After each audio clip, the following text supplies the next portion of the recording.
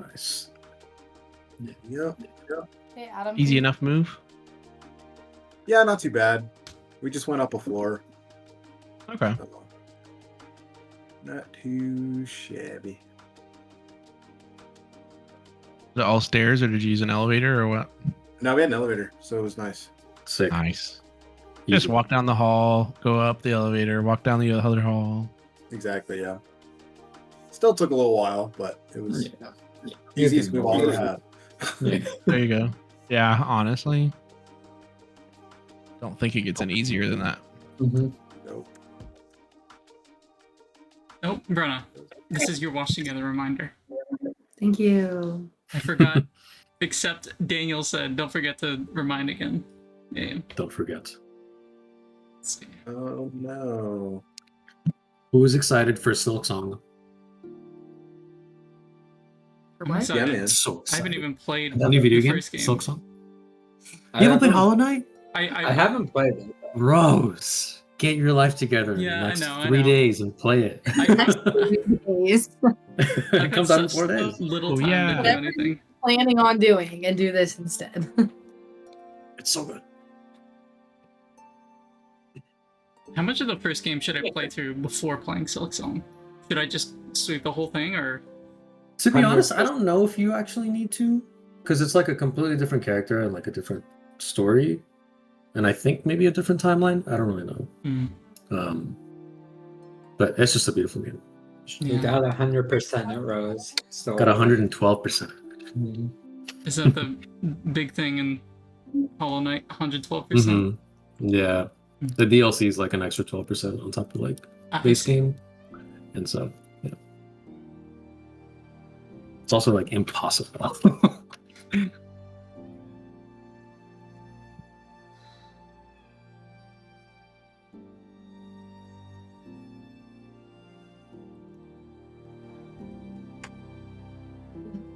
Cold. It launches at 10 a.m. Eastern time this Thursday. Let's go. Adam, are you going to take off of work? No, because it's on the Switch. I can do it at work. Oh, right. That's awesome. Just kidding. I cannot do that. But I technically, like, physically, you could. Yeah, I'm off on Thursday magically, so I'm gonna be no lifing it. So basically, we're not going to hear from you for. No, not on Thursday. Unless you're dying. The D&D session after, Daniel's gonna Even then. suspiciously be looking down. It's gonna be tapped out, just looking like this. Man, does anybody just feel like they're in some kind of modern agricultural solar sky world right now? Talking about No Man's Sky? Listening to this music happening right now? Oh, Oh, you're talking about the art for the Yeah, track. it's Masons. Yeah.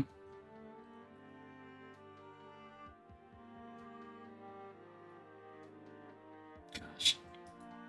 I'm glad we all universally did the responsible D&D player thing to do when it came to planning for future problems, which was forget about it until the day before and then scramble to try and think of a solution. Yep, the Yeah. last like 20 minutes. that Like, oh how shit, oh y'all- fuck, we haven't talked about it. What are we doing? I mean, that's accurate to how you guys handled things the last campaign too, right? I feel like Oh, yeah. Pretty much. I feel like we're doing more prep now than we were I was last. saying, already. Us Well, talking We didn't even about talk. We didn't even talk. not our prep. That was our prep. Yeah, it's IRL in real time. I feel like didn't you guys role talk playing was over- really just us planning it for the first time. Did you guys not use the player chat for planning for like the final battles and stuff though? We did. Oh, yeah. I think a little bit.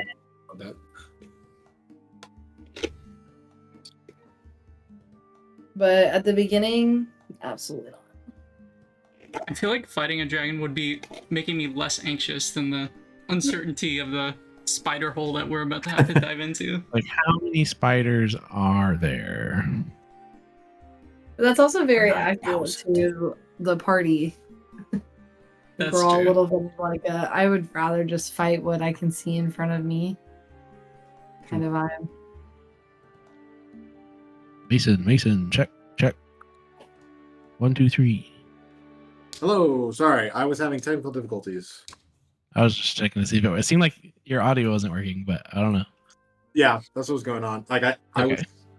I'm using a different monitor this time, and the audio was Ooh. not. I wasn't getting any audio from that one, so I had to fix that real quick. Although it's not really a new monitor. I've had it. It's just a TV, but the other one wasn't working. So no. Okay. Awesome. How's everyone doing? Good. Chilling, hanging in there. No kids tomorrow. Aha! We got the thumbs up. Did you put a thumbs up on the screen? No, it did it because I did a thumbs up. Do a thumbs up. What? Still so wild. I've seen that happen to one of my students when I'm teaching. It wasn't a thumbs up. Yeah, I think it was fireworks or something like that. It just Is that a setting you gotta enable or something? What? Yeah, I don't know how I Like an apple. I don't know how I have it. I don't know how to turn it off. It's just there. 2 thumbs up is fireworks, I'm pretty sure. Spencer helped It's demystify it fucking before. awesome. I think it's just an Apple thing because Yeah, I Spencer think would do it it's on his iPad and it would work too. Oh, that's gotta be it. It's the weird Apple kids in the group. Mhm. And right now, But you wish you could do Get outta here. this. I'm pretty sure I can do that. I was gonna Never say. seen you do it. Do it then. Yeah, I will. Prove it. Do it. Kill him. Oh! Wow. I mean, you could get fireworks in your room, Daniel. Just didn't buy them. Set off some fireworks. Okay, now you're spamming, Brenna. Come on. She's the only one of us that has never gotten to do it though, or never think- done it before. So I think her and Monks I have it. yeah, that's true. Fair. All right. I don't Are use you that ready? very often. Are we ready for the question that will indubitably change your lives forever? Is it gonna build my Mhm. character? It's gonna build your character, yeah. Oh my It's gonna god. build upon what is there, or break you down. Who knows? Some of these Whoa. questions aren't. Oh my gosh. I'm not ready. The question: how does your character feel about being eaten alive by spiders? Oh. Not On a great. scale of 1 to 10, 10 being great. -2. So, no, but it's something almost as good. In this moment, what animal best represents your character? You can say spider.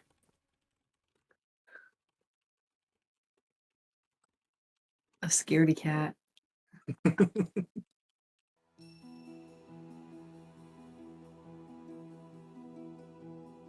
I said in this moment, but it doesn't have to be like specifically this moment in the campaign. But This very moment.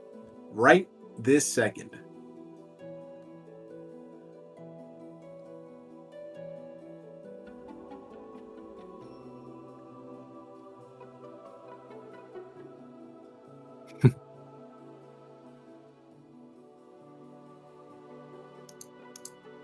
I was gonna say bald eagle because I'm bald now, but that's not the energy that Nico's giving. Oh my god. He's not bald. He's got most of a full hair, Yeah. head of hair. It's got ponytail. Zuko ponytail. Honestly, I kind of want to share mine just because Go I for really it. honestly I think it is honest. It's like basically Mortimer. It's just like he just feels like an old horse past his prime, kind of down on his luck. I thought you meant last campaign's Mortimer, but you Yeah. meant That's the what I thought horse. too. I was like, that's interesting. Morty. I feel like I guess Mortimer. I did totally just blend those together. Mortimer is not his name at all. I was gonna It's say Mort or Morty or Mortis. You know, I don't know if you guys have seen that old 80s animated movie, The Last Unicorn, but there was like a specific like mythological like Red Bull in that movie that was like the main big bad evil like villain. Just this huge like phantasmal raging bull. I feel like that's probably closest to how Kuuvalo feels right now. Oh damn! Yeah. Wait, that looks cool as hell. That's cool.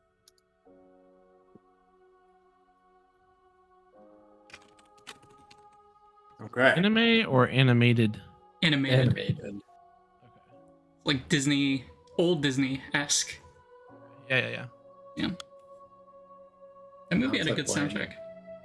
That's like Brandon feels like a meerkat. There you Just go. I was wondering if I was gonna be like a meerkat or like a possum or something.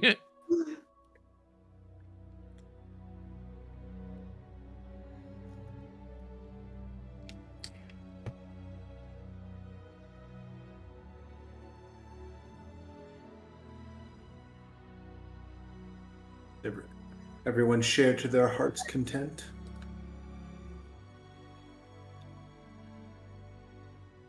I believe so. All right. Cool.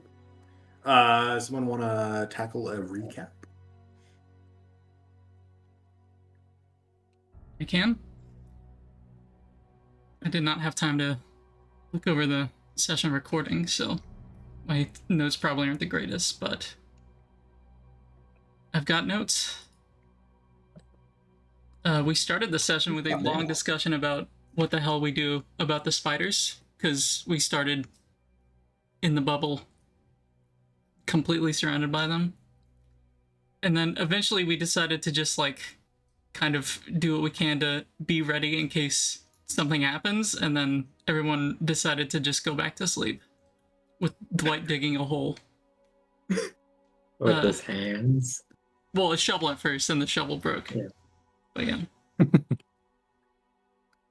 This was after we managed to get Mushi and Oberon to actually get outside and like peek around and see what was going on. And then Gaia volunteered to actually take watch, the responsible thing. And she stayed up with Tales. They spoke about his work as a historian. He's a published author. The first cat in the misconceptions behind that name. The book that he had published. They traded stories, they traded books. Gaia explained a bit about Perico Enterprise's mission and like what their job actually is, because he wasn't quite familiar, considering he's in the part of the continent or the island that isn't close to the in-between, directly in danger till now at least. And then we got ganked by a teleporting spider, and that was fun. And I think, yeah, it was mostly an effort from Blandon, Dwight, and Gaia to just beat the shit out of the spider before it dragged any of us Correction. outside. It was y'all who got ganked. Brandon did not wake up. Right. Oh, that's I right. noticed Blandon's name, but it completely misinterpreted the reason it was there. Yeah. Everybody decided the growing boy needed to keep sleeping. And then, on their watch, Nico and Maggie talked about the sending stone that they had. Not that the rest of the party is privy to their conversations, but they talked about justice and decided not to keep in touch with her on the off chance that their mom's warning was partially about her. And then we headed out in the morning. Thankfully, the spiders seem pretty much nocturnal, so we managed to get to the sinkhole and then had a long moment of just like staring at the sinkhole, figuring out what to do, getting a feel for like the shape of the situation. Mushi ended up sacrificing himself for scouting the night before, so Oberon had to fly in and confirm that the temple was actually in the sinkhole. And I think it's thanks to Samuel casting light that we actually have an idea of like what it looks like inside, which is a lot of spiders like inside the like ceiling and walls and stuff, just webs all along inside, and the temple's kind of like at the bottom of this like orb pumpkin-shaped cavern with a bit of water like trickling in to the ruined temple. And it's like 100 feet deep. Is that right? I think. To your best estimate, just kind of glancing down there. Yeah. And then, I mean, at that point, Blendon just drew a diagram and we started, our characters just started talking about what the hell we were actually going to do. And I think that's where we left off. The only thing I want to add, the diagram is quite good. It's quite, it has at least nearly a 1-to-1 depiction of what Kuuvalo was describing. Dang. Blandon's like spatial awareness and reasoning is super on point, huh? Something like that. Interesting.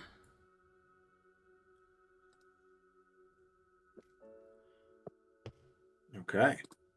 So, One reminder: is it who's afraid? Is it Blandon's afraid of spiders? Yeah, Blandon's a lot more afraid. I think Maggie is a little bit afraid, or at least just doesn't like them. Yeah, like not like paralyzingly so. Yeah. Maggie's doing whatever she can to avoid messing with the spiders, but will fight the spiders if need be. Oh, and I forgot, Maggie was also the only person that accepted Samuel's offer of an easier night's sleep with the No, fees. that was drugs. That was Oh, Bla- no, that was Oh, like- no, it that was Blandon. Blandon. Exact That's That was why opposite again. Blandon slept. That's why he didn't Yeah. wake up. Exact opposite of what I had in my notes. God, here, let me fix that. Also, Maggie, don't forget about your arcane focus or your enhanced arcane focus. Right. Guys, I'm going to try to use ChatGPT this time to see if it'll make my notes better. What? What? ChatGPT, take notes for me. Well, I said, Can't do that. make me a D&D notes template that's really good for people who are really bad at taking notes. Okay, a template's not bad. It gave me one. So it's got main goal, important people we meet, places and location, anything that we gain, a list of to-do, and then a quick session recap. And it said, don't stress about the details. If it seems too much, just type in the other stuff and we'll make it for you. Wow. So It's gonna fabricate lies. I mean, there's like a million of those online. Oh yeah, for sure. yeah, Well, but I was gonna say, kind of off what Daniel was joking at though, like there are like AI like that you can Meeting. add to like Yeah. group calls and Mhm. stuff like that that will like take meeting notes for you and things like that. That's I've insane. seen the pop-up show up whenever I'm teaching. Chrome will say, hey, looks like you're in a meeting. Do you want to take AI notes? Oh, and they're offering Gemini and stuff. Do you for- say yes or no? Oh no, I deny it. I would say hell no. I don't trust that. Yeah. I'm gonna. I'm sure if I did that, I would also get fired just because data privacy concern, especially with kids. True. Be nice if it works for D&D though. Guess we'll find out. Let's see. Okay. With that,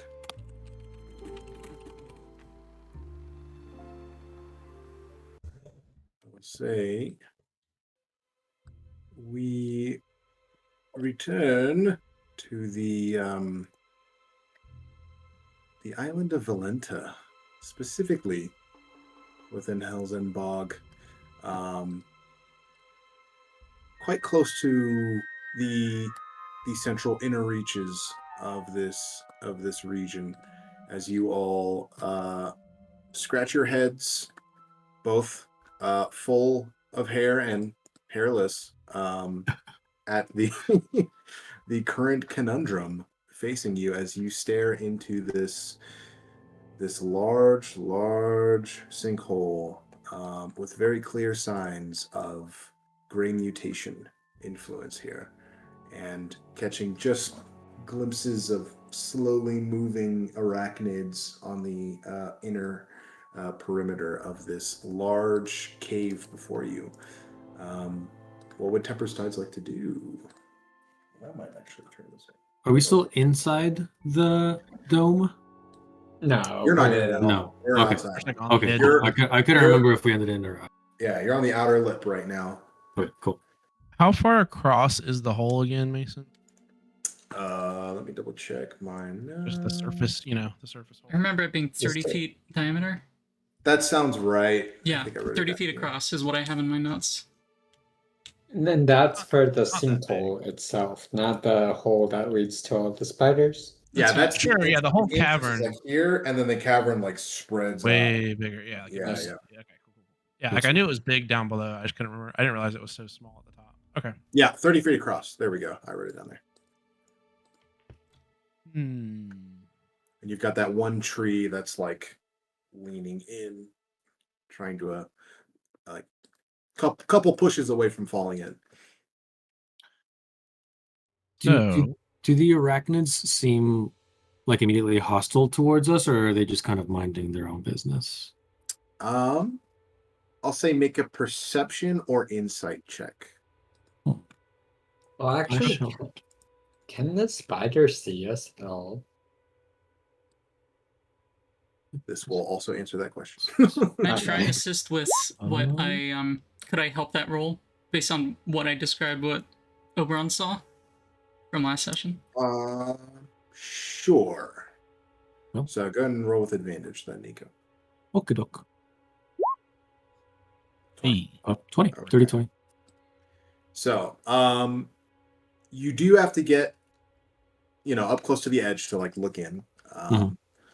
But as you kind of take a second and look around, the bits of light that are coming through allow you just enough of a view, even without dark vision there.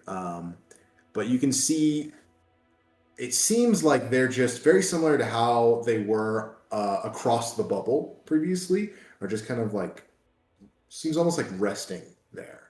And don't appear to be like immediately crawling to attack No. you. So either they don't see you yet, or you haven't made yourself a meal yet, so to Present. speak. Okay. Well, And then Or maybe they're Right. sleeping. I'll remind everyone that when Oberon was sent in, he was definitely attacked. They shot webs and such at him.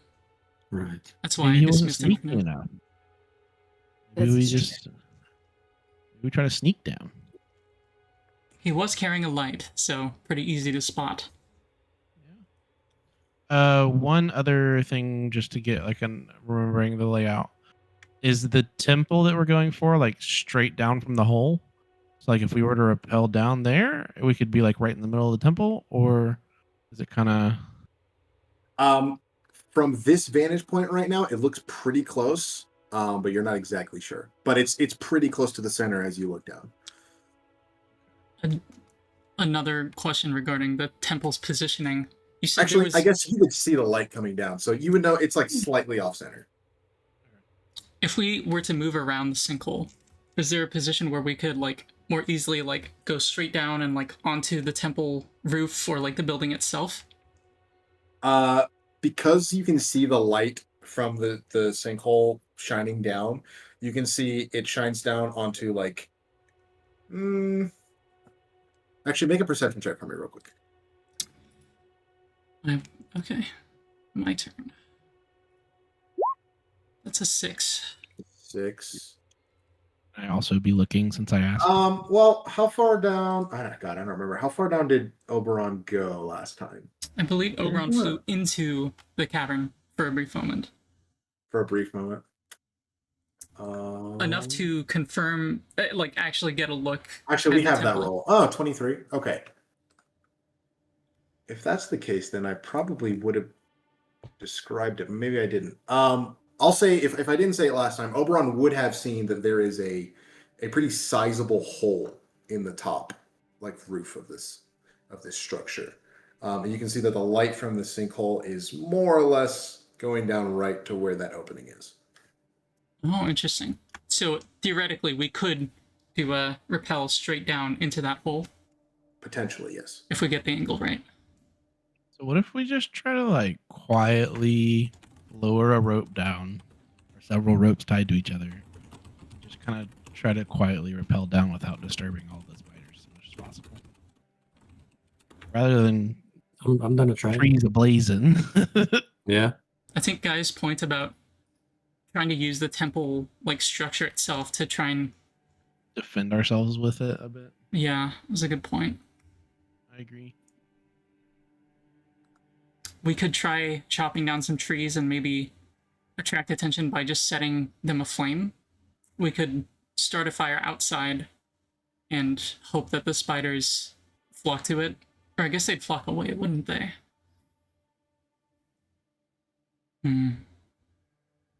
Look, if we just want to set some shit on fire, I'm down. I'm very much down for that as well. I mean, that's the whole point. I changed seasons. The goal is flames. Does that look like? Listen, have we seen any wildlife near us? Like recently on the walk Yeah, recently on the walk here. Yeah, you would have seen a couple birds here and there. But I will say it was you didn't see, it wasn't as full of wildlife as the previous section of the swamp. Right. And you get the sense that the essentially invasive population of these spiders seems to have maybe either pushed out other populations of animals or hunted them to extinction, at least in this area. Regarding the big monster, should we assume that it is a even bigger spider that might be producing like a brood or something? That would kind of make the most sense. But also, I don't know. Beat the All we know is that it's large and it's got multiple legs, right? And that it's bug-like. We think so?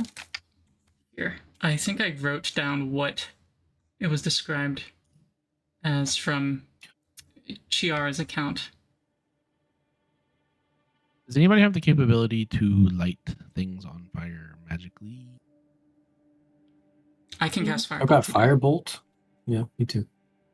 Yeah, I mean, that's Like- more, destructive rather than like. that's just like a blast of fire. I was like, there are Yeah. specifically like cantrips of like produce flame or whatever. Like You're thinking of, I think the new edition has create elementalism campfire specifically. or something like that. Yeah. If we have a Dungeoneer's pack, oh, sorry, go for it. Gaia can create some fire with a cantrip. Okay. Cool. I would say like even I think like technically like prestidigitation or whatever has like you can like light a small campfire or whatever. Yeah. I mean, we can sit here and try to like light a tree on fire with friggin' flint and stone or whatever, like start a fire like normal, but it would be faster if somebody could just be like, boom, fire. Yeah. How about we drop this tree down? Like chop it the down? hole? Yep. Drop it down the hole. Wouldn't fire. that maybe harm the temple though? Nah, it'll be fine. How I will sizable say- is this tree? You see Tails kind of tense up as you say that. Trap That's a good question. Massive tree, 100 feet. No, but yeah, how tall are the trees near us, near the sinkhole entrance? They're larger than in the other area because this is almost like like I said, a denser, more forested area of the bog. Older, Like the tree wider that's tree. like about to fall in already. The hole's like 30 feet across. Is it like 20 feet across? Like, is it like a 20-foot tree? Like, I'd say it's like maybe 12 to 13 feet or so. okay. Yeah, not that's huge. not too big. So Let's if just we light do this that- thing on fire and chop it and let it fall. And then rappel down on the other side of the hole. I feel like endangering Wouldn't the the tree. spiders like flock away though from that? So like if we drop the the tree here and it's on fire, wouldn't the spiders just? Well, that's Go my here. point. Is like it would kind of maybe create a clearing for us. So there's fire and then there's spiders. Yeah, and then we're like right between the two. I'll say Tails does step up at this point and just goes, I would strongly advise against any actions that may provide harm to the temple. Have you I kind of- have you looked down the hole yet? There's a huge hole in the roof already. Any further harm to the temple. If we can buy a minute down there, I could cast Tiny Hut for free.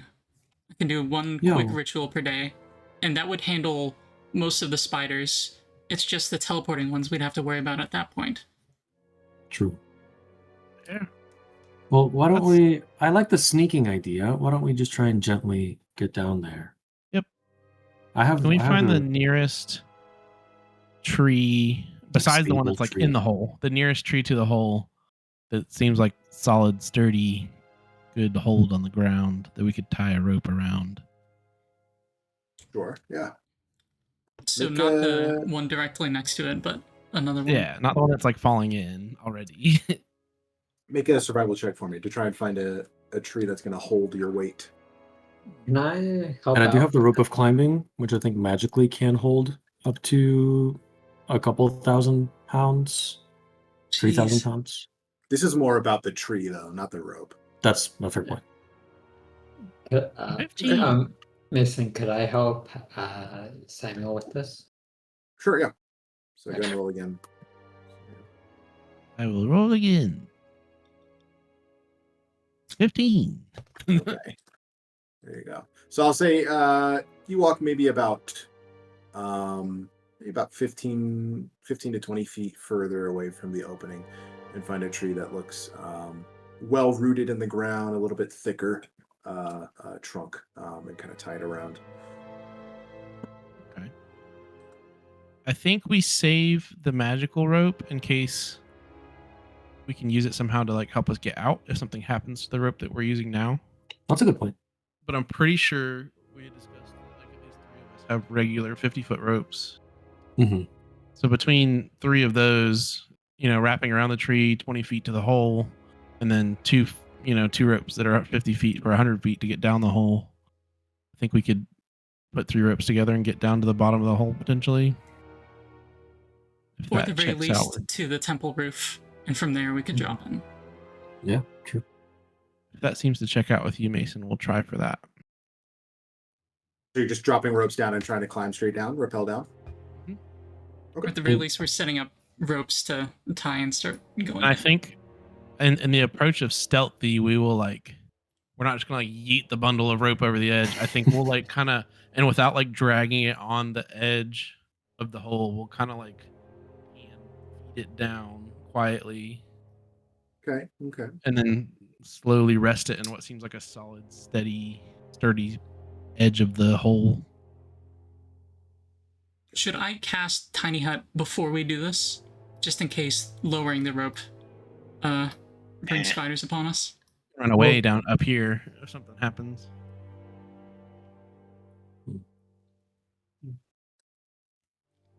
We can run. Oh, we're good. Yeah. I think it may be helpful to have a backup. Well, I guess in the time that it's because how long it takes you a minute? It will take a minute.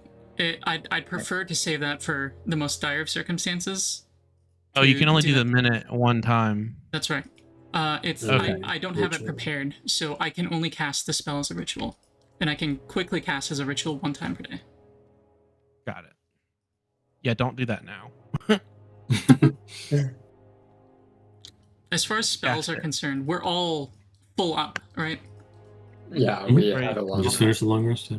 And I think our most powerful casters, who should be saving slots, are in order of importance. I think it's probably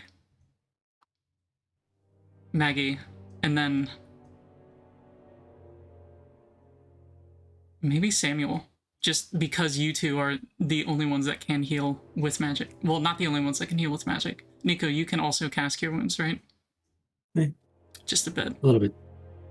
As far as I'm concerned, That's I fine. usually save my spell slots, but it's probably best for me to use them early. I can cast Fireball, but it might be better for me to use my spells before you. Okay, all that in mind, I guess we should get this rope rolling. Let's do it. Do it. And at the moment, is anyone tied to the rope, or is it just tied around the tree? Just a tree, and we're just The tree. laying it down. Okay, that's what I thought. Alright, I'll cool. say throughout this process, you do hear Pesto just kind of softly here and there, still growling at Dwight. Like Tails walking over, just going, shh, shh, shh, shh. It's okay. It's okay. It's okay. He's fine. Okay. So you're starting to slowly feed the rope down. Mhm. Okay. Let me ask the question: is everyone like crowding around the edge, or are we leaving one person? How's this? How are you situating yourselves? I'm like 10 feet behind. So probably just a couple people like right at the edge. All Purposes.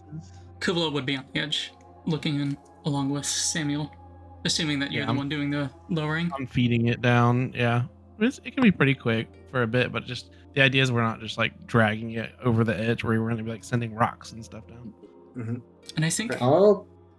I'll be away from the hole itself just because I think the weight of two plate armor people can collapse it. That's fair too. Kuuvalo Okay, will so- have Oberon on her shoulder to be peeking in. So if any perception is needed, hopefully his eagle eyes will do better. Okay, cool. So just Kuuvalo and Samuel on the edge then. Mhm. Yeah. Okay, cool. All right. So you all, Cool. Roll a deck save. right? He's just like, Doesn't "What am I matter. getting rid of right now?" Okay. So you all watch as Samuel carefully begins feeding the rope down. Just to help, Kuuvalo will cast Minor Illusion to try and hide our presence up here. She's gonna create like the image of a bush to try and block. Actually, maybe that would be counterproductive because that would also block our view of the hole. Up to you. Hmm. You said minor illusion Yeah, or minor image? Minor Illusion, the cantrip. Minor. Gotcha, the cantrip. Okay. No, I think I won't. Just because we No? need to be able to see as well. We're Sorry. getting our way. Yeah. Sorry, that was the last thing.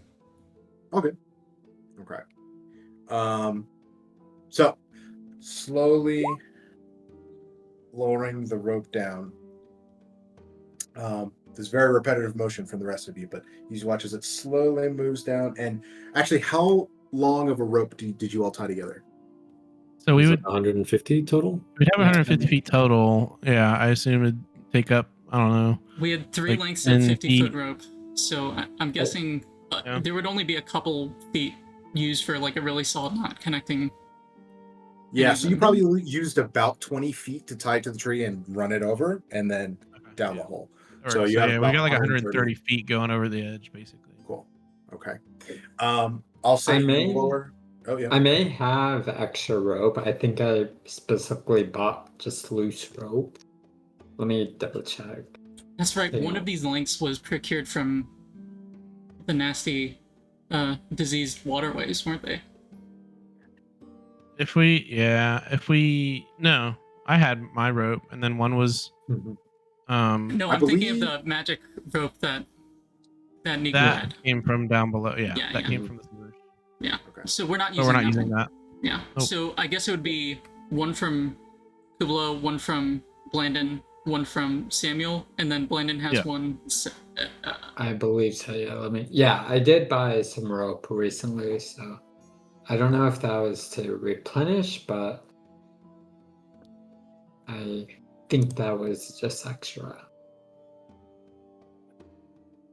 Yeah, because I still have my Dungeoneer's pack. Oh yeah, you should have more in there. If we need it, we can figure it out. Okay, so you want to tie all that rope together then? Yes. No, we're good with the essentially 130 feet going over the edge. Cool. Okay. But yeah, if we get to the point where we can't, we can fix it. Okay. So, that being said, I'll say you feed the rope over, and you get to the point where, from the best that you can see, which is not super great, Samuel, but I'll say with the help of Kuuvalo and Oberon there, you get to the point where it's probably like just above the roof of the temple. And you kind of slow down a little bit and just like gently let it coil up a little bit. And you look at the rest of the rope that's kind of resting on the edge of the sinkhole here, and you notice you don't have much left. It coils up maybe like 3 times just to the edge of that hole in the top of the roof. So you get the sense it's probably close to about 120 or so feet all the way down to the top of that temple. So, which means that it Just goes right. a little bit further, Yeah. like to the ground would be further. Just right. So it was a lot deeper than Oberon expected.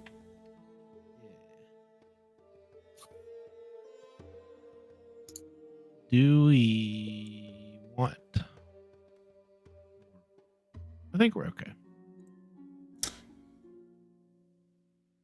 It reached. We're good.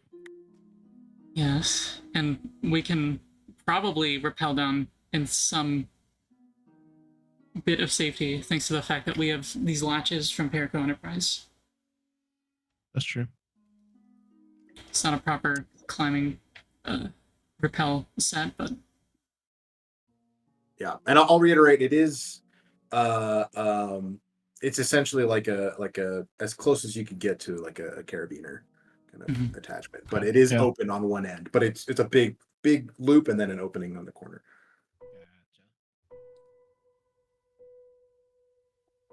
Well, I'll just kind of gently find a spot where it's like nice and secure against the edge that seems like solid. I guess like has like a big solid rock surface or something like that. It's not going to be sharp. And then I think that's it. So, who's going first? are I we can go.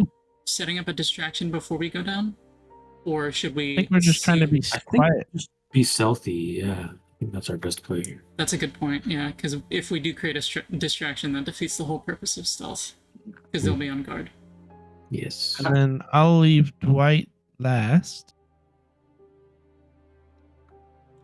How long would it have taken for them to feed the rope? Not a super long time, like a minute or 2. Okay.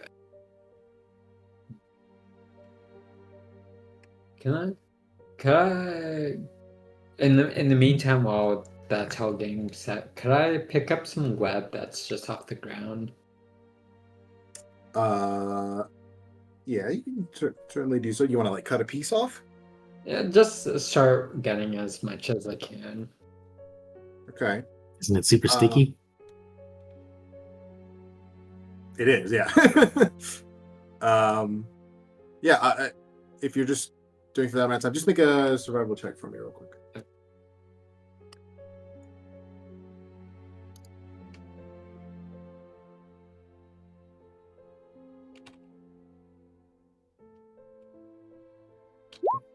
That is an 18, surprisingly. 18's pretty good. Are you trying to get like long strips of it or just like little tiny pieces? Just long strips of it. Just Okay. I'll say you get like 3 sections of like two and a half feet or so. okay. The whole time I'm like, ew, get it off. Yeah, and it takes a sec. Like most of the time is you trying to unstick it and place it, store it wherever you're going to put it. Yeah, I mean, it's just going in back holding. Okay. It kind of sticks on the edge at one point. You have to like pry it off. I'll position Dwight on the other side of the hole from where the rope is down. His Okay. bow. So if anything like comes up out of the hole, like from the underside, like tries to like attack the rope or get on the rope or anything like that, he'll just wait there to like shoot it off. And then he'll go down last.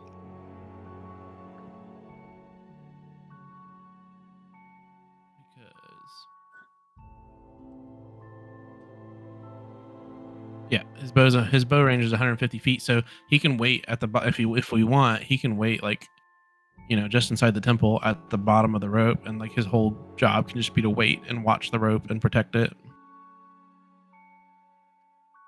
That's a good plan.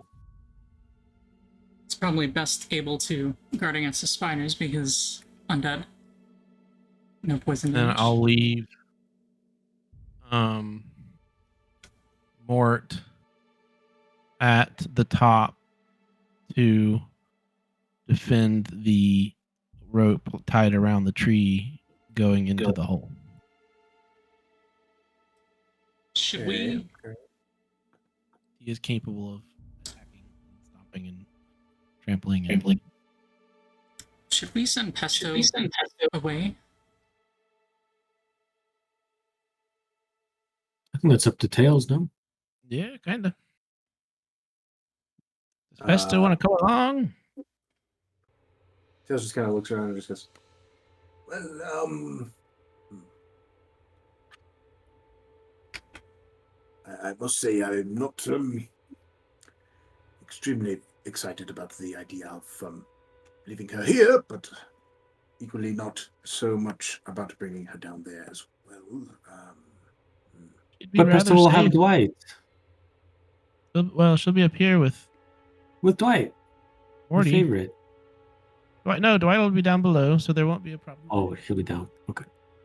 But Morty will be up here. They could become friends. However you wish.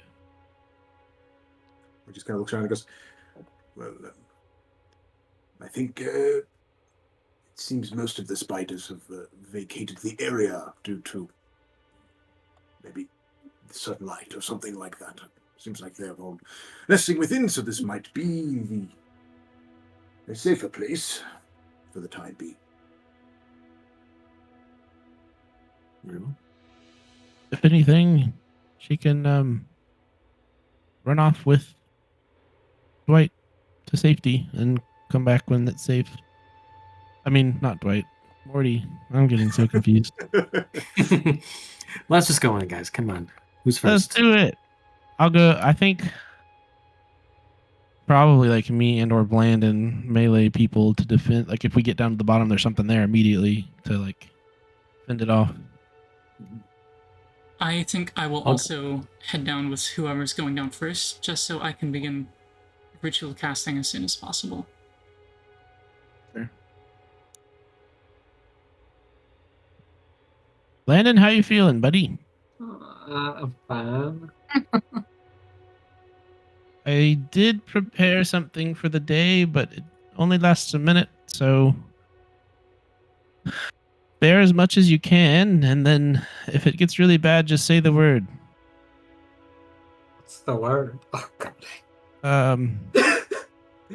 Help. Alright. What was the word I set up that dumb Family Guy joke? I'm scared. Cool. So are you sending one person down at a time, waiting to get all the way to the bottom? Mm-hmm. I think for the first two at least. Yeah. Yeah, just to test the rope and make sure it's holding. Okay. Who's going first? I'll go first since Blandon's possibly scared. Okay. And then so I think me, then Blandon, then Kuuvalo, then whoever wants after.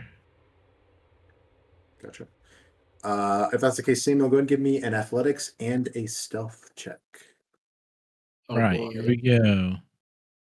Or You not. still have an inspiration, so Yeah. a 21 athletics. We got that down. Got that Stealth, on the other hand, old Clanky McGee over here. Hold. a 3. Excellent. Okay. I mean, I think it's better that our least stealthy people going first, just to get it out of the way. Okay.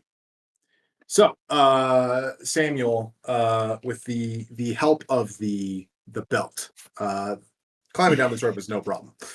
You kind of get set up and kind of give it a bit of a tug before you go down. Just make sure it's tight, and then start lowering yourself down.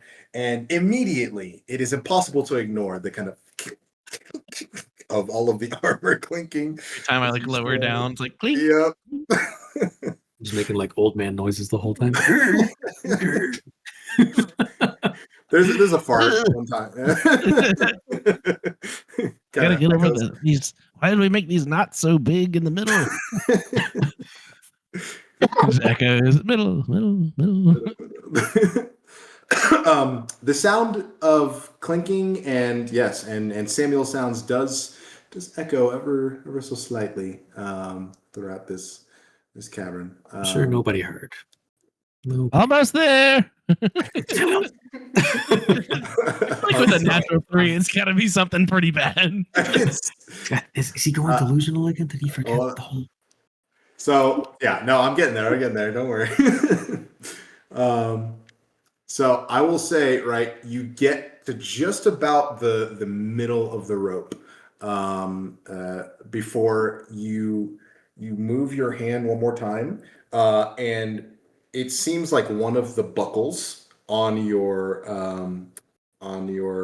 I'll say like on your pauldron or something like that came undone at one point, and you didn't realize. And you kind of lower yourself down, getting more confident, just kind of like start going a little faster, and it like leans back, and like there's a loud slamming of metal on your shoulder, and you just kind of look back and just kind of hold still for a second. And you look over, make a perception check for me. Great. Is it completely dark when he's climbing right now, or? There is dim light coming through from the hole, so like where he's climbing he can see, but like beyond that is dark. Yeah. Nice. Just climbing down into darkness. Yeah, you can see up and you can see down to the top of the temple. Everything else is pitch black. Yep. That's so cool. With a 4, yeah, you don't see anything. Yep. You don't hear anything either. Stop. Listen. Coast is clear. Oh God. Keep on going. Okay. You keep on going. And you get about 3/4 down. And keep going. Slowly. You feel your feet touch, like tips of your toes touch the top of the roof. And you like slowly lower yourself down so you're standing on it. You feel like a bit of like a creak and a tiny little crack of some more of that stone of the roof kind of cracking a little bit, but it holds your weight at this moment. Still not quite letting go. Like I'm still like I have my weight on it, but I've still got like a good solid hold on the rope for just a second. Yeah, I got you. And what do I kind of gather from there? Yeah, I'll say what you would gather even without a perception check. This is just general observation here. As you get down, and I'll say as you were getting closer, you can see what looks to be a half-buried structure of architecture that's eerily similar to some of the nicer structures in Akital, but simultaneously very clearly originating from much older sensibilities and styles. The central portion of that domed kind of central roof portion is indeed, it seems like several hundreds of small pieces of like turquoise stone that is like placed across it. And you can see that where that hole has smashed through it. And it leads out to 2 smaller sections on the side of like a beigeish stone. And I will say from the top, that would probably be all you see of the structure itself. And then glancing inside, I would say with a quick glance, you can see what appears to be a large piece of like rock and earth that has seemingly caused the hole in the ceiling. And you can see just the edge of what appears to be like a golden kind of design in the floor, and just the edges of like light colored marbled flooring where the light is coming through, even though it's a little bit diminished down here. But I'd say that's what you get at a glance in this moment. Okay. Is the building like as I was coming down? Is the building like? Is it like a solid wall building, or is it like a pavilion that's like open? Or You would have did I get an seen, idea? yeah, you would have seen there are pillared structures around the perimeter, but as far as you can tell, it appears to be fully closed off. Okay. Can I, being like the first one down here and trying to get like a good understanding of what's around us? I guess one other thing. So the rope kind of coiled on top of the roof, right? A little bit, yeah. Can I now take it like kind of sideways or whatever I can do to have the rope like the last like or you said like maybe like 10, Mhm. 20 feet that's coiled up and like Yeah. put that down in the hole into the temple itself Yeah, you can do and so. see how far down that goes, if that reaches the floor of the temple or what. It would go down probably a little bit less than halfway to the floor. So there's maybe about a 10-15 foot drop down to the bottom from the end of the Okay, rope. not too bad. No. I think we park on the roof though, but we're ready for that if we need to. And then I don't want to give away our position, but I also want to make sure nothing's going to come up out of that hole. So can I try to like really perceive? Is it really dark inside the temple? Yes, it is also dark inside the temple. I'm gonna go ahead and can I find like a loose like little chunk of stone or something from the roof or something like that, like a Yeah. small. Can I just find There's something really small and like hold like cup it in my hand so I don't let anything out, but cast light on it, okay. and then like stick my hands down in the hole and then like drop it down in the hole so I can see inside the temple.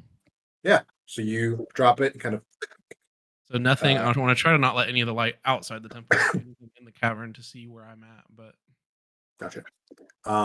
As you drop it down, it kind of breaks into a couple more pieces, but like the largest piece maintains the light enchantment on it.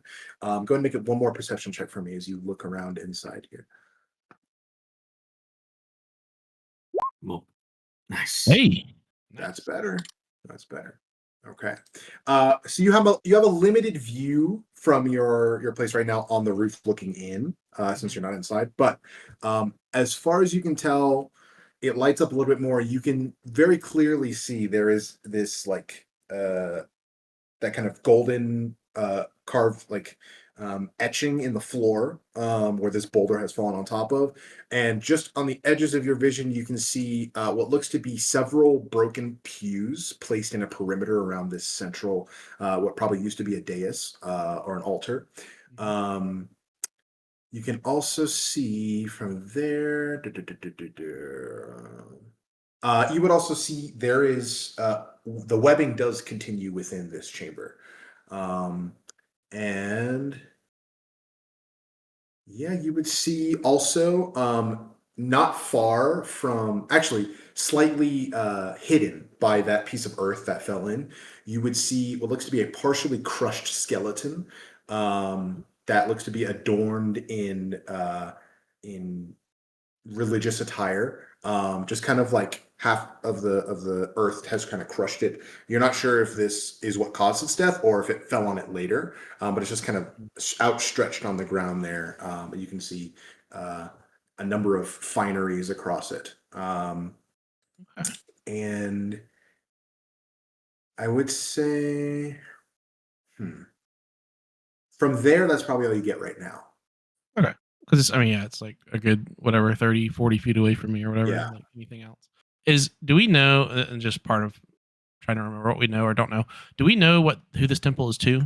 Was that shared with us? To yes, Akatosh. You're assuming Alkosh. But you haven't gotten confirmation of that yet, just yet.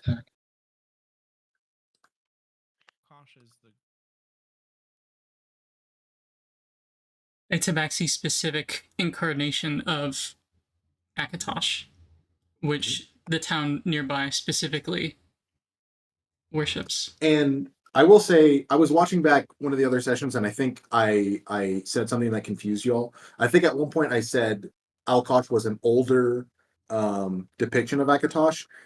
I said that that I used that word slightly the wrong way. I meant that it is old, not that it's older than Akatosh himself, just that it is an older religion compared to newer ones that have popped up. So sorry if that was confusing. Okay. That makes sense. But yes, yeah, but that's all you see in the moment, and everything seems to be quiet for the time being. That's the biggest thing. And then can I also just quickly last thing, and then I'll let everybody do the thing. Can I look over the edge outside and see like one what I see, but two, I just want to make sure there doesn't seem to be any windows like where the light is shining like out through. There. I'll continue the 18 for this since it's related to the structure. I will say you would have seen that. I mean, Oberon saw from before. Like this building is partially sunken into the ground. And as you got closer, you can see it's only maybe like it's slightly tilted. At the lowest point, it's like maybe the top third of the building. At the other portion, it's like maybe the top half or so, as it's kind of slanted to one side. Okay. And you can see, I would say on one side there is a faint bit of light coming from what appears to be possibly like stained glass that it's kind of shining through, and there's a little bit of colored light coming out on one side. Okay. I would say like like once I very quick like real time I would have tossed it down, seen what I could see, and then been like, oh shit, is this shining out? And then it's like that fast, and I would have put it out. As soon as I felt like I didn't see anything moving, like, it took a minute for you to describe it, but I would have been pretty quick about like, I gotta see what's happening. Check. Okay, turn it off. Gotcha. Okay. And then I will pull out my I always say rapier, fucking scythe, and just be at the bottom of the rope, ready to help receive everyone, whatever. Gotcha. Keep an eye out for anything coming after us. Okay. Samuel survived the descent so far. Hey, So far. quietly. Okay, who's up next? And that would be Brandon. Okay. Before Blendon goes down, I think Kuuvalo would put her hand on his shoulder and just give him a very uncharacteristically like stern look into his eyes. Blendon, you've trained for battle. The spiders are nothing to you. You've got this. Thank you.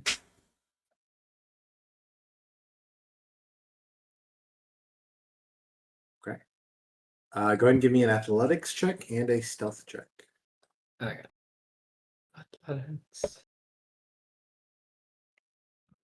Take a few deep breaths before going in. Athletics is 23 total. Physically, we sent the right people down first. Yeah. Stealth wise, we'll see. Hey, that's a 12. Not bad. A lot better than I did. The and dice then- helps a lot. Yeah. And then go ahead and roll a d20 for me. Ooh. During the whole time, just thinking about, well, just having what Kuuvalo said in the back of my mind, just a 2. Also, just a quick reminder before you decide what's happening. Dwight is at the top, essentially like holding a ready action to like fire at anything that like comes after the rope or anyone going down the rope. Okay. He's got like he has his bow out, like arrow notched, like ready to.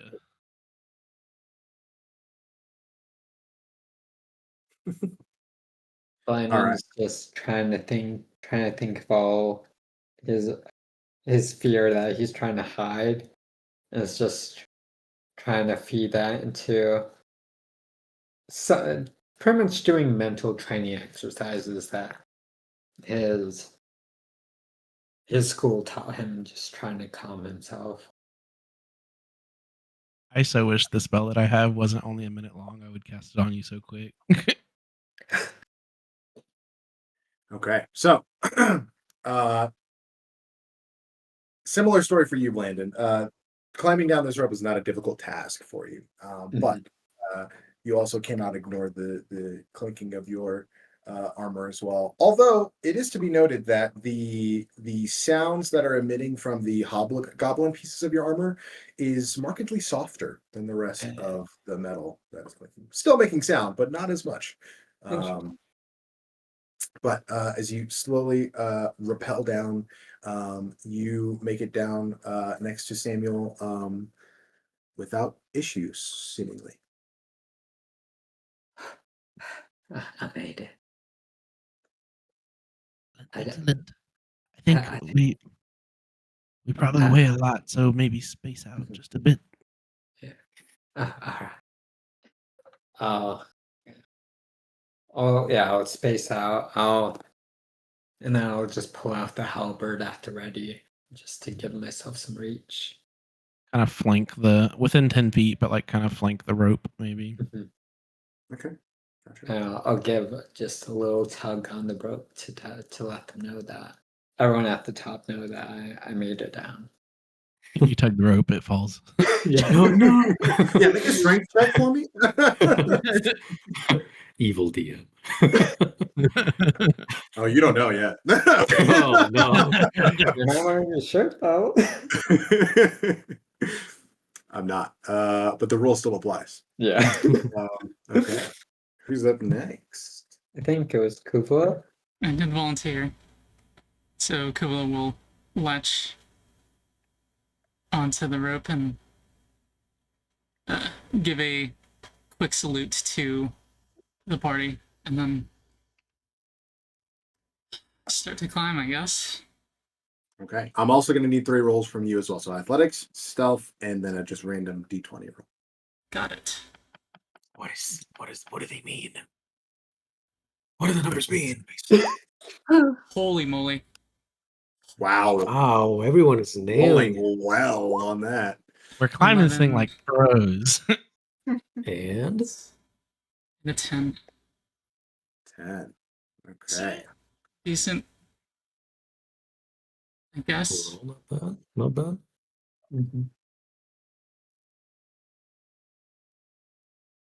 Okay. Awesome. For the record, Oberon will not be summoned for this. Just on the off chance that he gets scared and makes noise himself. Gotcha. What a scaredy cat. Oberon, don't watch this. Fully aware of the irony.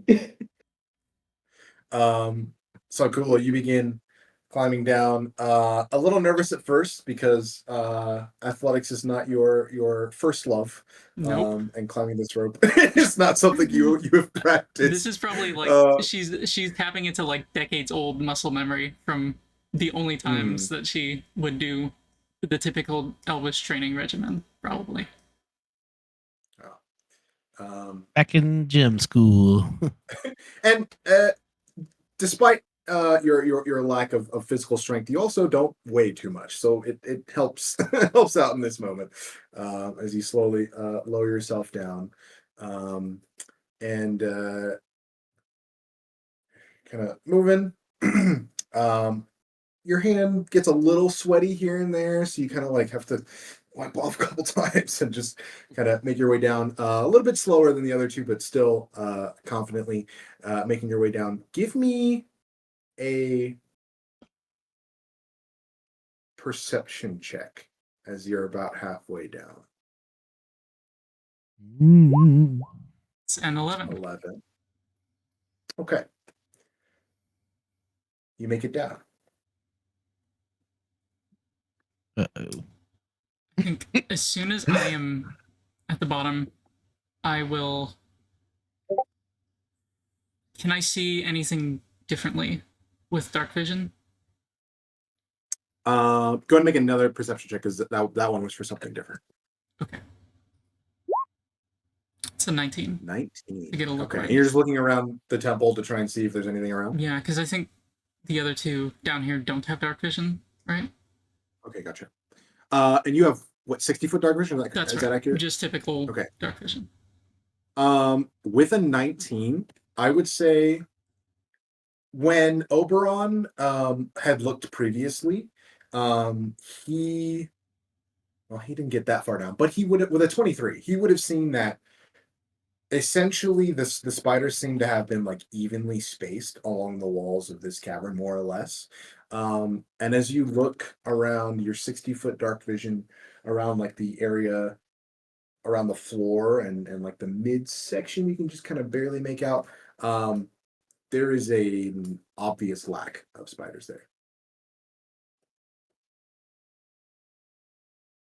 I'll whisper that to my compatriots down here and express, I don't like that. Why are they not there? Is it the sun? Is the sun, is like that part of the wall like lit? Is it, do they Not seem really, to be? no. I really don't like that. But if I made it down safely, maybe the rest of the party will as well.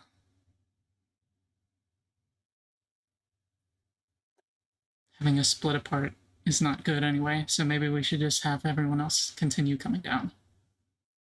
Should I tug on the rope for the all clear? Yeah, I think best bet is just to hurry. I'll tug and keep. Okay. I'll prepare. I'm not going to have it ready, but I will keep an eye out to cast Firebolt. Gotcha. Okay, who's next? All right. Nico's gonna look at Maggie, give her a little wink, and then just say, "See you on the flip side." And I'm gonna just cast Featherfall on myself. And you see out of the wheelchair 2 little mechanical wings pop out. Awesome. And I'll just kind of spiral down. Okay. Take a look around. So you don't need an athletics check or really a stealth check because you're just sitting in your chair and going down. But I do need a d20 roll from you. I shall do that. D20. 4. Okay. So Nico slowly, the wings working hard. Go hard. It's like a little hummingbird going down. And Kuuvalo's probably silently wishing that she had that spell in her spell book. Wait. Wait, couldn't you have cast that on several people? Nico doesn't know that. He just knows he's got a cool wheelchair. Like, Okay. I can also not get the entire party, so it's offered to everybody. Okay. Fair enough. So I will say as you slowly land there, there's not a ton of control you have, but Is it relatively flat? It is not. It is a domed roof. So as soon as you land, like you like somebody got me. Somebody got me. And I will say, as Nico lands, you all who are standing on the roof hear a very clear like of like the structure starting to give a little bit. We should probably go down. Yeah, let's get a few people down inside and off the roof. I'm gonna go down. Featherfall lasts just 1 minute. Could I kind of quickly just hang on to it and then just make my way all the way down into the temple? You would have been slightly off from it, so once you landed, you would probably have to like hurry up and get in the hole and go down. Okay. If you wanted to. How much of a drop is it into the hole? From the ceiling, it's about 30 feet. Kuuvalo's just gonna hop down. Okay. Give me an acrobatics check. Whoa. The rope will get you like 20 feet further. Yeah, the You rope can does kinda continue down about shimmy another and drop 12 10 or so feet. feet. Yeah. She By made that her point, if you're decision. hanging, you're gonna drop like 3 feet from the bottom of your feet to the. Okay, I'll try and use the rope to. Okay. Yeah. Acrobatics check still. Yeah, just to avoid a d6 of fall damage. Okay, you're good. And as soon as I'm on the floor, I'm going to start ritually casting Tiny Hut. Okay. So as long as everyone gets here within 11 minutes, then they will be inside the spell when it is created. Cool. Doable. And then Nico, I'll say you would have landed first. If you rolled back up to the edge and then went down, probably would have chipped a couple more pieces in the process of rolling your chair over. Thankfully, Tails wasn't there to witness it. Don't talk. Nobody talk. But I'll say with the help of Blandon and Samuel, kind of help you get over the edge again. Just kind of a couple more pieces go scattering, and Thank you. slowly float down and land gently on the ground. And Anybody in the room? you can make a perception check if you'd like.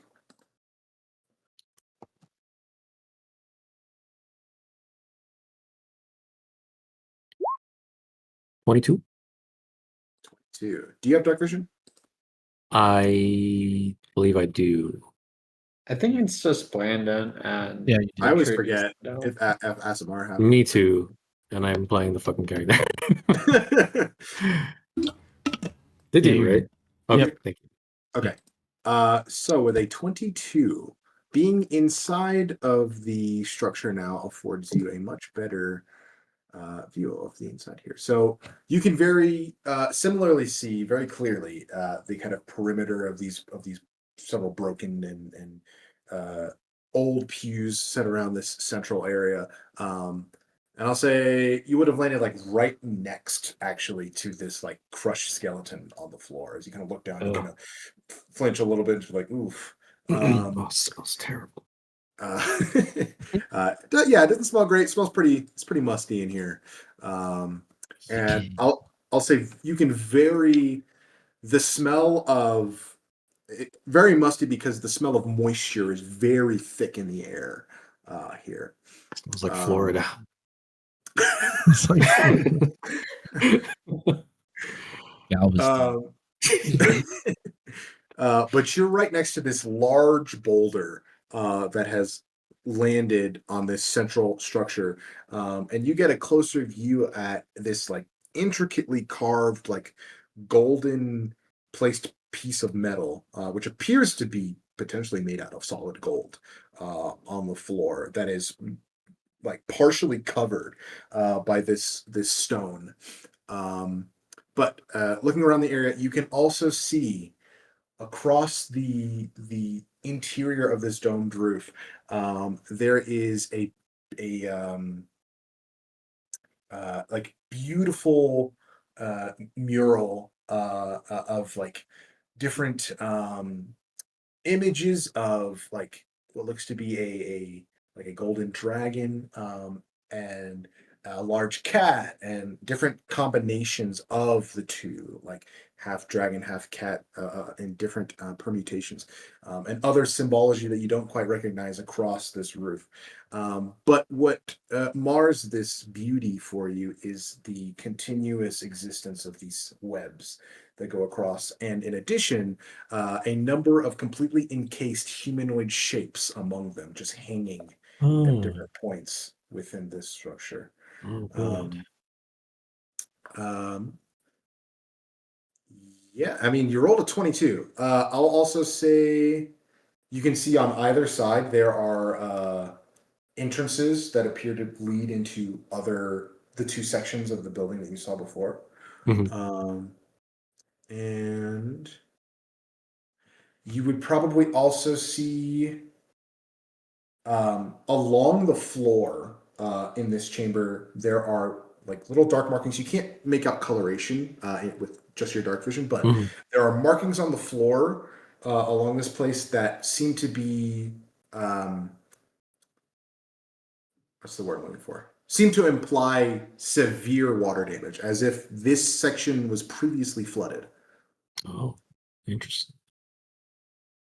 And I'll say that's probably what you get right now. That's a lot, but you rolled well. No, yeah, for sure. Thank you. Okay. All right. I'll think- just kind of tug on the rope a little bit and stand guard while anybody else makes their way down. I think while we have people at multiple levels for protection, now we send Tails down. Yeah. So we got we got Gaia and Maggie, like a melee and a ranged spellcaster at the top. We got a couple melee people at the roof, and then a couple spellcasters at the bottom. Okay.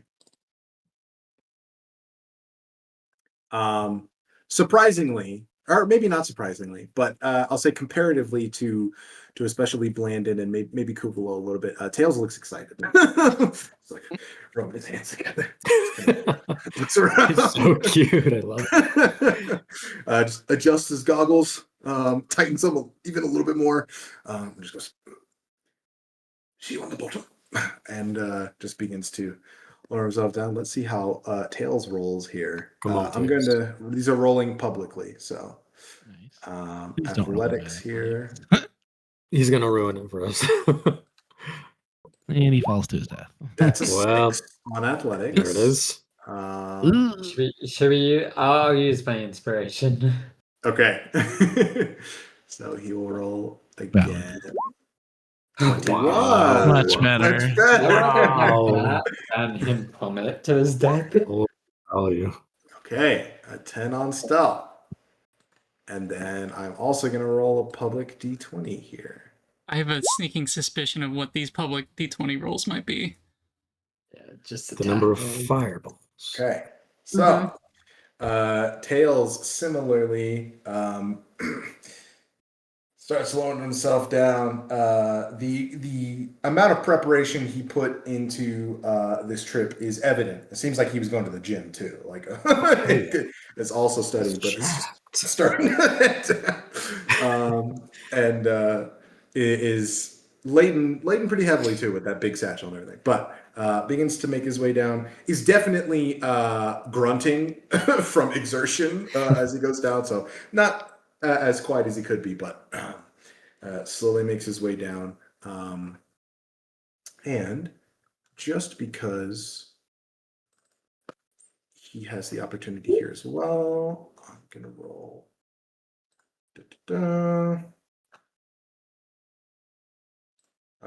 There it is.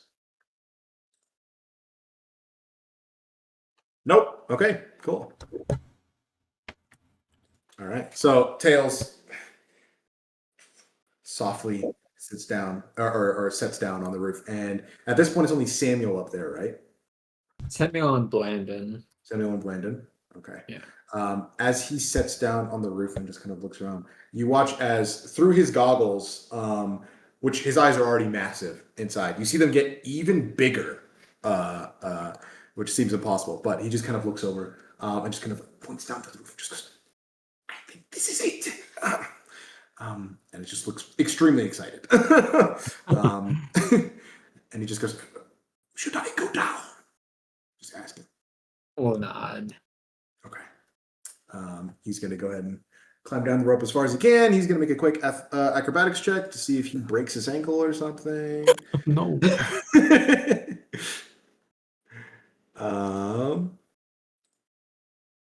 That's a 5. Oh, So he brother. is going to take a little bit of fall damage.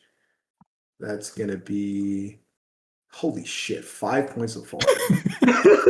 Holy shit. That's a big roll. Oh, sorry. Oh, God. Okay, so yeah, he definitely, it's not a graceful landing. He kind of like lands, rolls an ankles, just kind of like leans on the boulder. Oh, Mr. Tails. Okay. You okay? Okay, watch out for the dead guy. He's right there. Don't step on him. Just kind of like jumps, takes a couple steps back, like winces, like limping a little bit. It's like, "I'll be all right." All right. I think Kulo's magical chanting would sound like vaguely concerned for a moment. But she continues.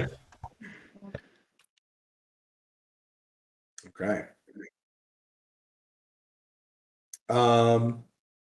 You know what? No, he could do that. Nope, it's fine. Okay. Who's up next? Maggie? Come on, Maggie. Okay. Come on. I would say throughout all of this, Blindon's just doing his best to keep calm as well, just running through those Okay, what do I mental do? exercises. Okay, gotcha. You're doing 3 rolls, Brenna. Yeah, so I need Athletics. athletics, stealth, and a d20. And no, we don't Come know on. what the random d20 is for yet. I think I know what it might be for, but I haven't. Ooh. Okay. Take my inspiration. Take my inspiration. Okay. Take mine. Jesus Christ.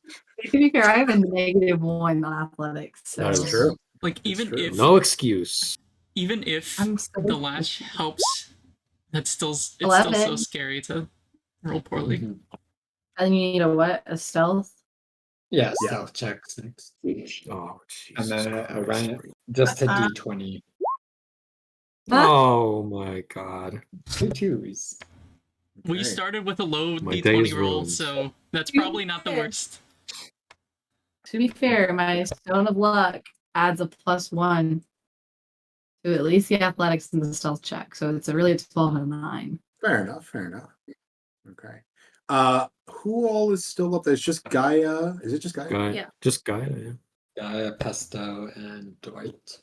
Dwight, who his bow is at the ready to snipe whatever shows up attacking the rope. Got it. What was I gonna say? Okay, that works.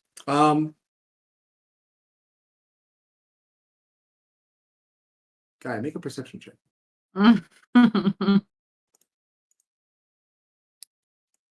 Just do better than me. It's not hard. That's much 17. better. Okay. As Maggie begins going down, it's slow going. I will say over the course of the last like 2 or 3 people that went down, you would have noticed that the rope was at the very top, like that's leaning against the edge, was kind of like just kind of like shifting back and forth ever so slightly as people climb. And I'll say with your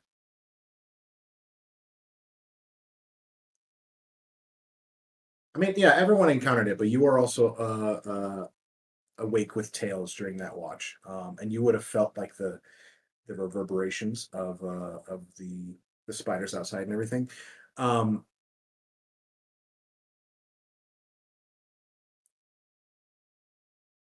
give that one to you. I'll just say spiders don't have the best hearing in the world.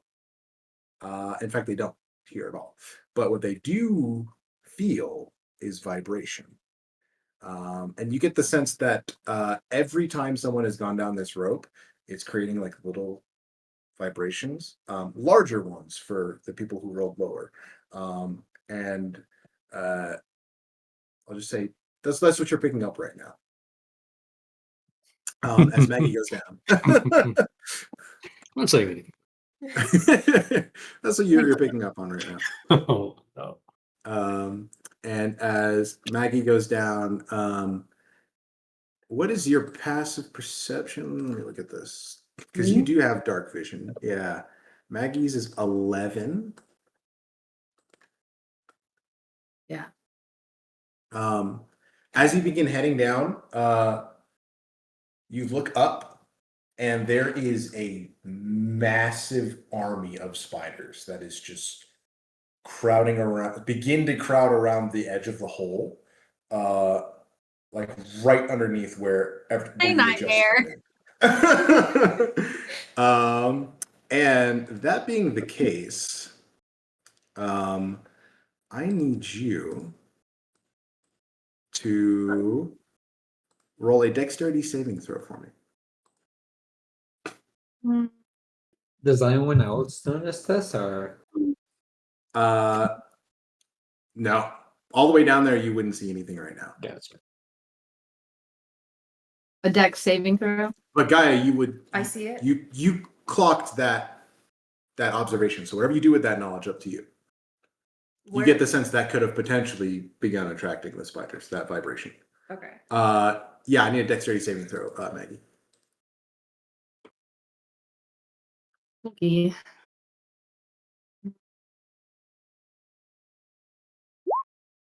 Add a plus to whatever that. God. Oh boy. Brenna. Listen, it is a 4 because of my stone of luck. So, Four. okay, you know Why what? would you say It's better that? than a 3. 3 is my Okay. lucky number. Maybe Is anyone it's 5. is anyone using inspiration? Anything? I don't know if anyone has any. Earlier. What? Brenna, do buddy? you have inspiration? Adam says he'll use on me. Adam says he'll use his on me. Okay, go ahead and re-roll that dexterity save then. Please, computer. Please. A 19. 19. Okay, that is much better. So you just barely are able to dodge out of the way of a shot of web that comes your direction as you begin lowering down here. I hate it. She's just gonna keep going, but she's just And like, you immediately see as I'll put this on as the spiders from the edge are like tracking you, like some of them begin to like pair off and like begin going down the edges of the cave as you begin lowering yourself down. how far am I from the ground? You still got like 2/3 of the way down to go. So I should not jump right now. Oh. As they go down, they are getting further away from you because the cavern opens up, but it seems like they are tracking your descent currently.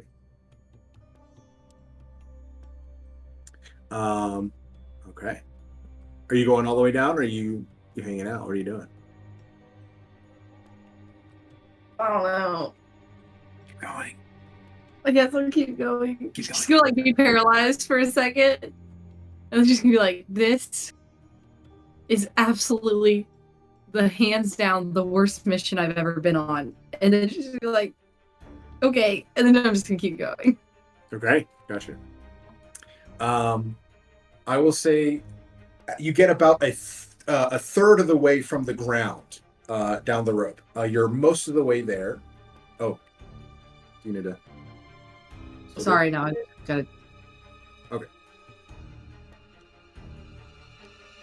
Quick pause on the action here.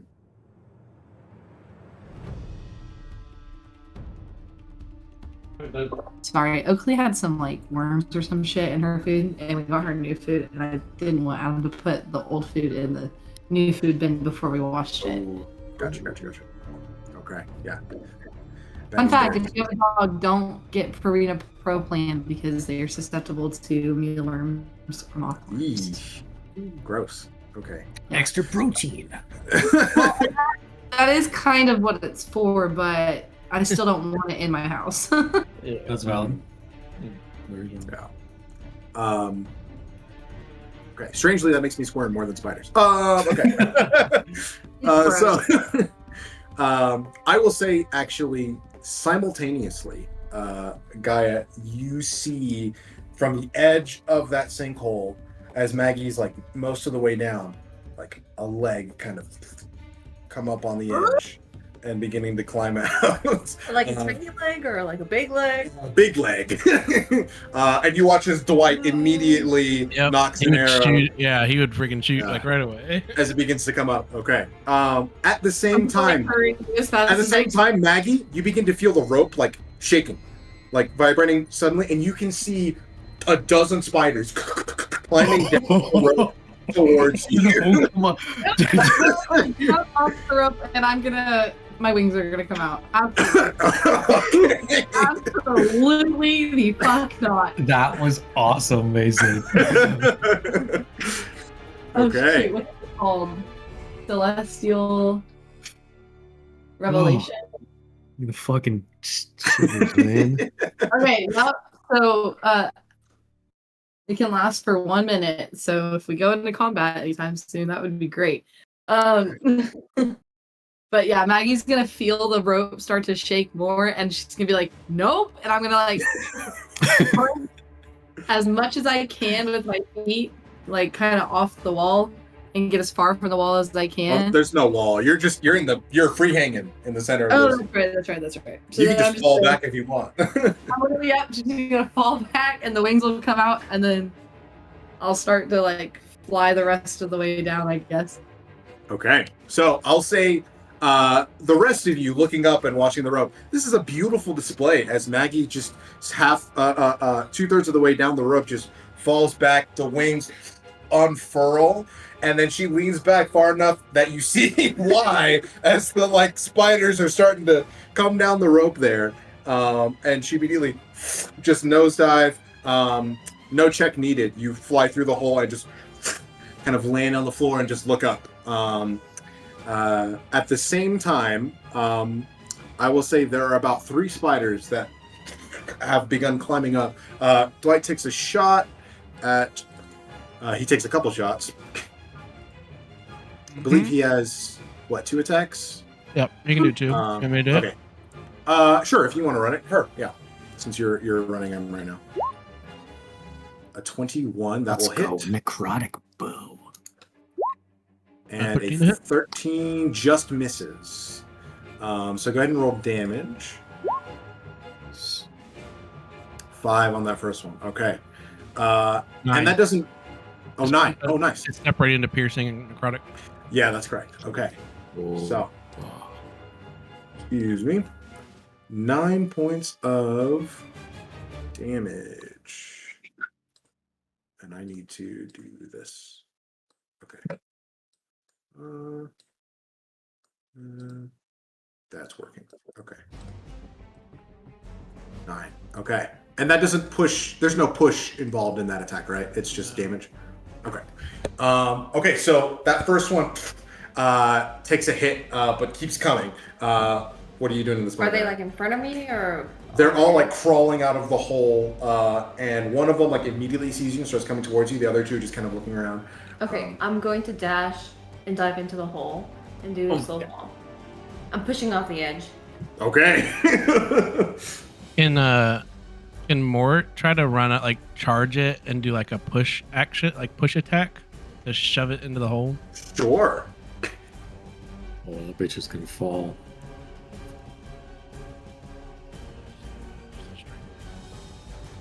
Yeah, it's going to be an athletics check.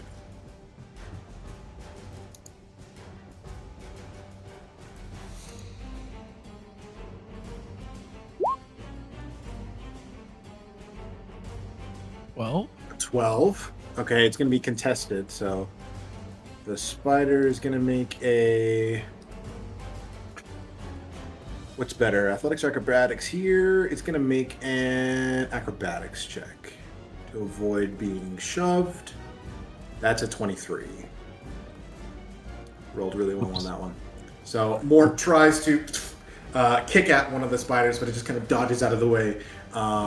And I'm going to say because they're crawling up, you all get to act first as you see as they're coming up. So I believe, Guy, you have an attack. Oh, no, you'd say you're just jumping in the hole. Okay. Yeah.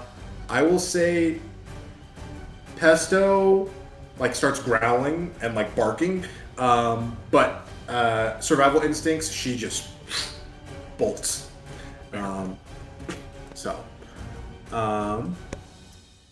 That is going to be that guy. You jump down into the hole. Okay, so this is going to be no aid whatsoever here as you go down, and you are going to land on the building. So it will be, yeah, it's going to be about 120 feet. Cool monk shit, or are you just going for it? Slow fall. Hmm? Slow fall. I know, but I still have to roll Okay. damage, and then you subtract it. Yeah. So I'm just saying, like, this is Can a you aim big for fall. the rope? Can you aim to like try and snag the rope like halfway down or something? Aren't the Just making spiders sure on the that's what rope? you want to do, huh? Aren't the spiders on the rope? Yeah, Well, I'm moving. Okay, then I will do. Because the way it works is it's what's the roll in Slowfall? It's something times your monk level, right? Whatever it is. It's. Alright, reduce the damage you take from fall to the amount equal to 5 times your monk level. So your monk level is 5, so it's only going to subtract 25 damage. 20, yeah. So you take a D10, or sorry, a D6 of all damage for every 10 feet. For every 10 feet? Yeah, so it's going to be 13 D6. Okay, so I'll say 12 D6. I'll say 12 D6.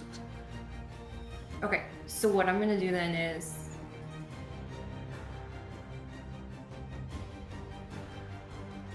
grab the rope. I'm gonna head down, grab the rope, and use a focus point. How much rope do we have down there? You have It's like 130 feet. It's 130 feet, yeah. No, how much extra rope do we have down there with you guys? Like Wait. slack on the end. It's like all you carry. Oh, you mean rope that's not tied to the Yeah. main? Oh, I think Blandon has one extra rope. I have at least 60 of magical rope. Or no, not at least. I have Because exactly right 60. now I will. the rope's going all the way down, like it's fully extended, and there's just 10 feet. It's a 10 feet drop before the temple, right, Mason? No, the rope goes into the temple 10 feet, Okay. and then it's like a 15-foot drop to the floor, or Okay. I'll say 20-foot drop to the floor. Technically. Okay, so I'll just go in holding onto the rope and just go down as fast as I can. So you're just gonna like slide down the rope. Yeah. Okay. Just fireman style. Mm-hmm. Oh yeah, Okay. badass. So as you run past, you are gonna take an attack from the spider that was coming towards you. That is going to be a 12 to hit.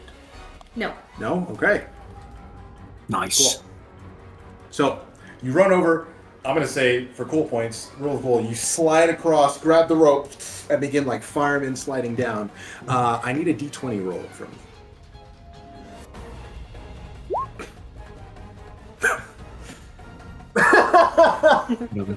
I swear I'm not trying to kill you, but again. Okay, I need you to roll a D12 for me now. Awesome.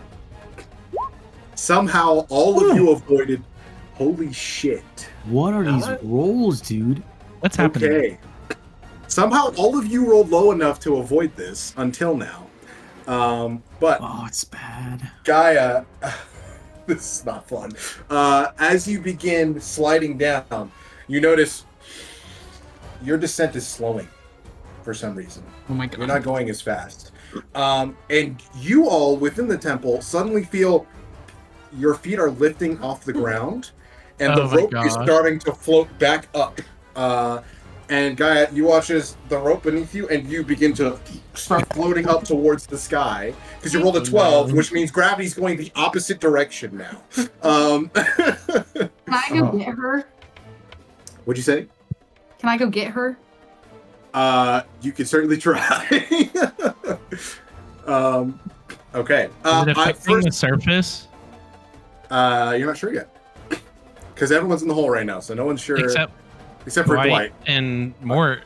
Are they flying up into the air? Can you see through their eyes? No, I mean, I can actively communicate telepathically with Mort at all times. Okay. You asked Mort what's going on? Yeah. Okay. Mort is freaking out. Cool. How far am I from the wall? The dirt? I would say on either side, probably about 60 feet or so. 60 feet? Yeah, there's a big cavern that goes up. He's like, I really wish I still had wings. Okay, try I'll to- just hold on to the rope. I'll Okay. try to get her. You're gonna try and get. Oh, you're gonna fly back up. Yeah. Okay. All right. So yeah, currently a minute.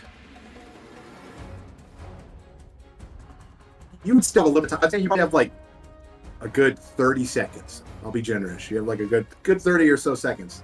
So you immediately. What's your fly speed? I think it's 30 feet. 30 feet. Normally it's 6, but maybe it's 30 because it's a racial trait.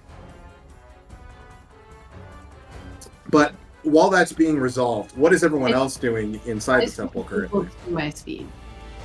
Equal to your speed? Okay, so that's 30, right? Yeah. Cool.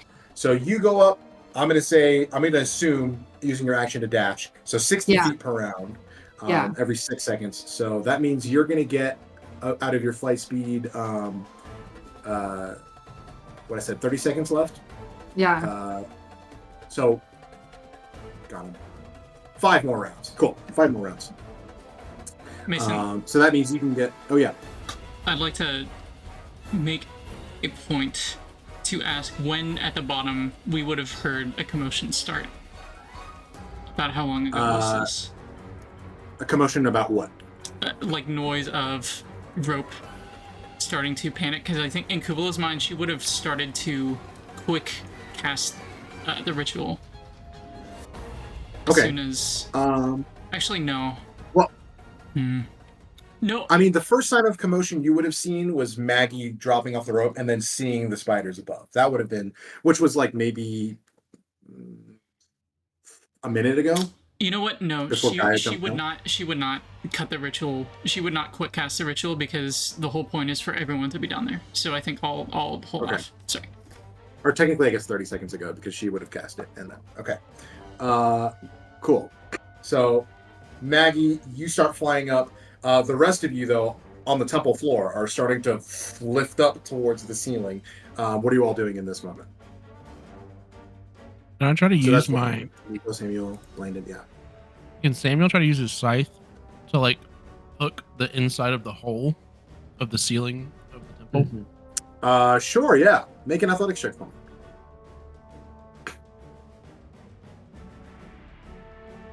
And I mean, it's the weird thing is it starts off kind of slow. Like at first you just kind of lift up, and then all of a sudden it's like In that moment, gravity. you'd be like, is the oh opposite shoot! direction. Like grab. Yeah. A nat 20. 25. Yeah, you freaking catch onto it, and Nice. you're holding on. Can I even try to assist by reaching out? I guess the only other person on the roof with me was Landon. Could I try to reach my hand out? It just to assist, something for him I'll to grab say- onto.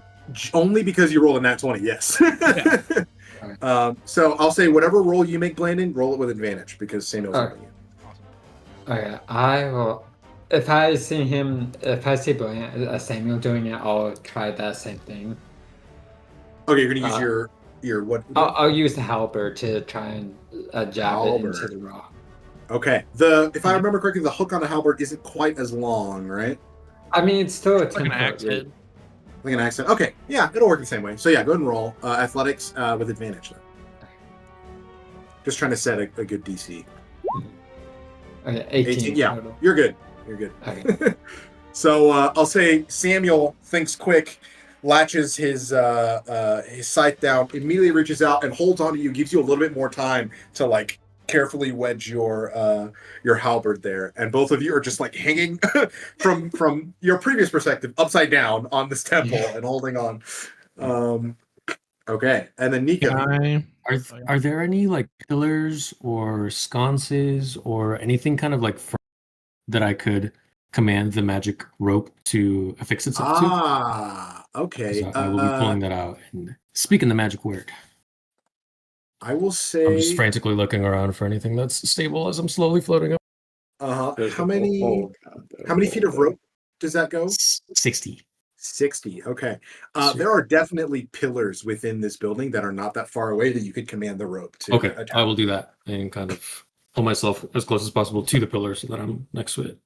Okay, so you start pulling yourself as you're slowly going up, and I'll say you're like upside down on the corner of the dome roof right now, just kind of like sitting there. Cool. Yeah, and you're like holding yourself, trying to keep yourself from rolling towards the hole and flying out. So, Cool. okay. So all of you successfully keep yourselves there. And there's no check with the rope, right? It just happens. It just happens as far as, at least for tying, yeah. So are you grabbing just yourself or yourself plus the other two of us in there with you, Tails and myself? Well, terrible. I forgot Yeah, you guys Tails. are both down there too. Because I will point out, I mean- even as the gravity starts to flip, I think Kuuvalo would have head somewhat into the chamber so that she's not directly below the hole. Mhm. So Mhm. even if gravity starts to flip, she's not going to stop ritually casting. She's just kind of like sitting cross-legged and starting to like float up towards the ceiling, just Oh, describing the bubble. I will say, so like I said, it starts slow, but then it shifts, so you will take a little bit of fall damage if you do that. Yeah, You'll take a D6. she's going to continue concentrating. Okay. Can I try to grab onto her as we were floating up in the air? Or... Would you have moved further in the chamber like she did, or would you have stayed basically central? I would imagine I would have stayed closer to Kuuvalo to kind of protect her while she was ritually casting. It's up to you. I'm gonna say because you're so focused on using the rope for yourself, you probably wouldn't have had time to also grab out for her. Yep, no worries. But I'm gonna say just a D6 of fall damage for this, and then you'll just make a concentration check. Yep. So that's 1 point of bludgeoning damage from hitting the roof. Okay. And then I need a concentration check, DC 10. I think, hopefully, I literally can't fail this. I say before failing it. No, roll 1. Okay. There you go. Okay, so now Kuuvalo is like on the other corner, other side of the domed roof from you, Nico, and is just kind of sitting there. Like you're like slowly sliding down until you get to like the more flat part of the roof, but you're okay for right now. Okay. Your tailbone might hurt a little bit tomorrow. Cool. And then Tails is going to... What is Tails going to do? I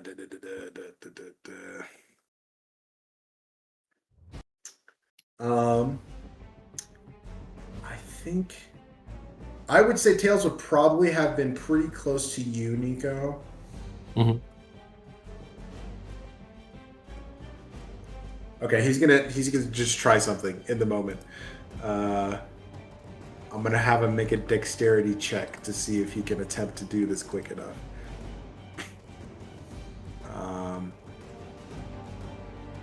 Yeah, because none of his spells particularly help in this area. Oh, that's 2. Oh boy. Okay, so you can see Tails immediately as y'all begin floating up, just like looks at you and like looks at your chair and like tries to start tying a rope around it to like attach himself to you as like a weight. And then is just looking around like with nothing else to do. And so he begins to float up towards the ceiling. He is also going to take a D6 of damage here.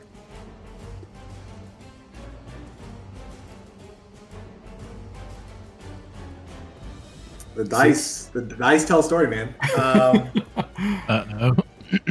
Tails hits the ceiling, and you hear a crack, unconscious, just on the roof.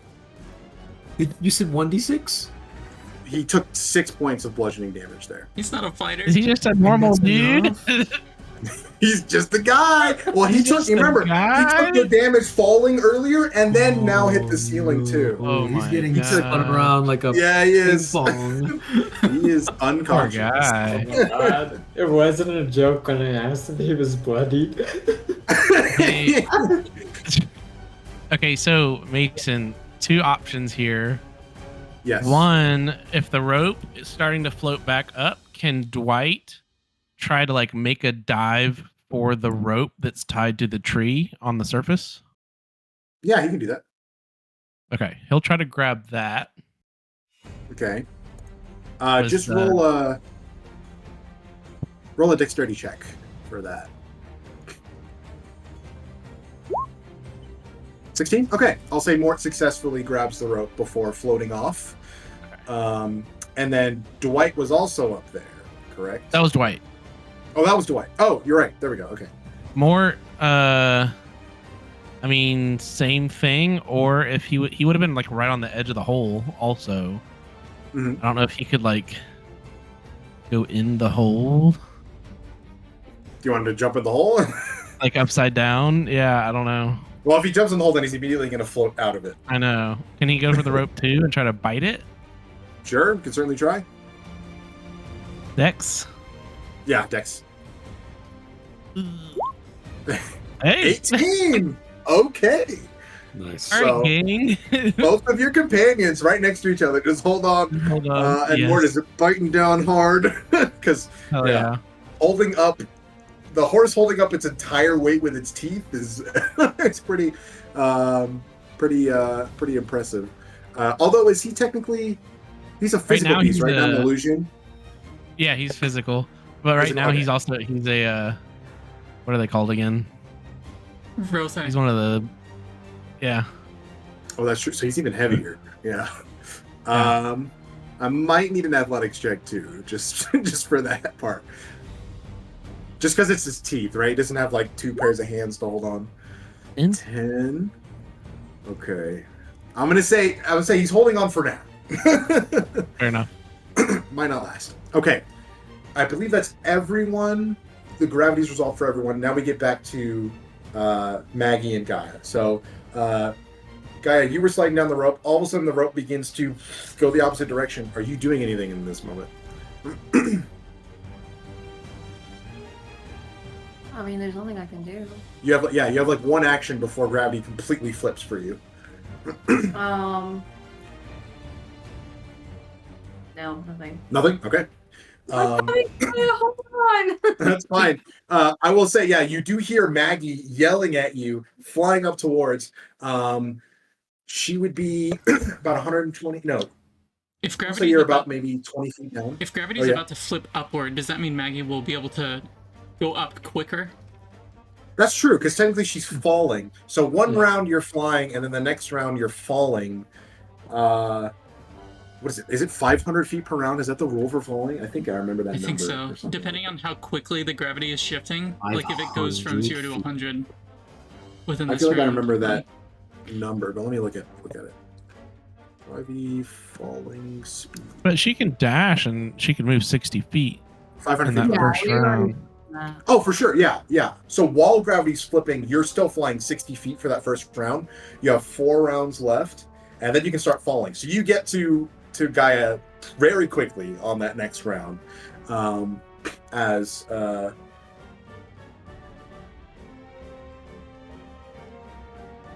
technically Gaia's falling at the same rate.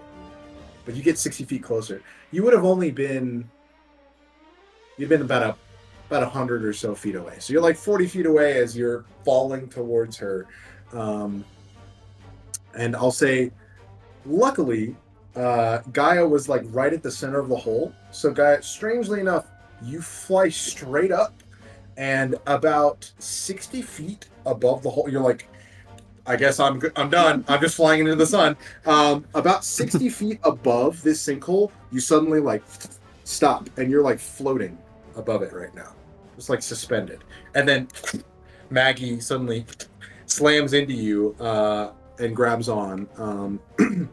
And you are now, Maggie, you're now holding on to Gaia in the air, probably about 70 feet above this hole, with gravity pulling you that way. But you have wings. Currently, you have 3 rounds left. I'm gonna try and start making my way down. Okay. So from there, I'm going to say, 70 plus 120? There it is. 190 feet. And 60 times 3 is 180. Okay. So I'll say this is fun math. I love D&D math. Yeah. So you immediately start flying down, and I'm gonna say the rope shoots past you as you go down, and because they're still there, I'm gonna need you to make a dexterity saving throw again for me, Maggie, as you fly back down past the spiders, who are generally unaffected by this gravity shift, as they're just hanging up on the ceiling, which is now the floor for them. Really annoying. Gotta Save get or an this- ability? Dexterity save. Mason, next one shot I DM for you. You better be ready. 11. It's an 11. Technically, It's 11. It's an 11. That will fail, unfortunately. So, Maggie, as you're holding Gaia, fly back down the hole, about 10 feet down through the hole, you all get encased in webbing. And your wings are pressed against you, and you all just begin to, like, start to fall and then slowly float back up. This is real fun, y'all. So you are currently restrained. Actually, I'm gonna say because she's carrying you, you probably wouldn't be allowed a saving throw unless you want to jump out of her arms. Up to you. No, I will actually. Can I use a focus point? Focus point? Yeah, to do what? I'm gonna set the web on fire. Set the web on fire? Okay. Yeah. Okay. Oh. Awesome. So, you get encased in the web, and then immediately begin falling back up. Are you just doing two? Just using your strikes to set it on fire? Yeah. Okay. I mean, yeah. Awesome. Go ahead and make a, or just make your attacks. Actually, you're not going to miss. Just roll damage for 2 unarmed strikes. So if it's easier to just roll them and then roll damage. Actually, no. On your character sheet, you should be able to just hit the damage button for 2 unarmed strikes. And then it'll be fire damage, whatever it is. So 4 and 6. That's going to be in the traps section. No, it's going to be in the hazard section. There it is. I'm so glad I have my DM's guide like tabbed with everything I need. It's fantastic. Okay. 10-foot cube of web has HP 15. So that is 10 points of damage. It is burning, and oh wait, oh no, it has vulnerability. So that's double damage. So you did 20 damage. Yeah. So immediately, a large section of that web begins to burn away, and I'll say, yeah, with that, it burns away pretty quickly within that round. Maggie, you would have technically 2 rounds left, I guess, as the web burns away. So you immediately start flying back down, and I'll say you get a good 120 feet down, which I don't even remember how far.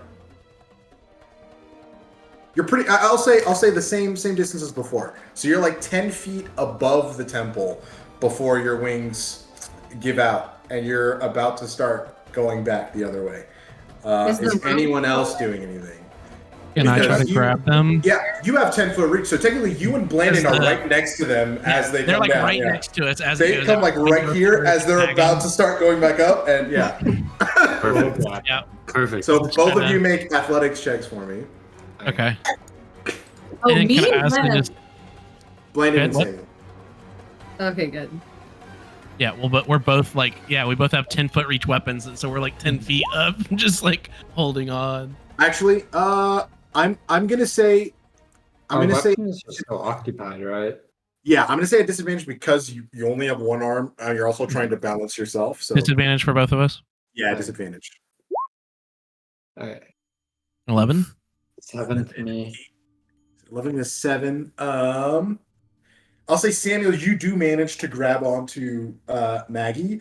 Your hand is starting to slip, though. But you do have a hold on her. Blandon, you weren't quite able to grab.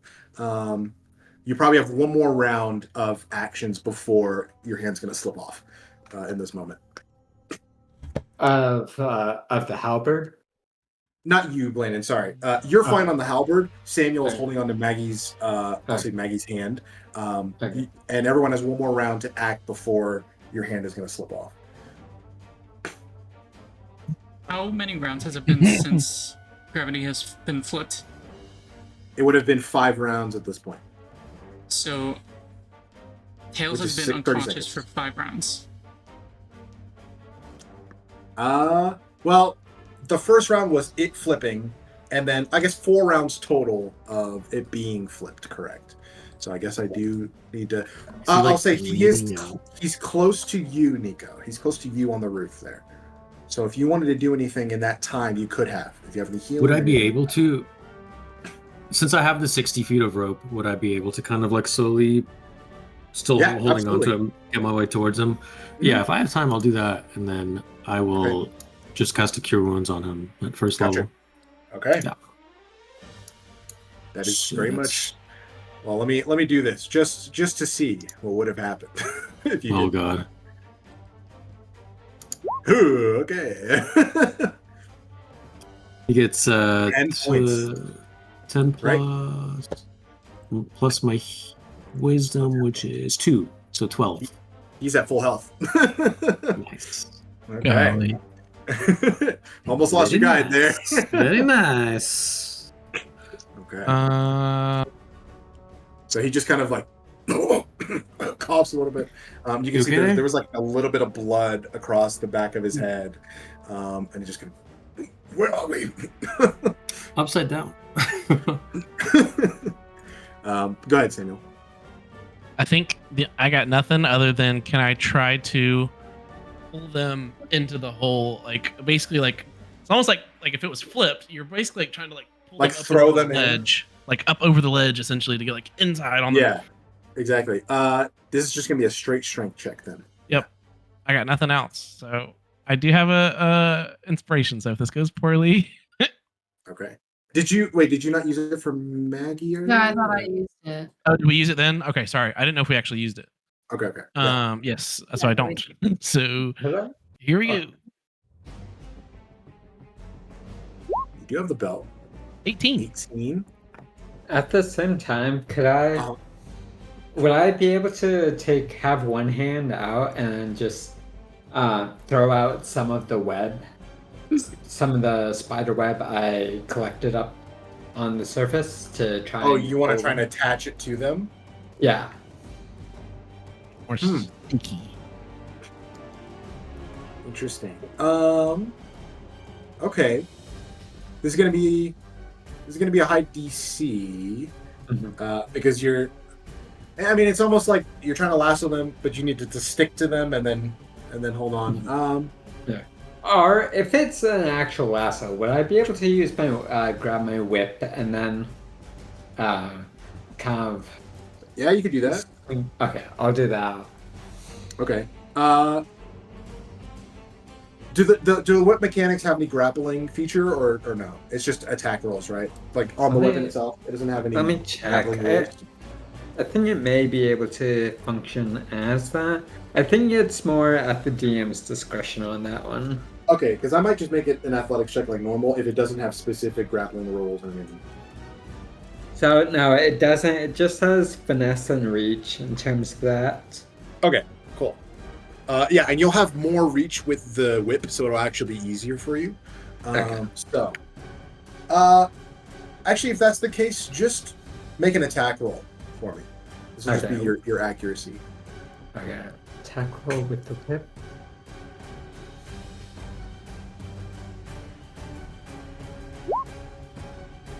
Oh, natural 20. Okay. Well, with that, I'm not even going to have you roll athletics.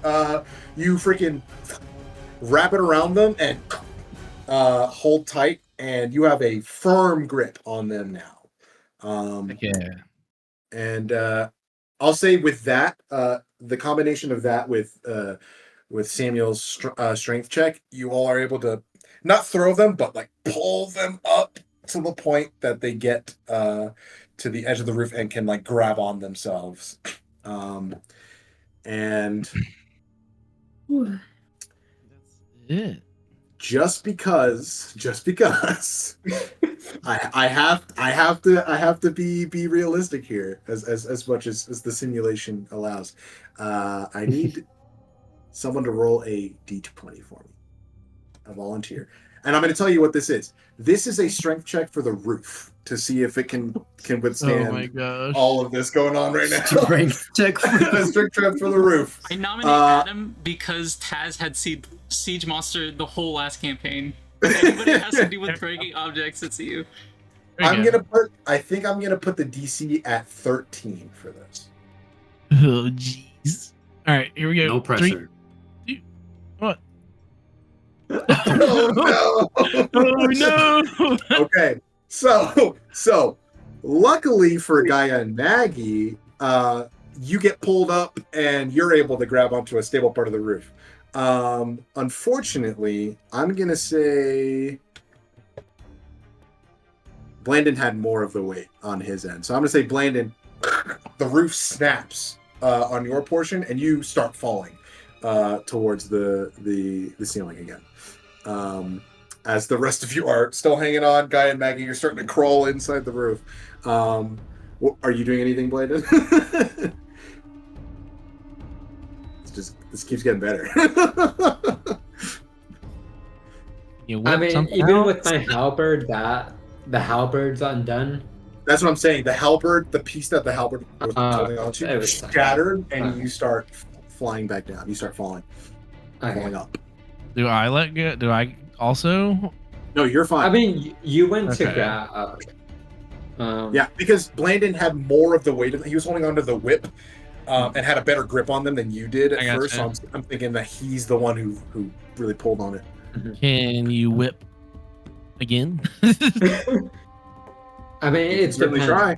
Yeah, I'll try There's to not do that. much to whip onto necessarily, unless you want to whip onto Samuel. I'll He's try strong. that. He's a strong. No, if I do that, it's going to break on Samuel, most likely. Yeah, I don't think Yeah. I'm smart enough to make that decision. I'm whipping for Samuel. Aiming for Samuel, okay. Yeah. And I'll say you get the sense it broke because 3 people's weight was on that one point on the roof, right? Yeah. So just a whip attack. 12 total. 12. I'm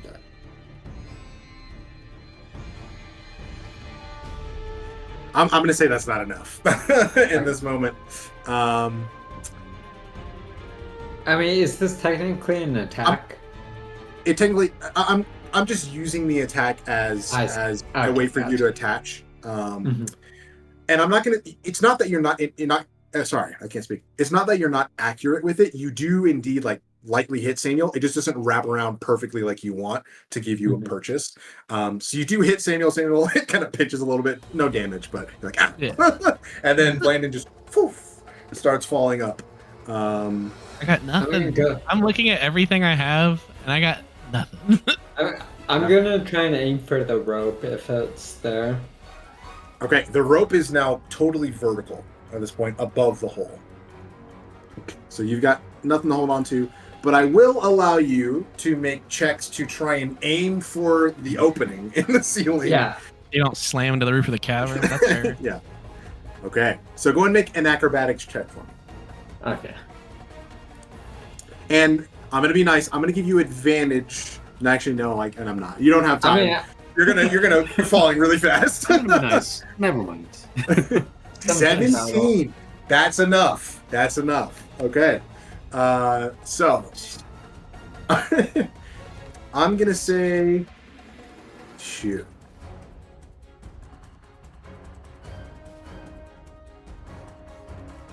I'm gonna say, yeah, the spiders aren't expecting you to come from below, so you fly past without them trying to shoot at you. And now you are floating at the top, like 60 feet above the hole. Okay. In this time, I would say Dwight, I don't think without too much issue, would have made his way down the rope, towards the tree at the base. So that once the gravity flips, he's already right there at the ground, essentially. Gotcha. But I don't know. I kind of want this to work out. That Morty might have not held on, so he would just be floating probably right about where Blandon's at. Probably right right next to about, him. exactly, yeah. There's this Okay. weird bubble of gravity around this area right now. You're just kind of suspended there, strangely. And they try to I'm make still on the rope, right? You could.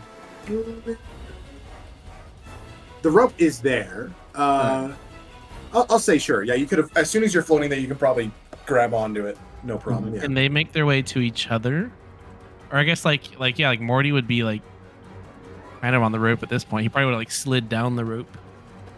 Essentially, Yeah, probably. Something like that. Can they be next to each other? Sure, why not?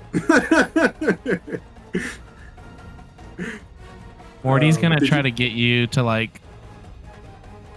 essentially get on him. Okay. I will say there are still spiders kind of moving around here. In these first couple of moments, they haven't noticed you, but you get the sense that that might not be the case in a little bit. Do I see where they are? Like, is it a lot of them? There's like 4 or 5 of them now that are like out on the lip where you all were, that are just kind of crawling around and like looking Okay. for things. I'm You going can to- certainly, I mean, the rope is there. You can start pulling yourself back towards the hole if you want. Up to you. I'll try and do that, but I think what I'll also do is I don't think I could handle all of those spiders like that. I'm just gonna start because the bullets for my hoop hack, they're pretty much stones, right? Yeah.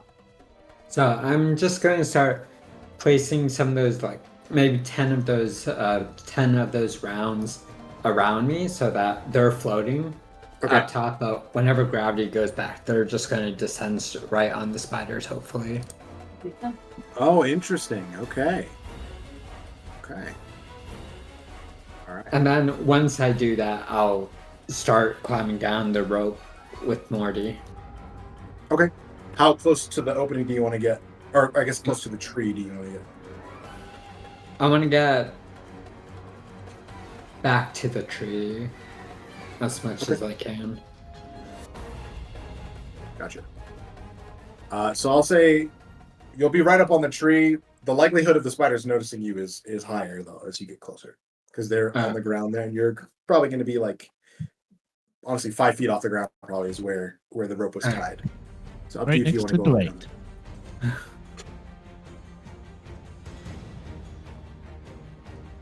Dwight's like, so. Because you're like 60 feet in the air, holding onto Yeah. the rope. And as you come closer, you're coming closer to the spiders on the surface there. Yeah. So Mason, if I'm understanding this correctly, there's essentially this bubble of gravitational phenomenon is extending to about 60 feet above the ground level. Above the sinkhole opening. Exactly, yes. So is the rope just kind of like collecting, like the bottom of the rope is kind of just weirdly floating Exactly. 60 feet up? Yeah, exactly. Oh, that's weird. Really, really strange phenomenon going on here. God. Yeah, I'm gonna try and get to the bottom of the tree as best as I can. Now, does the tree have fairly sturdy branches on it? Yeah, this is a good sturdy tree that's in open. Okay, before I get within reach of the spiders, I'm just going to stay on the rope still, but I'm just going to start trying to extend the whip so it grabs onto a tree branch. Okay, gotcha. Let me check one thing real quick. To determine. Here we go. Let's shoot.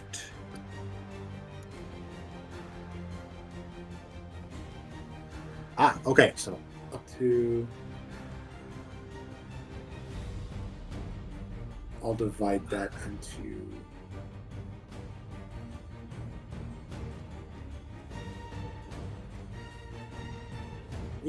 That's weird. Okay. Roll a. No, that's not weird. Roll a d20 for me. Okay. Oh God, that's a 3. I don't know if that's good though. Okay. Awesome. Okay, you're good. So you're climbing down towards the tree and trying to whip onto a tree branch. Okay. So I can avoid it. Yeah. I'm doing so that I can be at a safe distance where the spiders won't attack me. Gotcha. Is 21. anyone else doing anything in the moment? 21, nice. I mean, everyone's underground though. Right? I know. I just Samuel would have seen. Some of you would have seen Blaine fly back up. There's nothing I can do. Yeah, no, fair enough. I'm just asking. I don't know what you can do. Can I get a time check? How long has it been since Kuuvalo got to the temple interior and started ritually casting? I mean, it would have been. So after me You were second. I was third down into the hole. After me was Nico, and then Maggie, Tales. and then everything Maggie, started Tales. happening. Or, Oh, Well, right, it was Tales. Tails and Maggie. Yeah, it would have been Nico, Tails, then Maggie. At which Okay. point And stuff then started Gaia happening. was in the middle of it. Maggie when was it got- going pretty slow. It would have been a number of minutes. I mean, I'm going to say just for sake of ease, it's probably been about 10 minutes at this point. So I've got maybe that a minute left before I finish ritually casting. Yeah, maybe so. Dang. Okay. Just for... I don't think you can delay finishing ritually casting something, can you? I don't believe you can. It has to be uninterrupted, yeah. Yeah. I mean, I But haven't you been could- You could interrupted. stop your ritual. Yeah. Could I stop the ritual and like keep it ready to finish casting? This is such a weird It situation. is. Timey-wimey. You can prepare spells, but you're already technically casting the spell. Yeah. We'll do this. Roll a.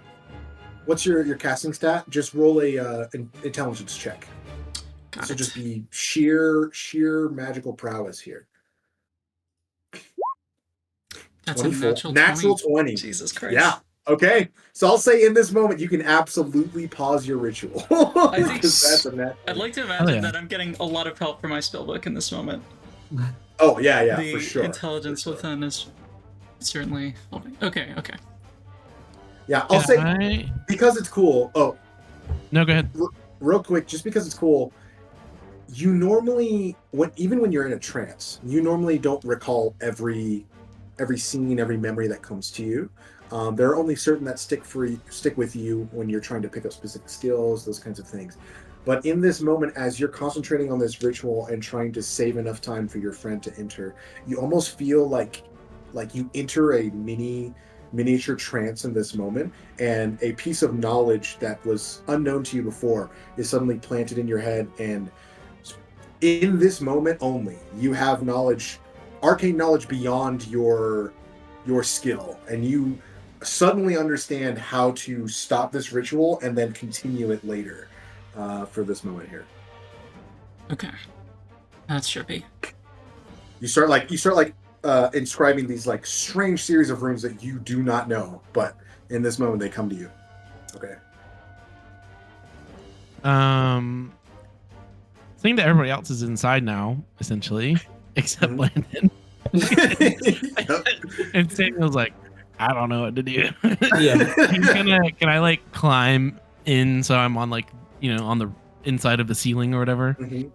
And then I guess so that I'm not gonna just flip and hit the ground when it does flip, can I try to like climb like out of the dome and then like to a pillar so that like when it does flip, he could just like hug and slide down Sure. a pillar essentially? Yeah. Absolutely. If anyone else wants to do that, I'll say you can do that. No check required for that, since you're just walking across the ground now. You I had don't also know- you'd mentioned that there was also like a big boulder inside of the cavern. Is that right? Oh shit. Would that also have flipped? Yeah, I've yeah. been thinking about Oh, that for a hot minute. And I was like, what? I What's that? definitely. Where's that? Yeah, Is that it just would gonna have happened. crush somebody to death? That would have happened. Yeah, Wow. True. That changes a lot. Do we have homework? Holy shit. Well, it was. Um, it was. It would have been right. It would have been right Under under, the like hole. underneath over the top of the hole in the ceiling, it's which I'm true. assuming the hole is bigger than the boulder. So It it probably is. would have just like shot right out at some point in there. Huh. Does that mean? It would have happened immediately, which means Or like Like I don't know when that would have happened in the midst up of to you, all like that has things that are happened. like part of the earth, like I mean, because Maggie otherwise like and everything is go like all the leaves and all the like the whole entire bog goes up into the air. Like, oh no, it's very true. like, I'm going to say in this moment, because one, it does make sense, and it makes things easier. Everything below the surface of the flooring here didn't move, and I'll say, I don't know. Like technically, the people moved, but I guess we could retcon any of you having to roll for it. But that just feels weird. Would it be feasible that Oh, I the shouldn't say material of the rock is like has been It's been up affected on by the the in-between? surface for so long. You know what? like it's decorated and such, but would the material of the stone have shifted towards that weird, like, cleaner, gravitationally unaffected stone? Probably, actually. Probably. Just trying to think of a reason that would Because No, that's happen. fair. Right? I did say everything gets transformed, so yeah. So sure. The retcon I'll make then, the retcon I'll make is that the pews are not wooden; they are actually stone. They've been petrified, or they've been transformed. So there we go. That's the change I'll make to make all of this make sense. That's called collaborative storytelling right there. Hell yeah. There you go. Oh, this is still way too bright. That's I'm like, so bright. Can I turn up? No, I can't. It's fine. Y'all can see me. All right. I think that resolves that logic easily enough. Yeah. The web's everywhere. Just hold everything down. Yeah. Sure. Actually, it would be covered in webs. That could be the rationale as well. Okay. All right. So, Blaine, are you doing anything else up there? I mean, I'm just holding on to the tree at this point. Okay. Well, because the whip attack went through, right? Yeah, I was able to grab onto it. Yes. You did. Okay, I'm just holding on to the tree and just kind of bearing my way into it, Okay. so that there are branches just above me and below me, keeping me in place. Cool. So I'm gonna say as you're chilling there, about another 2 minutes, 2 to 3 minutes pass before you start to feel you starting to fall back towards the ground, and the rest of you feel gravity start to shift back the other way, return to normal. Morty teleports 60 feet to the ground. Okay. That's badass. Yeah. Right okay. as it flips, right as there's no gravity, he goes, "Choop," and then he's standing on the ground, and then the gravity's the other way again. Nice. What are you doing, Blaine? Um, Just gonna take the hit. Just gonna try and land. wait, no, I was in the tree though. Yeah, you are. You want to hold onto a branch or something? Yeah, because I positioned myself so that there were branches above me and below me that I could grab onto. Sure. I'll say easy enough then. Yeah. Okay. So I will say, in this moment, having been up there for a little while, some of the spiders have gone back in the hole, but there's still like 2 more there. As you kind of like hanging on this branch, they don't seem to have noticed you just yet, but they seem to have picked up some kind of vibration around the tree and are kind of like walking in that direction, just kind of looking over there. What are you doing in the middle? Dwight is right there also. Oh, that's fair. I guess he could make some attacks here. So he'll just shoot some spiders. Yeah, go for it. The one that was already damaged is still up here. And if not, also Morty's there standing on the ground. So That's true. So they can go for it. If you want to use them as a distraction to get back in, you can. hell yeah, they'll be fighting. So like this will happen again, like great roll and a bad roll. And then he's just gonna Mort's just gonna try to slam one of them, squish him. The Ooh, nice. worldly slam. They're rolling fantastically. Yeah. That's not a distraction. The cover fire turns into the deadly fire. Yeah. So go and roll damage on the 22 and the 26. So 16 damage from the bow Holy attack. wow. That one spider is looking real bad. And then 10 what is it? Psychic? Yeah, 10 psychic slamming. Oh wow, nice. Okay. Blaine, are you using this moment to do anything, or you also fighting? What are you doing? I'll at least for the 2 on the ground, I'm just going to quickly help them, or whichever one they're not fighting, I'm just going to hit with my whip. Okay. Yeah, I'll say together Mort and Dwight took one out, so the next one, yeah. Okay, I'll go for that, and then once I have hit it, so 25. That hits. No, Golly. one more. So does the 17 also hit? Yep, they both hit. Okay. So that's going to be 7 slashing damage, followed by 5 slashing damage, and the spider is now slowed by 10 feet. Nice. And then okay. with that, I'm going to start going into the hole. Okay. It is gonna move towards you. and has, I'm going to say, enough movement to get towards you because it's nearer to the hole than you are, and you have to kind of run past it to get there. So it just gets one attack on you.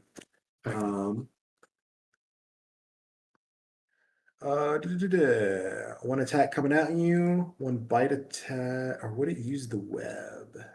You're right next to it. It's going to bite at you. Alright. That's a 23 to hit. Oh man, that hits. That is 11 points of piercing damage and 3 points of poison damage. Oh my god. So minus 14. Yeah, as this large spider freaking reaches out and pierces into your thigh. What were you saying? Do I need to make a con save for any Nope. poison? No, you just take poison damage. That's it. Okay. Okay. And then also, right, as gravity flipped, the rope like hit the edge and started sliding all the way back in. I would say at this point it is fully all the way down in the cave again. Okay. I'll go there, but the way that I will do this is that I'm going to use, because I have all my second winds at the moment, I will use a second wind here. So I'll activate 1 second wind here to give me some health back here, but I'll also use my tactical shift so I can start to move half my speed without provoking opportunity attack. So Nice. mainly for the entrance of it, and I will just start descending down. I'm going. Oh yeah, I think I would have enough experience with gravity to know it doesn't pulse like that. So I'll just start gliding down the rope as much as I can. Okay, nice.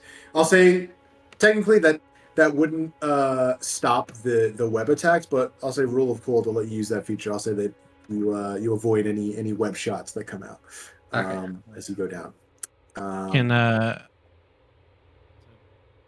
Mort's not going to make his way down at all, but Dwight, his instructions were to guard the top until the last person goes and then be the last person to come down. So he'll, like, as soon as Blandon goes down the hole, he'll run by and he'll take a couple swipes with it. He'll put his bow away and take a couple swipes at the last spider there, and then start following Blandon down the rope as well. Okay. Because Blandon avoided the attacks, the spiders are going to take another shot at Dwight. So I need him to make a dexterity save. He killed the last spider. Yeah. Oh, he absolutely takes his sword and freaking with like 21 damage. Yeah. No. Absolutely. It is done. But there's still like a brood of them that are hanging underneath that lip there. Oh sure. And then you said what? Dex save, yeah. 7. 7. Okay. So Dwight is using the rope, correct? Yes. Yeah. Okay. The nice thing is he doesn't fall. The bad thing is he's now stuck to the rope in that spot where he started going down. How far down did he get before that happened? Probably like 10 feet or so. Right. Mort's gonna jump on him. No. Okay. And I don't think you can't mentally communicate with him, can you? No. Okay, I didn't think so. Pretty sure I'll go look, but I'm like. Okay, so he just starts trying to cut at the rope. Like he does everything to protect himself on his own, like to the best of his ability. So he starts cutting at the rope, and we don't have to role play through all of this necessarily, but I'm gonna say he probably has enough hit points and ability to like cut himself out, and he's probably going to take 1 or 2 bites and be able to keep moving. So I'm just going to roll 2 attacks. Immune to poison damage. So that helps. He's not going to take as much damage at all. Not even resistant, immune to poison damage. So I mean, whatever piercing, sure, but. So I'm going to say a group of spiders are going to swarm him there. And I'm going to say out of all of them, only 3 of them are going to hit. So that is going to be so 8 plus 5 plus 6. So 11 plus 19. 8 is 19. 19 points of piercing damage. None of the poison damage.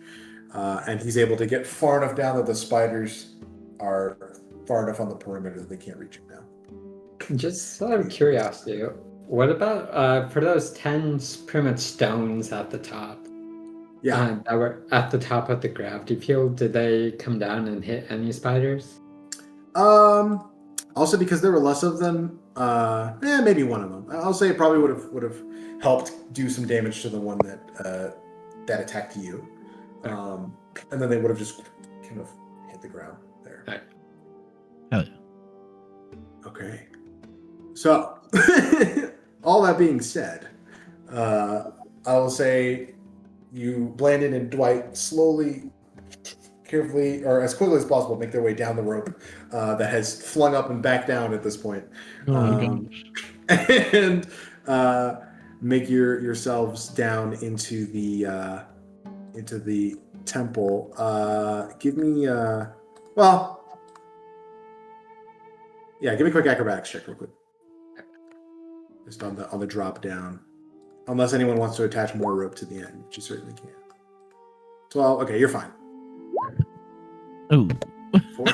No. Watch, I'm gonna roll low on this one. Dwight takes 5 points of bludgeoning damage as he hits the ground. As soon as everyone is in the temple chamber and close enough to me, I will create the tiny hut. Okay. It will be, I guess, black, or whatever, like dark gray, best suits the lighting in the room. Now, technically, because you were still focusing, you would have, when you flipped, you would have hit the ground again, right? Oh, right. Another concentration check. Yeah, 1 point of bludgeoning damage and concentration check. Now you roll 1 point. I know. I know. I don't know. I was rolling I rolled a 5, a 6, and a 5 on the. Oh, I have bludgeoning advantage on damage. these because Warcaster. There you go. Oh, you took that feat? Holy Ooh. shit. Still. Damn. Does Ivan still have inspiration? It's not a big deal. You can just cast it again. Yeah, I'll it's just not- spend another 11 We're safe down minutes. here. I feel We're so bad totally safe because you down had here. such a cool moment earlier. The cruel is irony. Failing by one. Oh, Freaking lock in, like, wait, and then you like stub your toe on the way down. You're like, oh. Follow my tailbone again. Yeah. God. Oof. It Okay. hurt. Oh yeah. The second you hit, Oh jeez. My internet. Are you Oh man. wrist spot, you're done. Oh, you're back. We can hear you. warp speed? Okay. Yeah, I just lost connection for a bit. Okay. Okay. With that, everyone is inside of the structure. Oh my at this goodness. point. And I'll say, we started at. Around 6-ish. Sure. Yeah. Okay. Is now good time for a break? Quick break Yeah. before we pick up here. Yep. Okay. We can come back at what? It's about to be 8 for y'all, so 9:10, I guess. Yeah. Okay. Awesome. Where should we? See y'all on the flip side.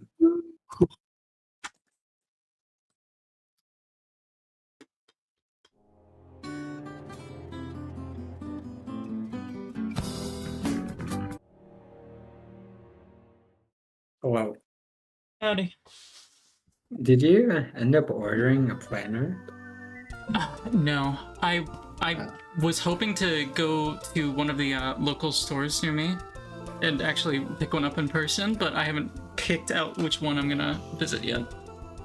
I don't know if maybe it'd be worth calling ahead of time to see if they could like schedule an order for me, but I don't know. Probably. If you were, were you planning on ordering a certain brand of planner, or? I was thinking of trying the one that you also like the look of. It seems it makes sense to me. Yeah, the God, I can't remember the brand.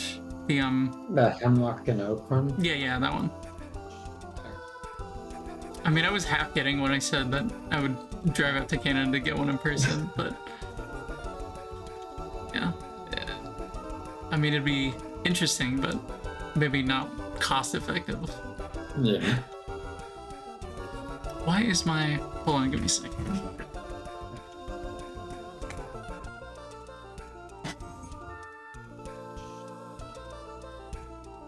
Dude, are you listening to this track right now? Mm-hmm. It's insane. This guy is so good. Wait, I mean, he's shown up on the Breakville list, but have you never heard of Maybe him? I've just never paid attention. Maybe, But like, good. especially this track, it's so technically demanding. It's super impressive. It sounds so good. Whoa.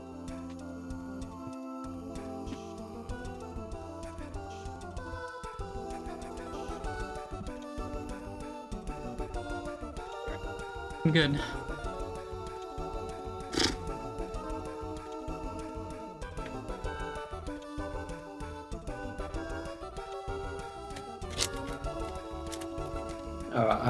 I was considering buying stuff from Hobonichi again. Mm-hmm. I was planning on getting the 5-year one, but then I saw some videos of people making their own 5-year planners. Mm-hmm. So that's what I decided to do. Hmm.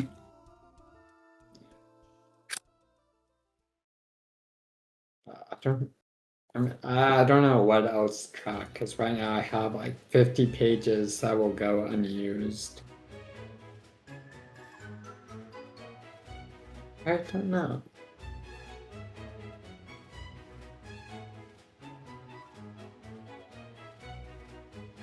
It sounds like a neat project to tackle, making a 5-year planner, especially because you can tailor it to how you want to Exactly, yeah. actually have it work.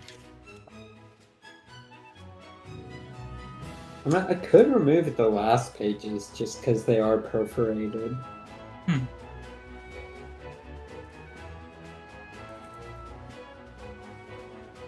Right.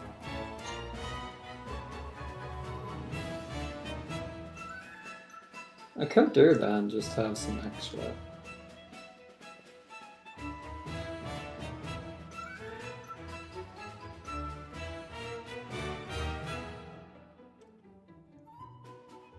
Oh, it's something to do later. So I mentioned going to that fair yesterday. One of the things that we got was raw honeycomb. Oh. And I bought it for this express purpose of taking a huge freaking bite. Just... Have you... I don't know if I should go get it just so you see what I'm talking about. But I saw a video of a guy taking like a bite out of honey-filled, like, just raw, you know, beehive honeycomb. And it looked so good. And I got to try it. And it was exactly as good as I was, like, imagining it would be. It's just... I mean, you can even swallow the honey, or the wax, you know, the beeswax of the comb if you want, but it's also, like, not too bad to just, like... It's not, like, disgustingly chewy, sticking to your teeth or whatever. I mean, it's wax.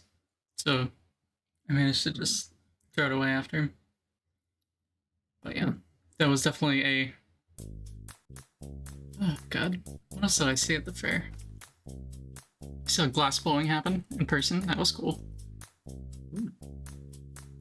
Saw a sheep getting sheared. That was fun. It was like a whole presentation of like sheep shearing. The lady doing it basically like explained the way you do it is just like you take the sheep's like feet off the ground and like kind of just sit them on their ass like vertically so their legs are sticking out like that.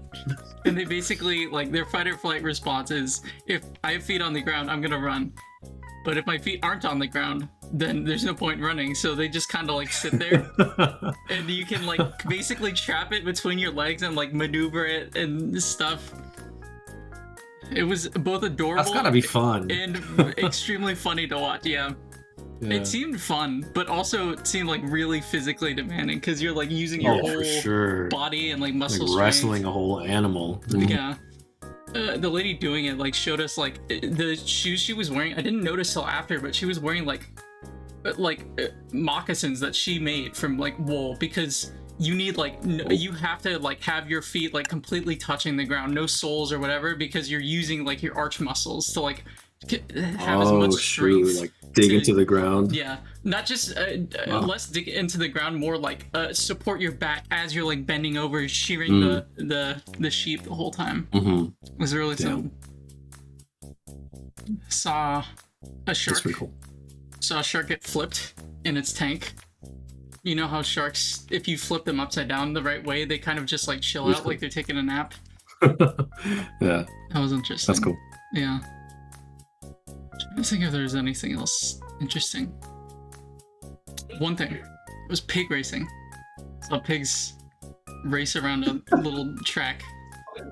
The way they had it, the pigs motivated was they apparently had like a little like watered down warm ice cream and a Oreo cookie waiting for them. Oh. Yeah. Interesting. They're eating good. Not just for the winner, but for all of them, so they were all properly motivated. Hell yeah. I haven't had a lot of water this weekend. So that was about it. Oh, and a huge, like, you know, just typical attractions. The huge sand sculpture. There was, just fair stuff.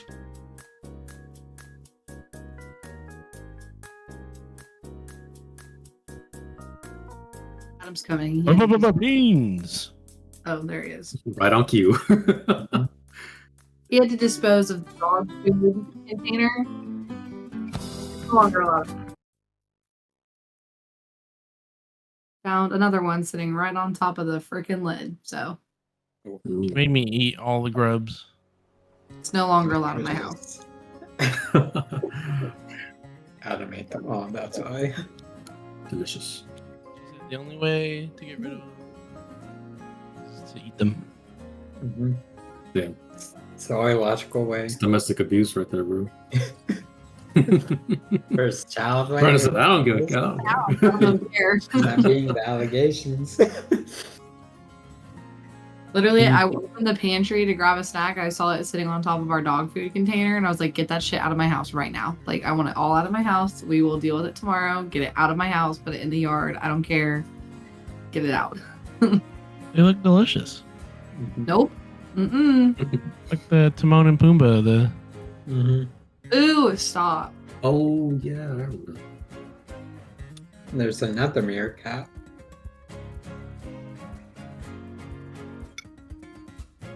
Okay. I had Thank to you. flip my screens. All right. Everyone good to go? Mm-hmm. That's just a gif of him eating a caterpillar. Mm-hmm. All right. So, as you all begin to collect yourselves within what appears to be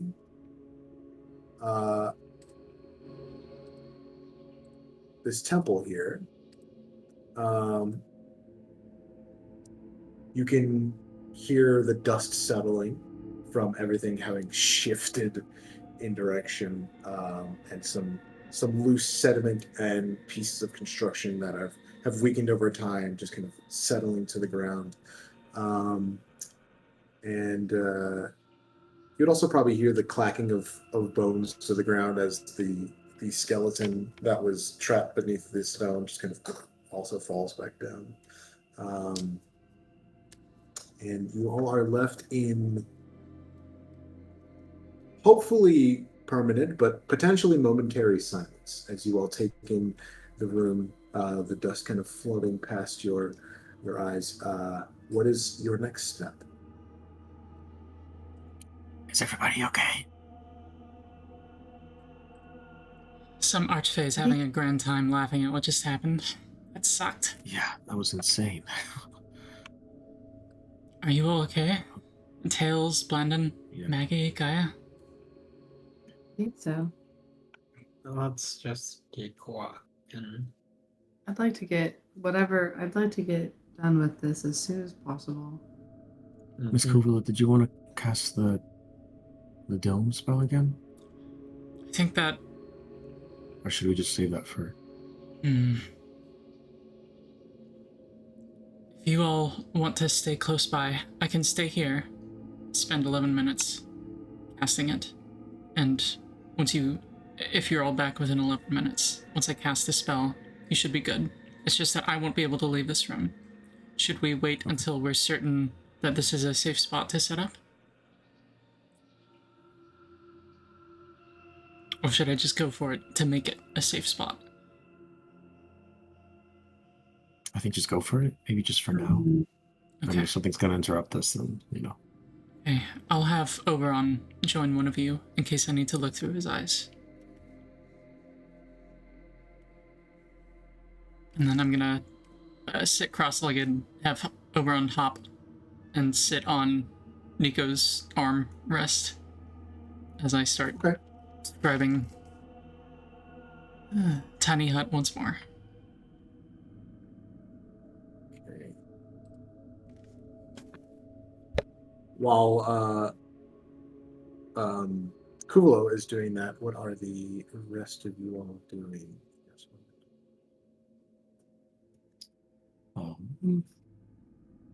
Do we see anything notable in the cavern aside from the corpse?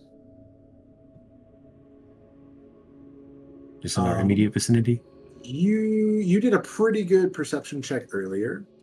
And in the immediate area, that seems to be everything of note at the moment. Actually, I will say one other thing you would notice is there is a bit of, like, as you look around, like pulverized old dust that has like settled back down, but there's like little bits of stone here and there around that central area, which you get the sense was probably some kind of stone construction at some point. But as you kind of loop your way around where this large piece of earth now transformed, as we collectively decided. As you walk around the edge of it, you can see opened in the actual like gold metal. You can see what appears to be an opening in a staircase that leads further down, almost as if this previously was a hidden vault that the contraption has now been damaged, that it remains open. Yo, guys, come check this out. I kind of pointed out to everybody back in them. Can we put the dome over that?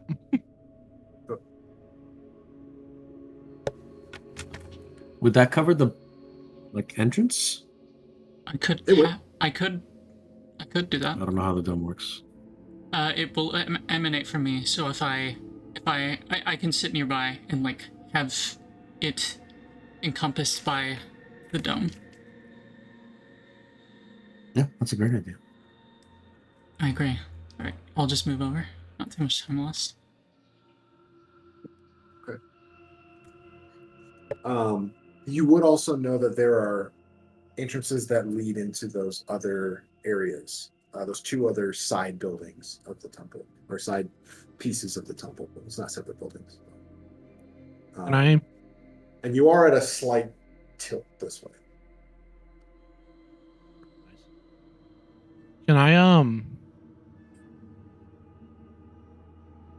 look around at like what other entrances and exits there are to this space? Certainly. Yeah. So there's like, there's a hole in the dome above us, mm-hmm. and then like open window holes or what? Yeah, there's a double-doored entrance.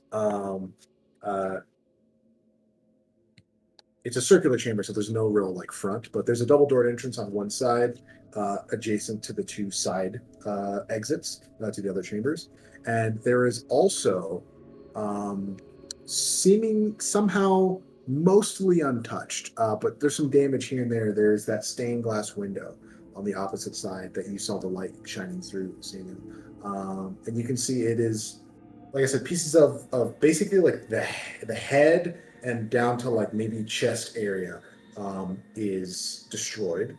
But you can see a depiction of what looks to be a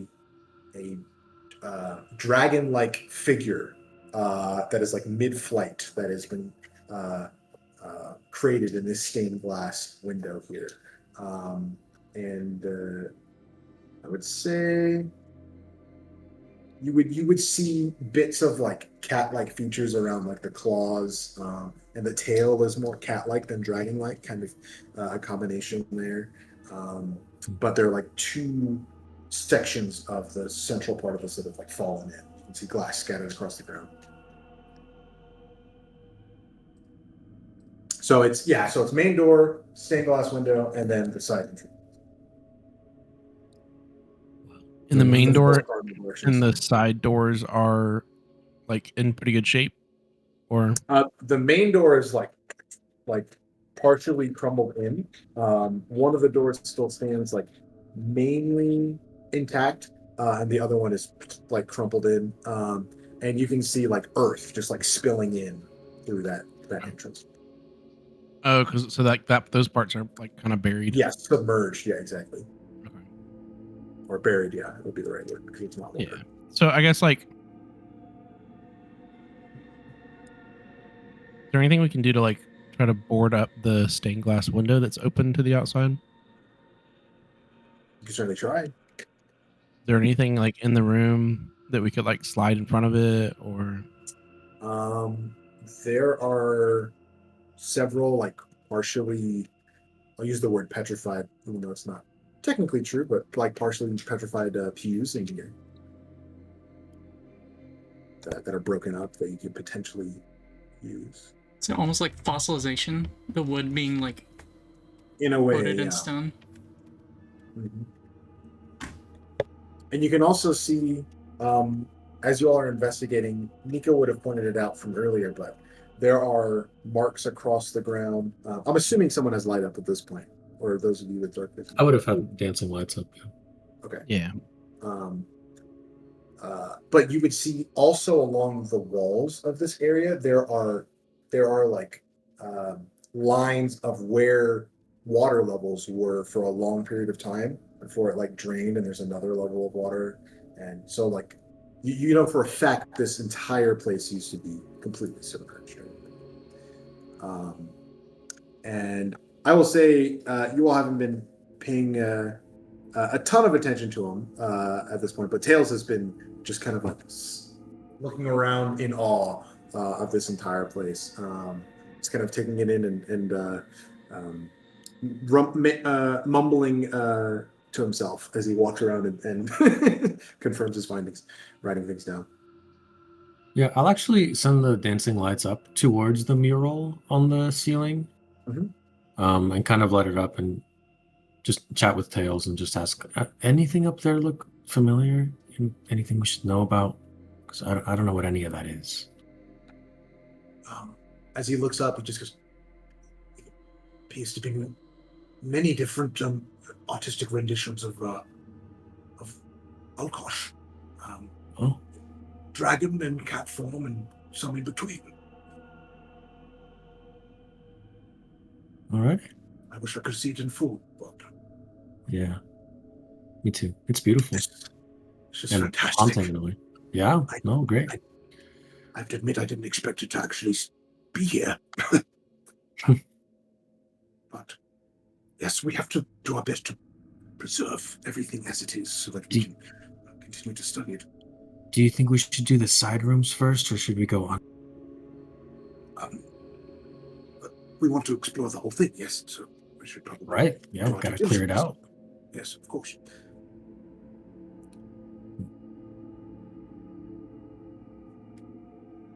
guess I'll while look everybody's towards the doing that, party. I'll have light up on my scythe and like have that on my back, I guess. Just have like a big light bar. Okay. And then I'm gonna try to start like moving the pews to like stack them against the window. Okay. The window is rather large, I will say. So in Is order it to like broken all the way up though, or is it?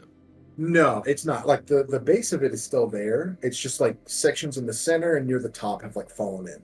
So there's like a big, Okay. I'd say about up till about 10 feet up. It's still intact, and that's where the damage starts to show. I don't know if there's anything I could do about that then. Yeah, we just have to. I'll just help Bear with poke it. around. Okay. Only we had someone who could fly reliably. Yeah. Yeah. I'm out for the day. And I'm not talking about you. Like my blue guy. Yeah. That's Big fair. blue. We miss you, Vitruvius. Does anyone want to just peek out into the other chambers with me? I'll go with you.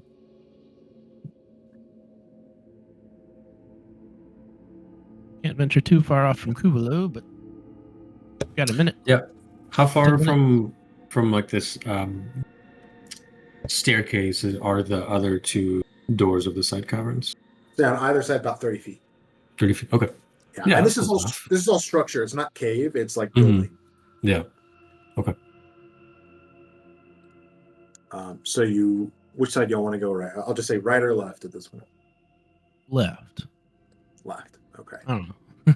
No, Pick one. I just wrote it down like that. So whichever side you said is Sure. what I wrote down. So okay.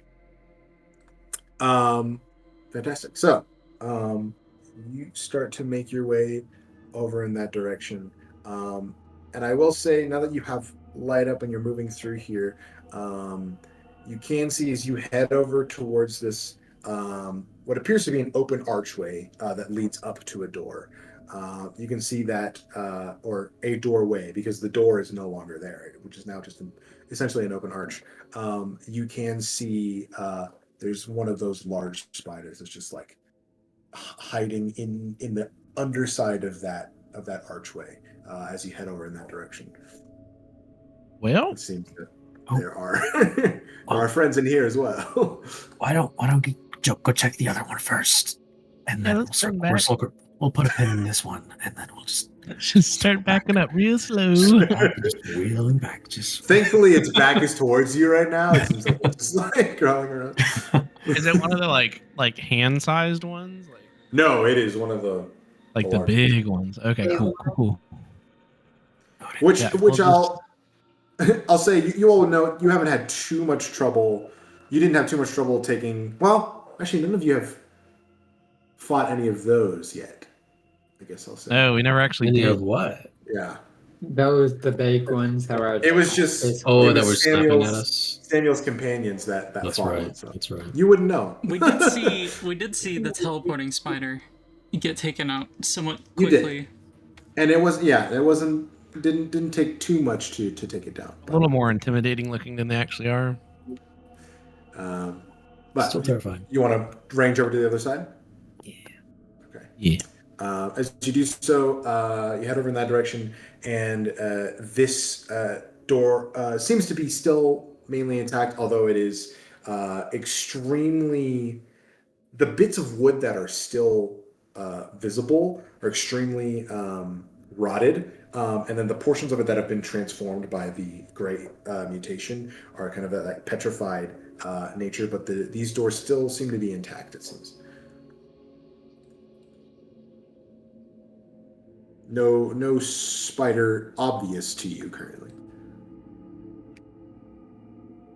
Push Yeah, the let's, door let's slightly. give this a try. Carefully. Okay. Gonna push on it. You can hear like a cracking sound, and make a strength check for me. I'll, And I should have both let roll? you take the lead on this. Yeah, you roll for sure. I'll assist. Yeah, I got you. I see you struggle, and I immediately back you up. Oh, can you help me? Oh no. Thankfully, this material is not extremely hardy, and I guess this would be your first like real up close and personal, like extended encounter with gray mutation. So you find that the door's actually, and this stone is actually much more frail than you expected. Like you push on it, Samuel, and some of it actually gives under your hands as it kind of cracks through. Gosh, yeah. And you watch as the door just kind of, bottom half of the door just crumbles. And there's like an Gee. opening there. You're so strong, Mr. Samuel. This is a fancy belt. Used to be even stronger.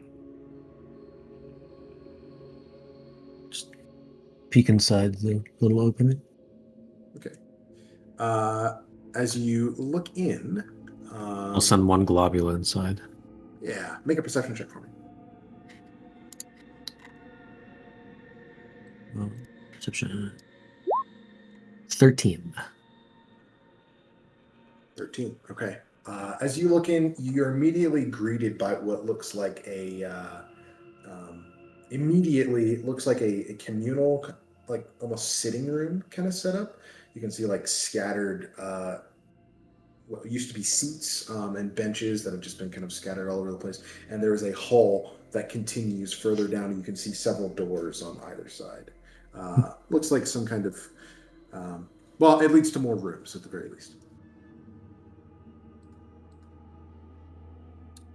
Looks safe enough. And actually, let me double check one thing. It would be. Would all of those doors be made of the same material, that same gray mutation material? It seems like the spread of the gray mutation is not like, what's the word I'm looking for? It's not equivalent in all sections of this place. So in some places it's spread more than others, so it's not consistent. But there is some growth here and there. Yeah.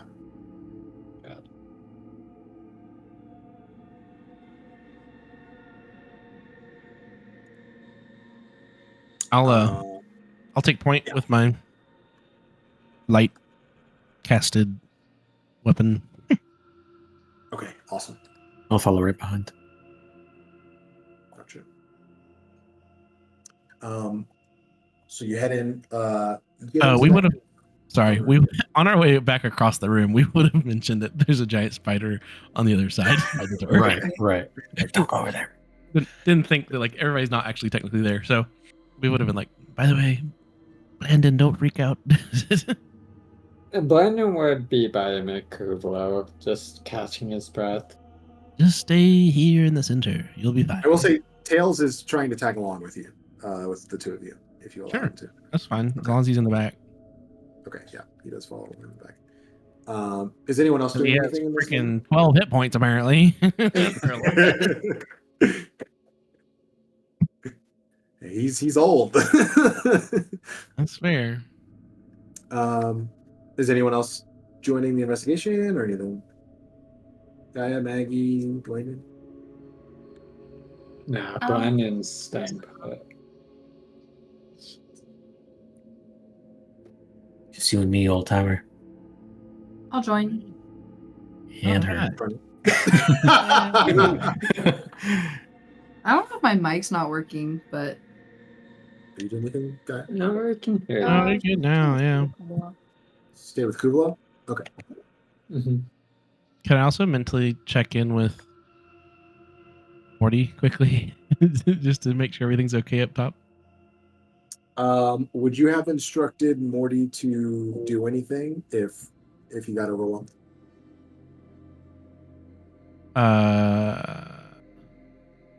Yeah, I mean, like, Morty can reach out to me anytime too, so just tell me and then run away. Okay. So honestly, go down swinging. Okay, fair enough. I can bring him back anytime, and he knows it. Because I would say with the amount of vibration that his rosé form is making up there, they would have swarmed. So Oh, geez. Okay, so they are all over the place. probably, yeah. Could he have like? I mean, he would have smashed a couple, and then like once everybody was going down the rope, he would have been just trying to lay low, I guess. Mhm. Like, would they only be coming because he's there, or are they? Yeah, because of attacking because of rope? the vibrations that were caused by him attacking the other spiders. So then It others would have came, and alerted then the more others. would come because he's attacking those. Okay. Yep, exactly. All right. Yeah. All right, buddy. Buddy. Draw them away. Yeah, Run. and Dwight's down here, so Yeah, he's with us. and Pesto's long gone. Once we catch on, they're like just going after him. I'm like, just run with them. Take them away. Like, I'll say after another minute or two, you feel the connection slip away. cool. He died fighting. Um, Never really known. You give Okay. your horse a good name, Death. 'Cause that's what you expect to happen. sure. What happens, you know? What are you gonna do?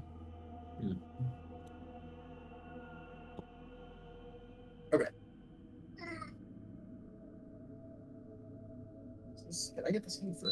You like it? Sorry. Okay. It's a little awkward, but it's fine. Okay, awesome. So, Samuel and Nico, you get into that kind of common room area. And Maggie too, yeah? and Tails. Maggie and Tails. Yes. And Tails, cool. And Knuckles. Are you attempting to move stealthily? Yes. Yeah. Give me a stealth check then. Just in a sense of like not wanting to like walk into a trap, ambush. Attempting like we did before to see what might be waiting for us before it sees us. I don't know why I'm rolling so bad at it. Wow, Tails rolled great. Hell yeah. Wow. Yeah, that's not great. Not great, y'all. Although two of you do have disadvantage. So. Okay. Mhm. So, you all begin to step carefully into this chamber. And as you look around, I mean, this common room is in complete disarray. There are a couple little pieces of like shattered statues here and there, and there's like a crooked tapestry on the wall that has some writing on it, an epithet, it seems, something like that. Do you all keep moving into the hall? Yeah. think so, yeah. Okay. As you head in, you can see there are two doors on both sides and a central door at the very back. Just check them as they come, I guess. Start on left. First one, yeah. So on the left, okay. You go to unlock the door or to open the door, and it is locked. The knob is not. Let's just check them all first. True. So we'll go like Come back after unlocked. first on the left and then first on the right. Cool. See if that one's also First locked. on the right. It is. That one is also locked currently. And then like a second one on the left. Second one on the left, you turn it, and this one seems to have been affected by the mutation more. The knob actually snaps off, and you're able to kind of push a little bit on it, and it eventually gives way and kind of half breaks, half opens. And you just kind of send your lights in there, and you can see what appears to be a small bedroom. These appear to have been potentially living quarters for the priests that may have once inhabited this area. And you can see like a small toppled over like chest in the corner. There's what remains of any bedding that has long been rotted away. And you can also see there is Also, the remainder of what would have been a wooden wardrobe that has been slightly petrified and destroyed in some sections here and there. If you'd like to take a closer look around, I need an investigation check. Yeah, let's kind of scour the room. See if the chest that you mentioned is open or locked. 22. Oh, that's intimidation. Don't do that. I would like to intimidate the room. Intimidate the room. We are secrets. Okay. Cool. So 22 and a 14. Samuel, you're looking around. You kind of head over slowly into the center of the room. We're just kind of taking everything in. You can see more of those like water lines across the wall. The indication that this was also submerged. And you can also see the edge of this side of the temple is like more buried. So you all were kind of walking at a downward angle to get here. Nothing too steep that you're like having to worry about it, but you can feel the grade as you move. But you can see where a window used to be has shattered in, and it's just like dirt once again, dirt and soil and sediment kind of pouring in through that opening. Maggie, you kind of walk over, not necessarily going for anything specific, but you kind of walk over in the direction of that chest, and you can see it is still latched and apparently locked, but there are little holes that have a what's it called little points of damage across it that like give you a slight view of the inside, and you can see something just barely catches. Something shines a bit in the light from I think Nico has dancing lights up, and Samuel, you also have your side, so which is difficult to fit under these doorways, but you're figuring out. I have it out. I have it like in my hand, okay. So I can kind of like poke it through. Like at this point, Gotcha. yeah. But yeah, Maggie, you pick up on something there.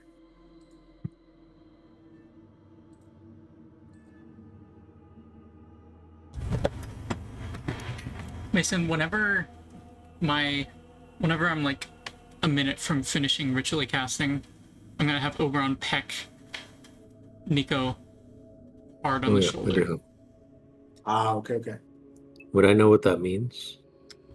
I think he would try to like poke his bird head towards where you guys point back. Yeah. Like, what is it? To the, Mr. Samuel, do you know how to pick locks? No, but I can smash it. Or we can bring it back and see if anybody else does. Yeah, you want to see if you could smash it really quick, and then Oberon's pecking at me, so I think maybe Kuuvalo wants us to go back. You think about now it would be like about 10 minutes almost? Probably. Okay. Been kind of carefully going. Well, I mean, Kuuvalo, you had to restart, so you probably have a couple more minutes before this happens. I'd say you can finish the investigation of this room. Yeah, I'll see what I can do. I'll try to smash it. Okay, cool. Yeah. Make an attack roll. Where is it? On this one, then we can take it back. But where's my?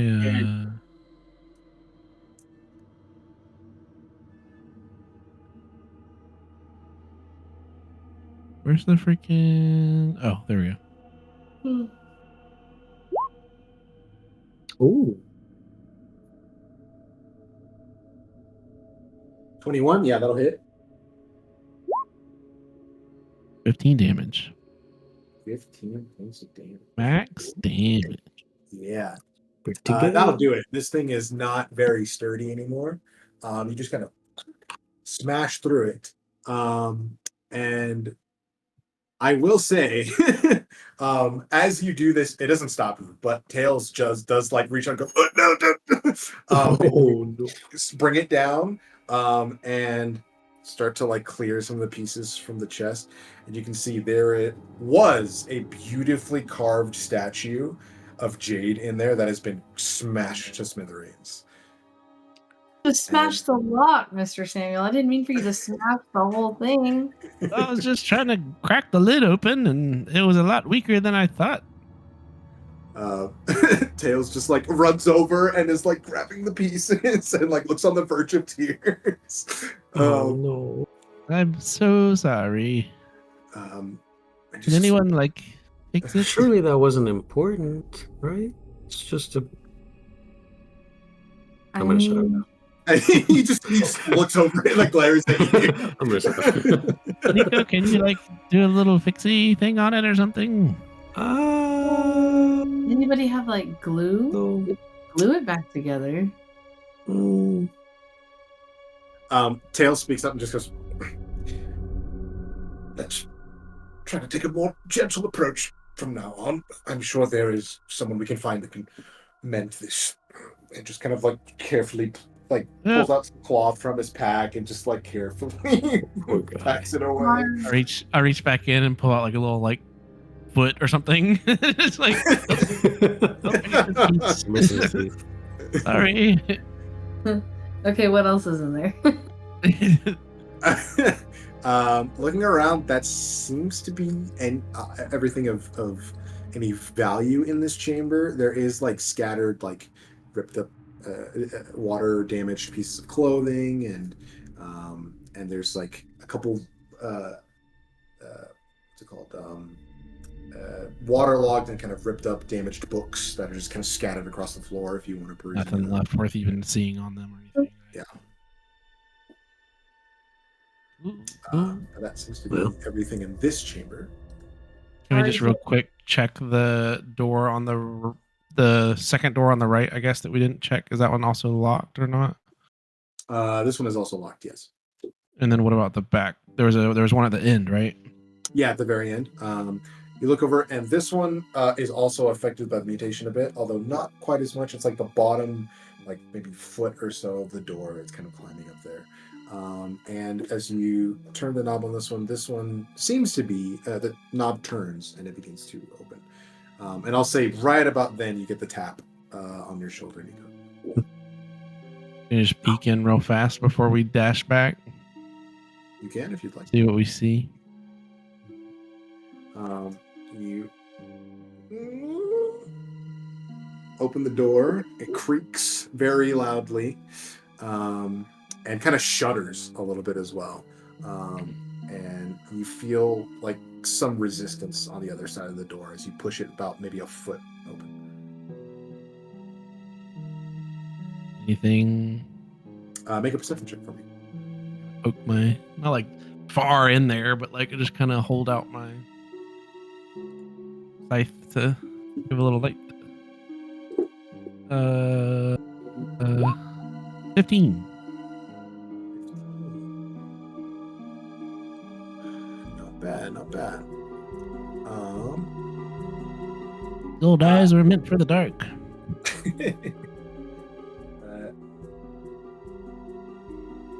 Cool. As you look inside, you can see what appears to be you have a slanted view, like an angle into the room, but you can see there appears to be a couple of shelves along the side. Only one of them is still upright. The other two have clattered onto the ground and are kind of shifted away from the wall. And you can see in that corner of the room, what else would you see?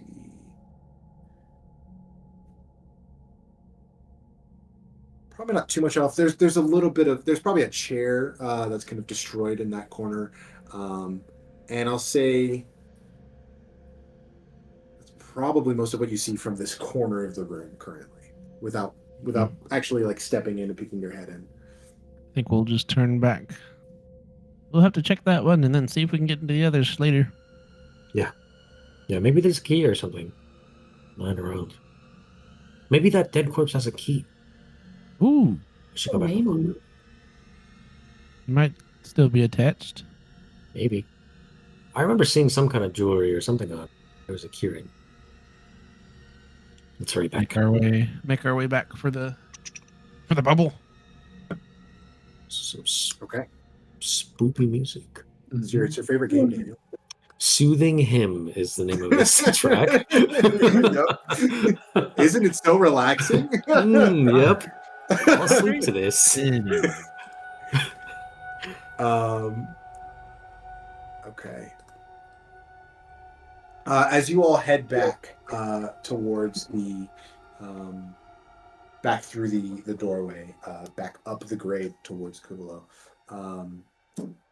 All of you in the main chamber, give me a perception check. So that'd be Kuuvalo, Gaia, and Blandon, right? Yeah. As you hear footsteps coming from that one hallway that the rest of your troop went down. And this is a sound-based perception check? This is a vision-based. So No, it's a straight roll for you because there's light up around them. Okay. Up here, man. I'm concentrating on my spell, so I feel like this should be a disadvantage. Yeah, disadvantage for you as well. Or you. That does not Not matter. bad. Apparently. Jesus. Strong peripheral vision. So only you pick up on this, Kuuvalo, with an 18. You kind of glance over in the direction of them, and just in passing, as they pass out of the hallway and start coming back towards the doorway, do you see like a spider like climb around the back of the hall, not immediately attacking, but seemingly like right behind them, just like maybe preparing. Hey, What size? Large. I can't say anything because I am casting the spell. Like 5 feet behind Tails' head as they walk out. I think I will have Oberon point that way like a pointing dog. Hunting. Okay. Yeah. Okay. So all of a sudden on Nico's shoulder, just Oberon's at attention, looking in that direction. Yeah, and I'll try and have him keep an eye out while I'm finishing this spell. Cool. Is But that I'll say enough to without, give us notice? Like, is that enough for us to kind of like be like, oh, what's he looking at? And then I'll say sure. Yeah. You kind of look around. okay, like, oh shit. And with the light, you do indeed see one of those spiders like crawling up to the ceiling, and you see another one that's just like hiding above the archway Oh my gosh. that you did not notice previously. Oh no. Are we past that archway already? Yeah, you pass through it as you Okay, walk by. cool. Okay. Ugh. Join back up with the group. Yep. Bubble, please. I think at this point the party would probably realize there are some nuances to the verbal part of Tiny Hut, and I like to imagine that the chanting in here has gotten extremely frustrated and like just completely my words sound like they're burning as I finish casting Tiny Hut. Yeah. This time, instead of just like, I'll try and like color match to the average, what I imagine the average color of the room would be. So like a dark gray, maybe with like closer to like yellow, matching the gold near the staircase. Gotcha. Right before Sam was like, Dwight, get over here.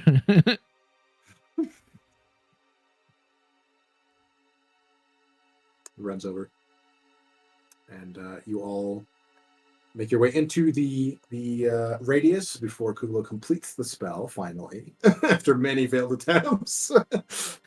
Nice. Well, one failed attempt, but they Well, each take 11 1.5. minutes. Yeah. Do we know what causes?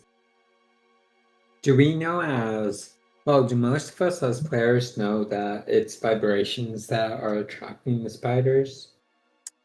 I'll say you.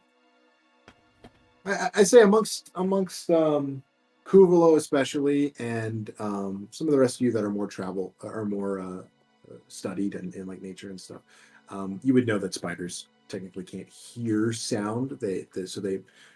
Even when you make sounds, they can pick up on those vibrations, but it's not necessarily the sound itself that's making them notice you.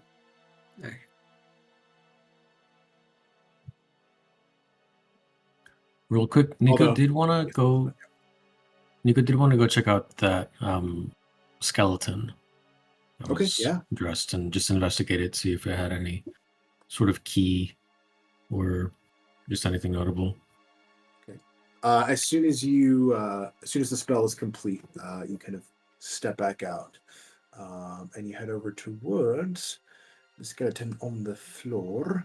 I'll And stick you with can see, Nico just for protection. yeah. You can see the only reason that this skeleton is still here is because that piece of earth has fallen onto it. You can see it is still adorned in the robes that this individual seemingly passed away in. They're like of a deep bluish color with like a dull golden what's it called? Lining around the edges, like the sleeves and some like filigree. Nothing too ostentatious, but you kind of lean the body. Well, you don't even have to see the designs, but was once finely made, but is now kind of waterlogged and ripped and torn in places. You can see bits of the bone sticking out. Looks to be not a super large skeleton. Probably maybe a little taller than Samuel. From what you can see of the torso. Looks to be humanoid though. And you can see around their neck still, kind of tangled around some of the bones and around the skull, there are several like necklaces and like chains that are attached around the neck. Did I already have your roll investigation? Oh, okay. No, no, yeah. Yeah, go ahead and give me an investigation check.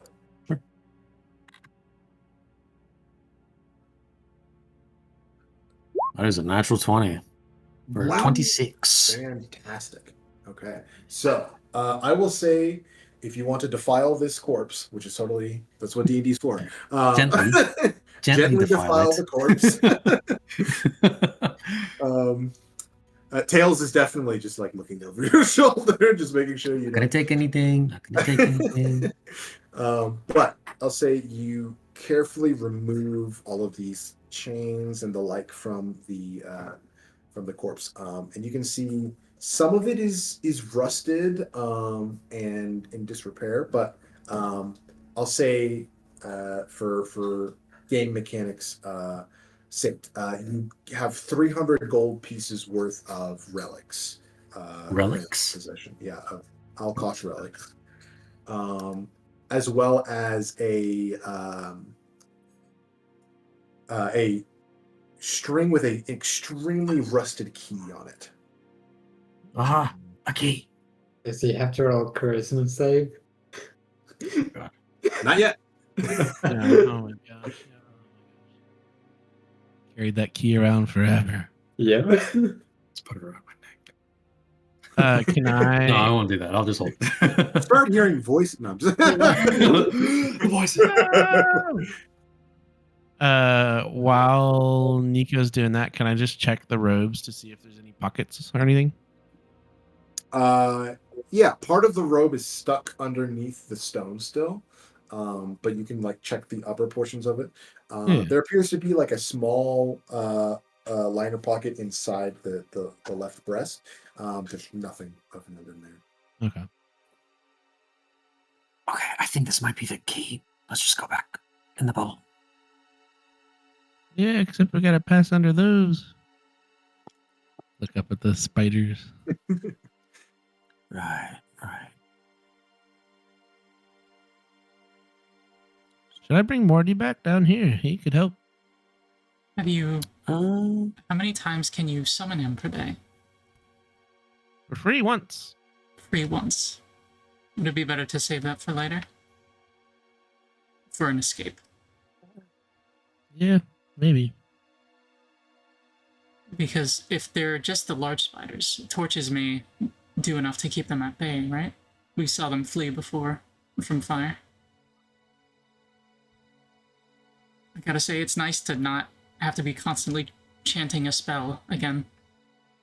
So I can actually Welcome back. talk. That's very nice. Do we want to, at least while we know it's safe, do we want to go down from the bubble? Down the stairs? you can at least take a look. Yep. When we got the key, we think it might get those doors, but we know it's there, but also there's spiders that way, so... True. I'll say Tails. I was just gonna say, I get the feeling spiders will be in every direction we go in. That's a good point. Very fair. That is an astute assessment. I will also reiterate to the rest of you that were not involved in the searching party earlier. Please move with utmost caution as much as you can. I understand the need for self-preservation when there's danger afoot, but I'm here to try and preserve as much as we can of this temple. And if my studies are accurate, I believe that the vaults are beneath us.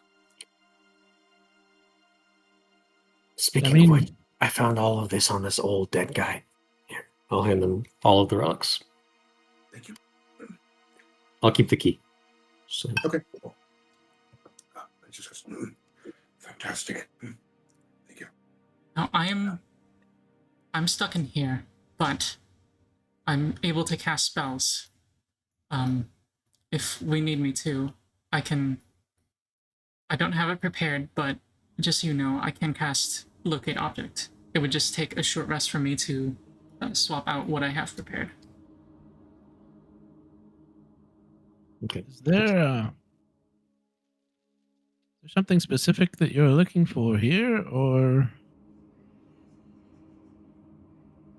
Yes, we have confirmation that this is a Temple of Alkosh, but was there anything in particular you were hoping to discover here, Tales? Well, from what I've read there's not an exact record of exactly what relics and were stored here necessarily. Those kinds of things are kept close to the chest.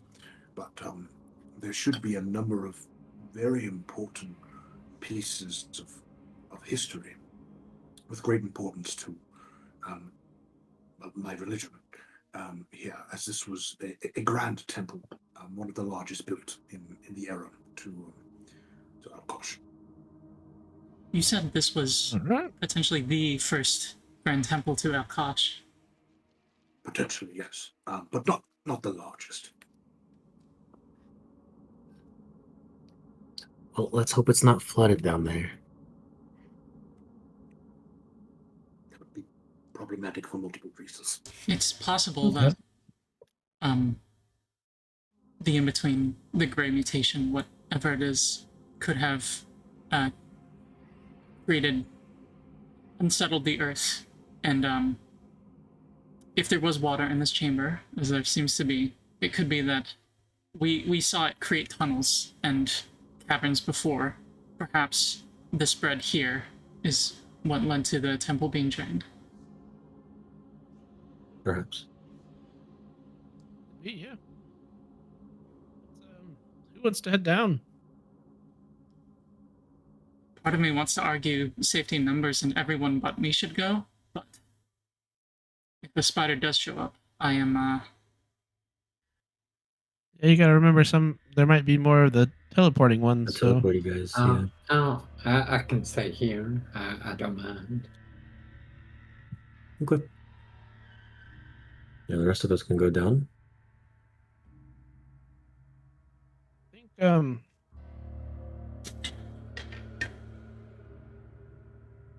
don't know. I hate to leave Blandon alone. I mean, I won't be alone. I would be with Miss Kuuvalo. It would be the both of us up here and everyone else going to explore. And maybe we can have like a safety word, and you guys can just yell at us, and we'll be right back up Being there. able to communicate is helpful too. Let me have an idea.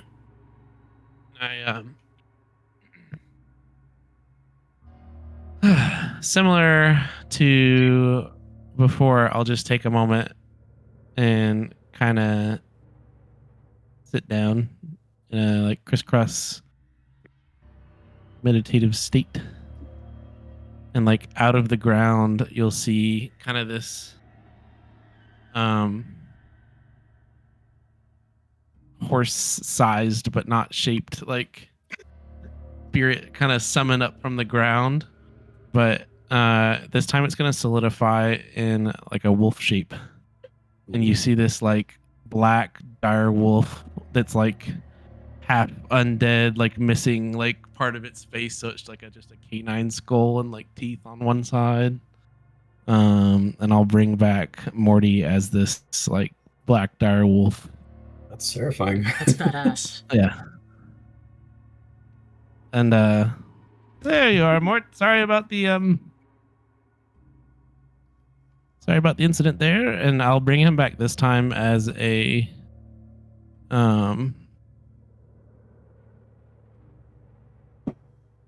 where is it? What's it Is called? it the wolf or a dire wolf? Dire wolf, because he's got to be a size enough to be a mount. At least medium size. So he's dire wolf size, yeah. Sorry, large size. Large. Right? Yeah. Where's the freaking? It's a spell. It's under the.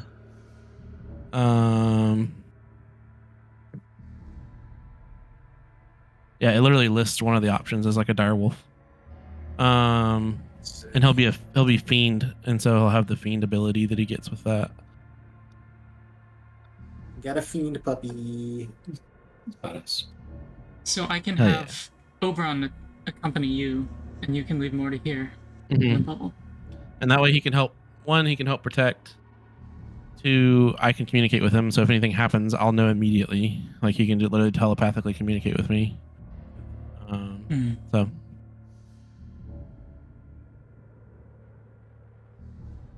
Okay. Fantastic. I want to get like a different image for each of the. And you know what? Actually, now that you say that, this is a good time to bring up. So there's because I don't have the pro version of Roll20. There is a limit to. Well, there's always a limit, but there's a limit to how much I can upload. So that's why I haven't been uploading pictures with all the magic items, because it takes up space for like maps and stuff. But if at any point you want to upload a picture for your own magic items, that goes against your limit instead of mine. So feel free to do that. Oh. Magic items you want. I should have said that earlier, but. Mason, I found out that they decreased the free limit because I had to delete a whole bunch of stuff that I didn't have to before. I did too. In order to Yeah. upload stuff. That blows. So now I just anytime after we use a map, I just delete it. Mm. I have them all in saved anyway on my camera. Yes.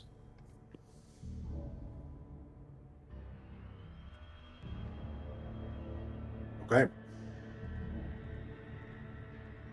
So who all is heading down then?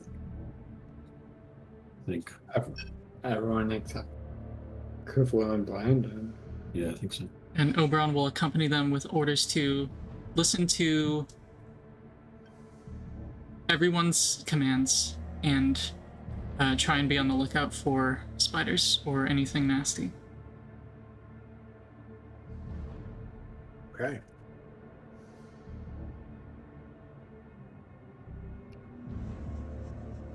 Sounds good. Before leaving, Oh, yep. Gaia will touch Kuuvalo and give her resistance to piercing damage. Mm. Kuuvalo, you're staying in the bubble, right? I have to stay in the bubble, so I'm staying put. Okay. I also leave Dwight and tell him to like defend Kuuvalo and Blandon. Okay, gotcha. Thank you, Guy. And you, Sammy. Now there's 4 of you there. You're welcome. Take care. Of course. You as well. Yep. Hopefully it's uneventful. Have a nice rest, hopefully. I hope I won't regret staying here. If you need a fireball, just bring whatever it is back here, I guess. Fair enough. Okay. So, can I get a quick marching order on the intermission screen there? Here, I'll move Kuuvalo to this side over here.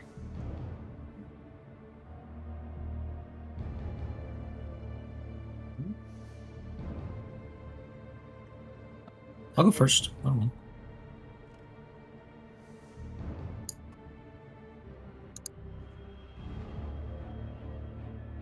Okay, yeah, let me see. And it, Cool, so- The hallway's only wide enough for one person to go at a time. Is that correct? Yes, it is a narrow hallway. That is correct. Cool. Okay, so Yeah, I'll Tails- be second then. Awesome. So just like there, Nico, Samuel, Maggie, Gaia, and Tails. Yeah, I'll have the dancing lights up. Awesome. Yep, And Blandon, alright. you're not coming, right? No, I'm just staying behind Okay, to get protection. gotcha. So, I will say, as you head down, sorry, I am definitely not multitasking right now. Is there That's not what anyone? DMs do at all. Are there any items that y'all need from Blandon before heading out? I just thought of that. Mm, I don't think so. We're okay. Okay. Okay. Awesome. So as you head down, you can see it is a pretty narrow spiral staircase that starts to move down, and a tight spiral loosely following that kind of what you assumed was that circular emblem on the floor. Just goes down to your best estimate about 60 feet or so. Before eventually Nico's at the front, you would see well, you wouldn't see any light, but you would see like the edge of an opening, because you have dark vision. Yeah, you would see the edge of what appears to be an opening around the corner as you're heading down there. All right, I'll take a little peek around. Okay. As you do so, you can see there used to be an intact door here, but has kind of broken in places. And as you kind of look through the gaps, you can see what appears to be a chamber beyond. Go ahead and give me a perception check as you look through the damage in this door. That is a 14.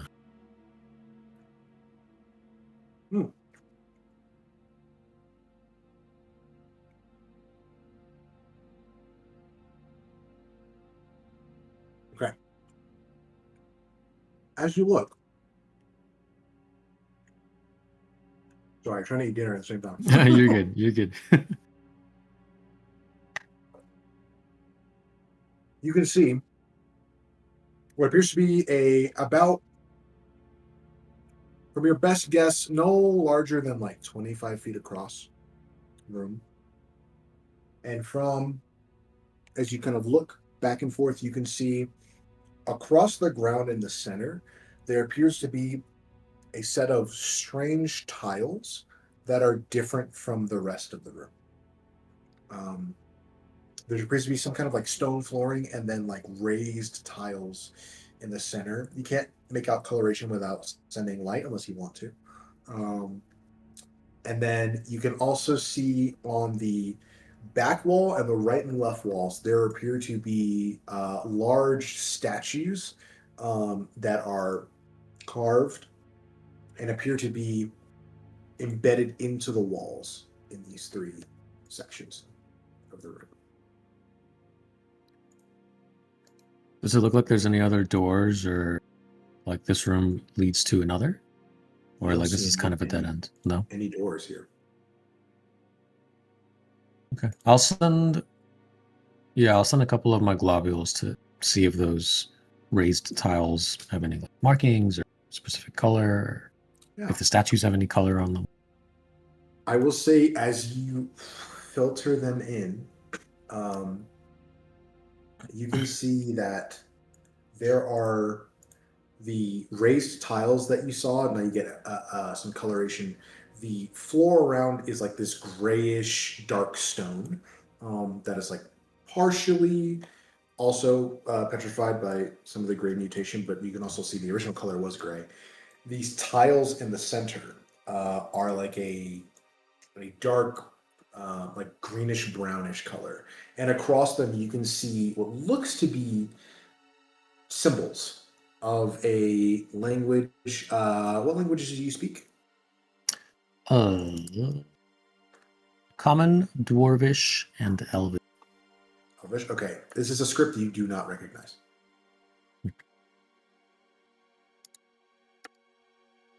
And then I will say that you can see the statues on the edges of the room have this like dark stone surrounding them, and they are like made of gold. These different depictions, and I'll say they all. Well, I'll say yeah. You can see each of them. So. Do I get a Oh yeah. Do I get a look like if Nico points it out to me? Yeah, also you can look through another hole in the door if you want to. Oh, okay. I can trade you. Okay. I didn't really. I wasn't picturing it being that small. Sorry. Okay. No, it's No, okay. I mean that's fine. Yeah. There are several bits of damage, so like you could each like stick your head through if you want, or like look Okay. through some of the holes, kind of like Scooby Doo in this. Do you see that over there? Oh, no, I can't see that. But as you look Right. through, you can see on the left appears to be that one would be.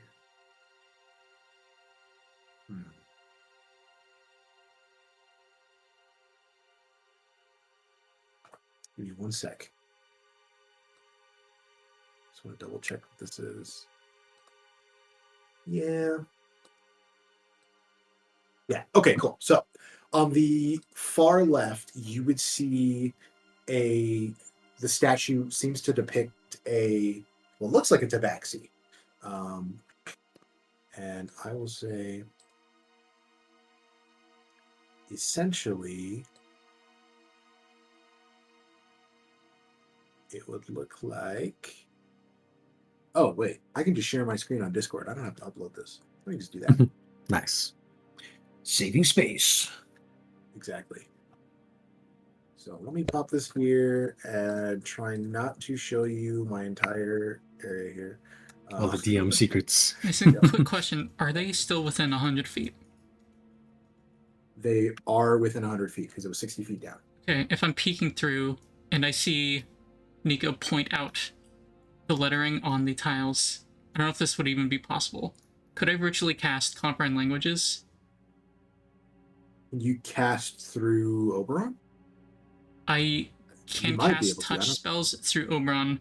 Comprehend Languages has a range of self, but you can touch a surface which words are written on and comprehend what's written. Would that be something I would possible? say if Oberon touches the tiles, he could do it. Okay. I will start virtually Sorry. casting Comprehend Languages after Okay. narrating what's happening. He's to not in the Nico. room yet. Got it. Yeah, if Oberon gets in the room and then lands on the tiles, then you could do that. Yeah. It's just, there's going to be a 10-minute delay anyway, so might as well start. Yeah. So let me do this. This is essentially what that statue looks like on the far left. Without the lantern would not be giving off any light, but Oh, cool. That's and you would notice that the pattern in the lantern, it looks like a lantern, but it also looks like an hourglass in shape, as you see that. So that's the one on the left.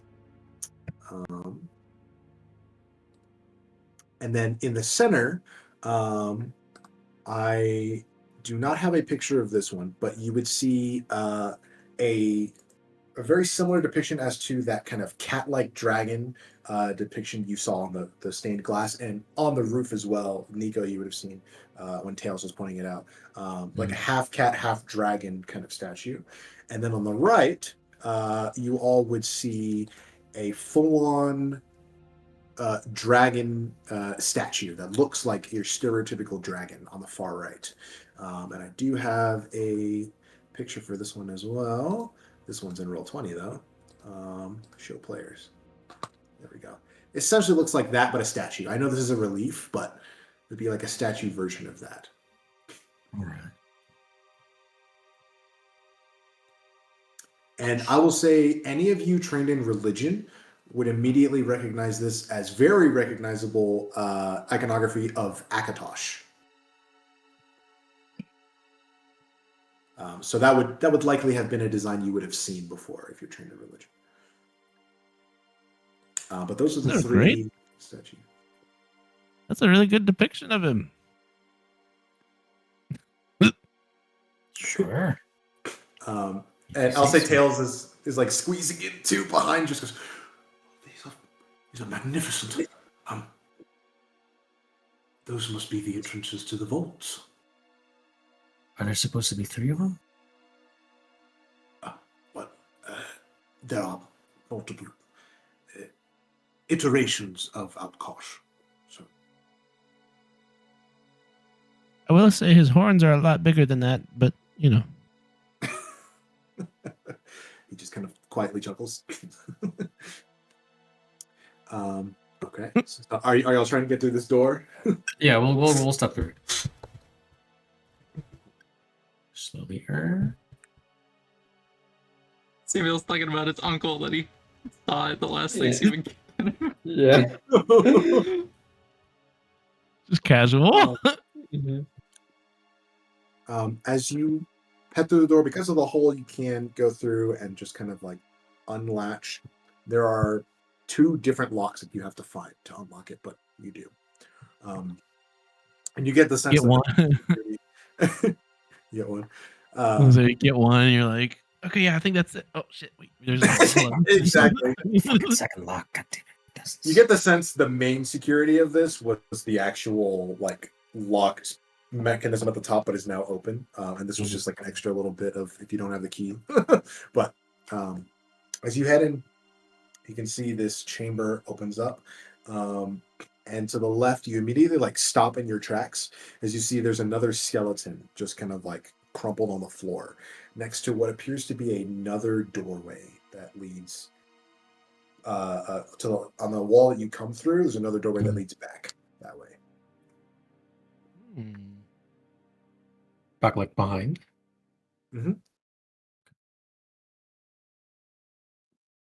What's that way? Maybe And you would notice that door is stone. Like it was stone, like it originally was stone. Yeah. Like peeking through the bits of gray mutation, you can see this was a stone door originally as well.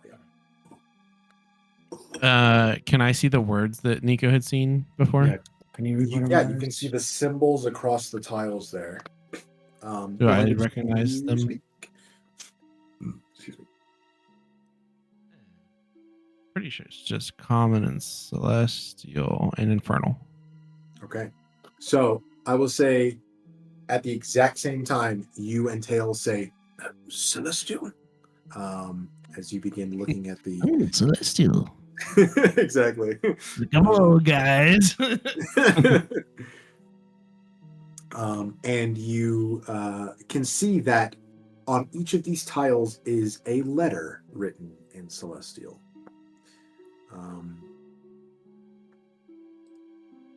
And I will say, as you kind of turn towards, you see that door on the same wall you came through. You turn towards, there's a wall between where the 2 doors are. You can see there is a bit of additional writing that is similarly in celestial. And I will, because it's more fun than me reading it, I'm going to give it to Samuel here, unless anyone else speaks celestial. Is this the inscription that Oberon is trying to touch, or? I was beginning to Up to cast it, Kuuvalo. so that I don't know how. You'll have to wait 10 minutes for Oberon to help translate, but we got Samuel. He can do it. yeah, I imagine Samuel Nice. will have an easier time of just Oh, I straight beat you up reading to it. it. By all means. Okay. So I'm going to put this in your journal. Here we go. And this is going to be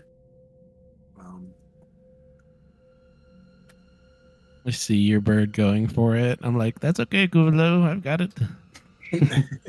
Okay, it should be there. It should be called Alkosh Inscription. He just left. Oh my god. That is hilarious. Accurate depiction of what Samuel does. I'll Samuel. just keep that for myself. God. That's funny. The house alarm was set, and Brenna opened the door. The house Okay. alarm was about to go off. We're okay now. Sorry. I'll note.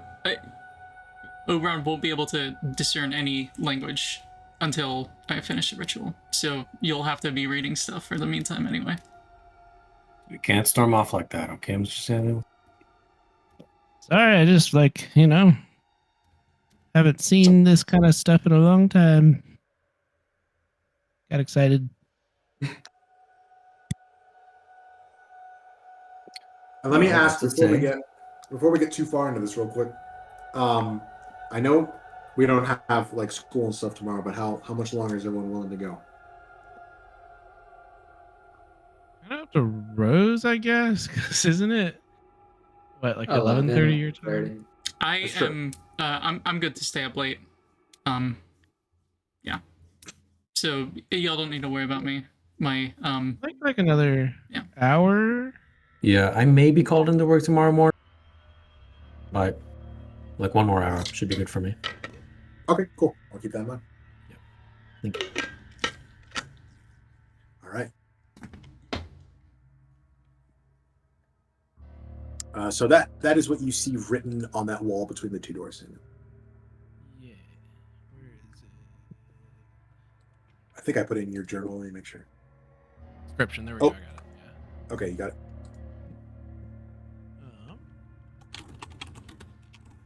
Yeah, no worries, Kuuvalo. I got this. Says our great divine threads times tapestry.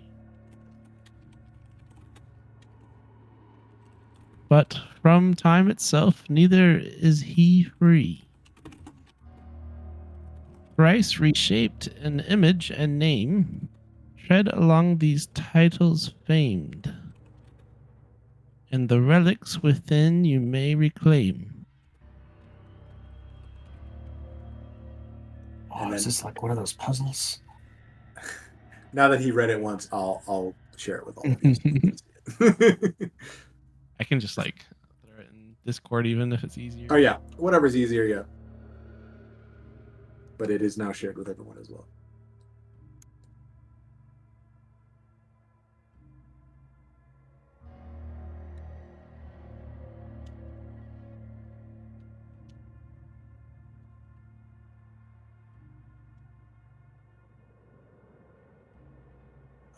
And I'll say Tails kind of finishes reading it on his own, and just kind of speaks up and goes, "Yes, this makes sense. There was a trial to approach the relics."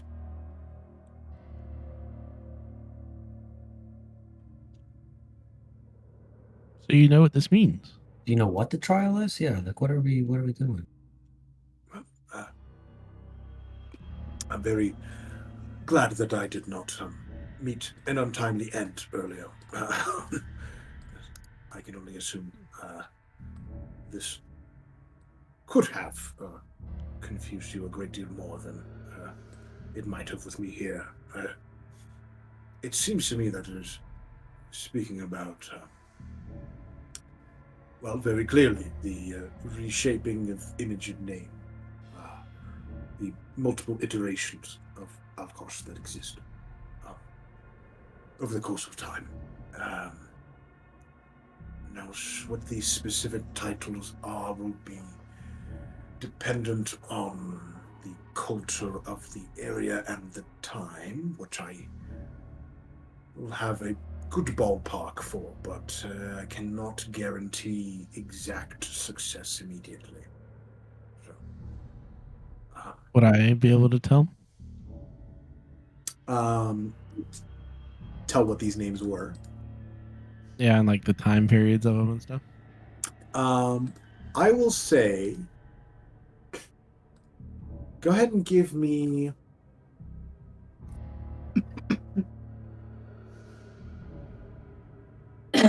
I'll say, give me a religion check real quick. I'll say I am actually like proficient in religions. Yeah, yeah. And Tails is helping. Roll with advantage because you have in here. You have an leg up on this. Nat 20 for a Oh 20. my god, let's go. 20. Okay. So Tails So is like, you- oh, it's sometime in this range. And I'm like, I'm pretty sure it was this year. I will say you immediately pick up, and Tails points this out as well, but you immediately pick up on the fact that there are 3 different statues that depict different forms, seemingly, of this divine, of this Aedra. And you get the sense that you need a name for each of them in order to enter whatever these vaults are. And I will say you very clearly recognize that the one on the far right was Akatosh. The one in the center, well, actually, I'll say the one on the left, you would, with a natural 20, you would recognize as Alkosh, as a depiction of Alkosh, the Tabaxi version, right? That form. And then in the center, you kind of take a second and you're kind of thinking about it for a sec, and you're like, oh, I'm not quite sure. And Tails steps up and goes, I'm going out a bit on a limb here, but I think that might be Akka. And as soon as he says that, you recall some bit of like long buried knowledge from the back of your mind that reminds you that this is the name of an earlier version of Alkosh, the first version of Alkosh, who is actually responsible for the creation of the dragons in their writings. So all of these being the same being, but in this interpretation of the history and the religion, them being 3 different forms of Akatosh, Alkosh, Akka, that were all existed at different points in time and did different things, essentially. Okay, yeah, I get it. And I will now, because you now know that they are all letters, I will reveal the tiles on the floor. So this is what you would see translated out of Celestial. That's so many letters. Oh my god. Yeah. In word search? Big. Interactive puzzles, baby! So you all can write, you can draw, whatever you want to do on here. Oh, okay, because it's a map. Yeah. Do we just need to find those names that you mentioned?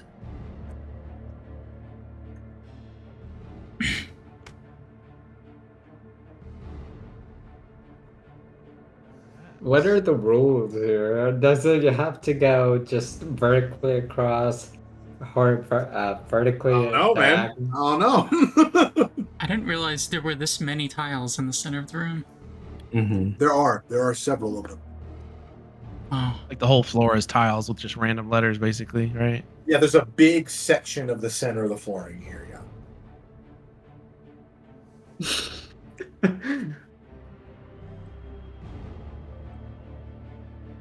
Point it out.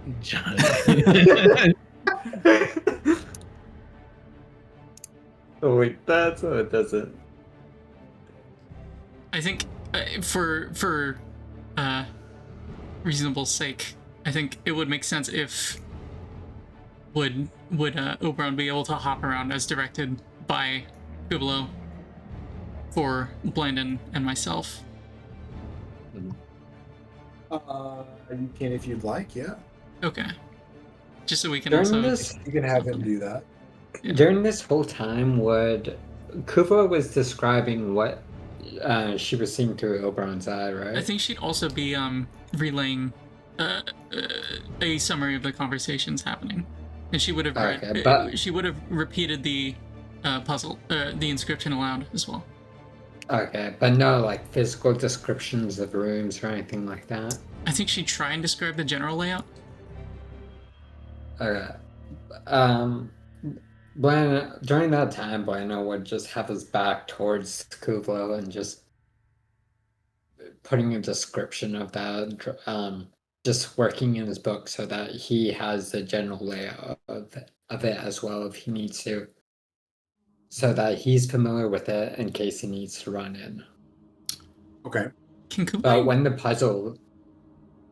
the puzzle comes up, he'll turn back and just put that down, draw it, put it in a separate pages in his book so that he can look at. Can Kublai try and do an insight check on Blannon to get a feel for how? I think she. I don't know if she would notice, but I think there's a chance.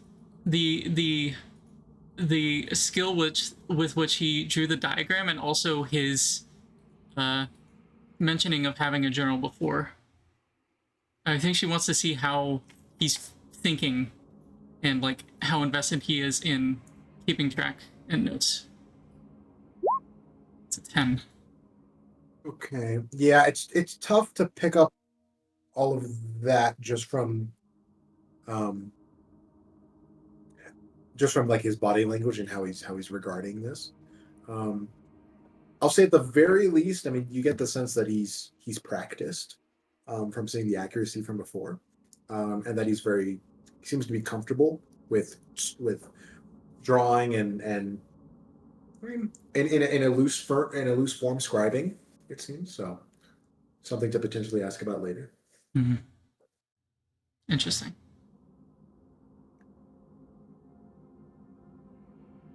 Akatosh and Alkosh are with a K, right? That is correct. Very few Ks in here. Here's one. Here are some. Well, I think you said was thrice reshaped an image of the name. Would that mean maybe the names themselves are reshaped? Or am I going crazy? I'll say Tails speaks up as you say, and then goes, "Of course, it wouldn't be that easy. They wouldn't use the most widely known names. They're looking for titles, literally." And he starts scratching his head. Let me think. Do I get any kind of, does that help clue me in on anything, either based on a nat 20 or?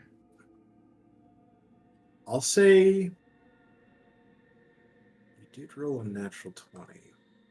You did roll a 20. I do want to honor that. I will say, you already know from Tails himself. You already know that one of the titles of Alkosh is the first cat, and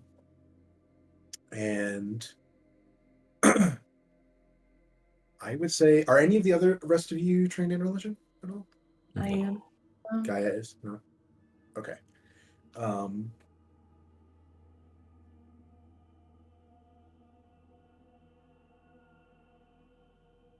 I'll say, yeah, with the nat 20 and remembering Akka after Tails mentions it, you also remember a title of that is very not very well known at all. He is sometimes referred to as the One Unmourned. Yeah.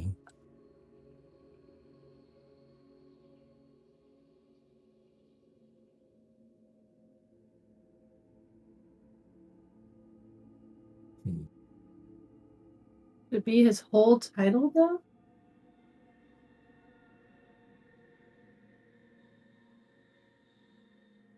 Or would it just be parts of it?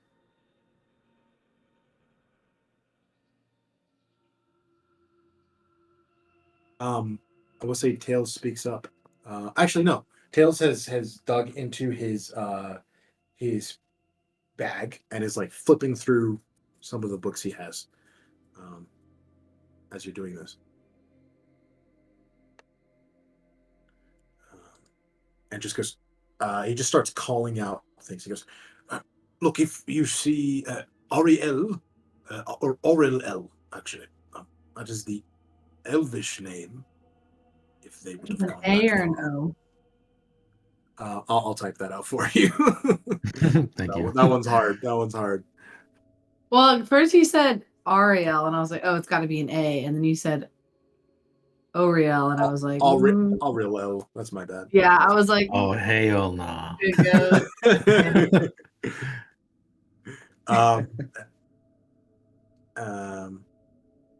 And then he goes, possibly Dragon King of Cats. I didn't see the first cat anywhere there.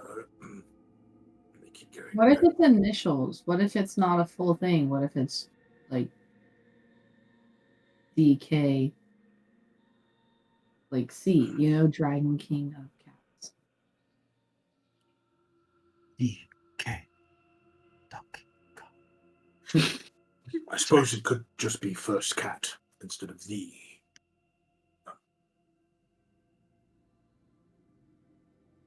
Oberon will hop excitedly. Oh, there's Dragon King. There's one. Nice.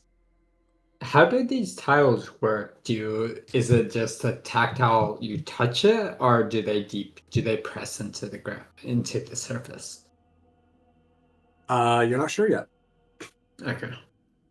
Because Oberon is hopping around, but the tiles aren't moving currently.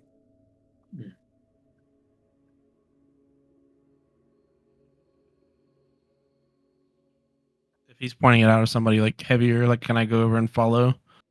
And I see that I'm like, oh, dragon. Okay, I see it, and I can like go like step on each tile and see if that does anything.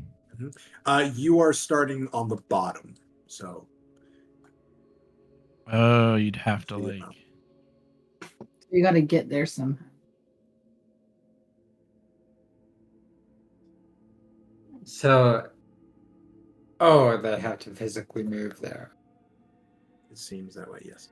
And I will say, even though it looks like these are each 5 feet, they are not. So you can very easily step over to that word if you'd like.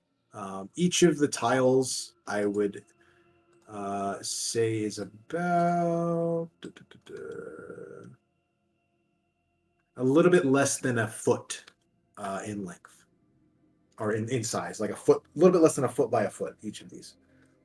So to move on these, you almost have to be tiptoeing to deliberately step on each tile. They're very small. What if you roll over them? Would that trigger them?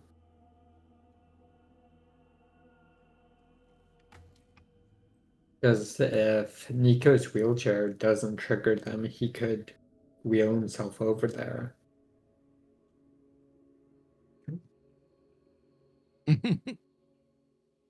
And then as he's going, as he's moving in the direction of the word, he could just press those tiles. I'm just afraid that the wheels would kind of roll Get stuck. around. Yeah. I'll say Tails just kind of grunts frustratedly and just goes, can't believe this is stopping me right now. They must have, they say famed, but it must be some kind of esoteric title that was not as widely used, mainly in this era, or in this region of the world. Were there, by any chance, did any of you look around and find any libraries upstairs? Any collections of books? Not yet. We hadn't gone the other way, and We there saw was some the. in that chest that we were all looking at. There were books, but they were mostly Everything was waterlogged. I can only imagine that if these titles are tied to this location, that their writings would most likely have those names within them. Do you want to go back up? And now that we have the key, search the other rooms, and maybe there's some books out there that are saved Yeah, we can go. or in decent condition. Good try. Can I just try one We thing? wanna Can just get I past the spiders? try to jump to the D and walk the Dragon King path? Jump to the D. You do not need to jump because each of these is less than a foot in size, like I said, right? So you can very Okay, so I can easily like take a step. big step over the K in the I. The check is going to be acrobatics to see if you cannot accidentally step on another one. Sure, I'm great at this. You're dexterous. Come on, you don't spry, have man. to do it. I don't know. Gaia, maybe you should try this. Okay. Guys, you're still upstairs, right? No, I'm with them. Only person No, with yeah. me is Yeah, Blanca. okay. Oh, She She's has in the Dwight, resistance on her. Landon, and yeah. Yeah. You're right. My bad. Okay. Okay. I'll try it. You got this. Acrobatics. Right Yeah, there, that acrobatics. symbol is the D, and then you just go straight from there. Okay. 21. That's why Guy is doing this. And not Ariel.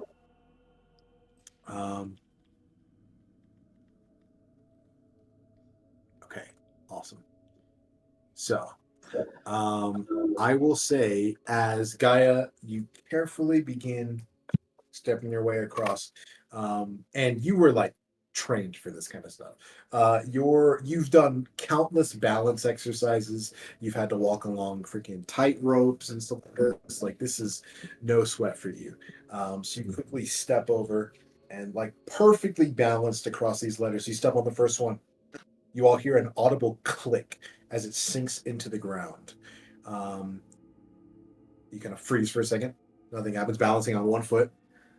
And you step onto the next one. It clicks.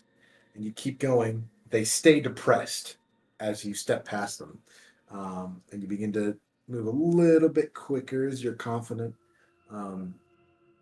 As you're moving. And as a little flare, you kind of one-handed handstand flip over onto the other side as you depress the final tile. And you watch as, on the right side, the beautiful depiction of Akatosh that you saw, holding that massive hourglass in one hand. You watch as the hourglass suddenly, a swirl of flame alights within it, and you watch as the statue suddenly turns into a door as it opens on the right side of the chamber. Whoa. That's cool. So do we go in the door? Tails, would you like the honors? This is. I don't think I should go first, strictly because I do not know what is behind there. As much as I'm excited, I do not want to. I want to live to see the rest of these vaults as well. That's fair. To send him first. Just because of the dangers. I can go through.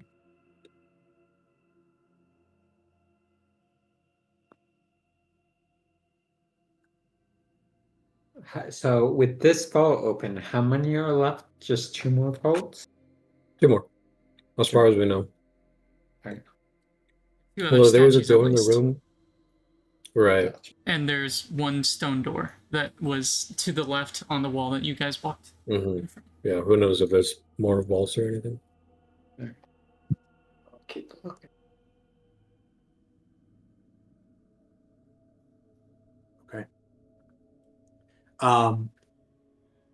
Wait, Blaine, did you say you're looking around up top? Oh no, I'm just looking at the puzzle. Oh, okay. Oberon will excitedly hop across more. Okay. And I'll say, over the course of time, you're able to transcribe the entire set of tiles with Oberon. It just takes some time to do so. But if you are calling them out to Blandon, then he can write them down in order if you want to describe them step by step. I think she would. And also, does this read high? Manifest. Menepseft. High Menepseft.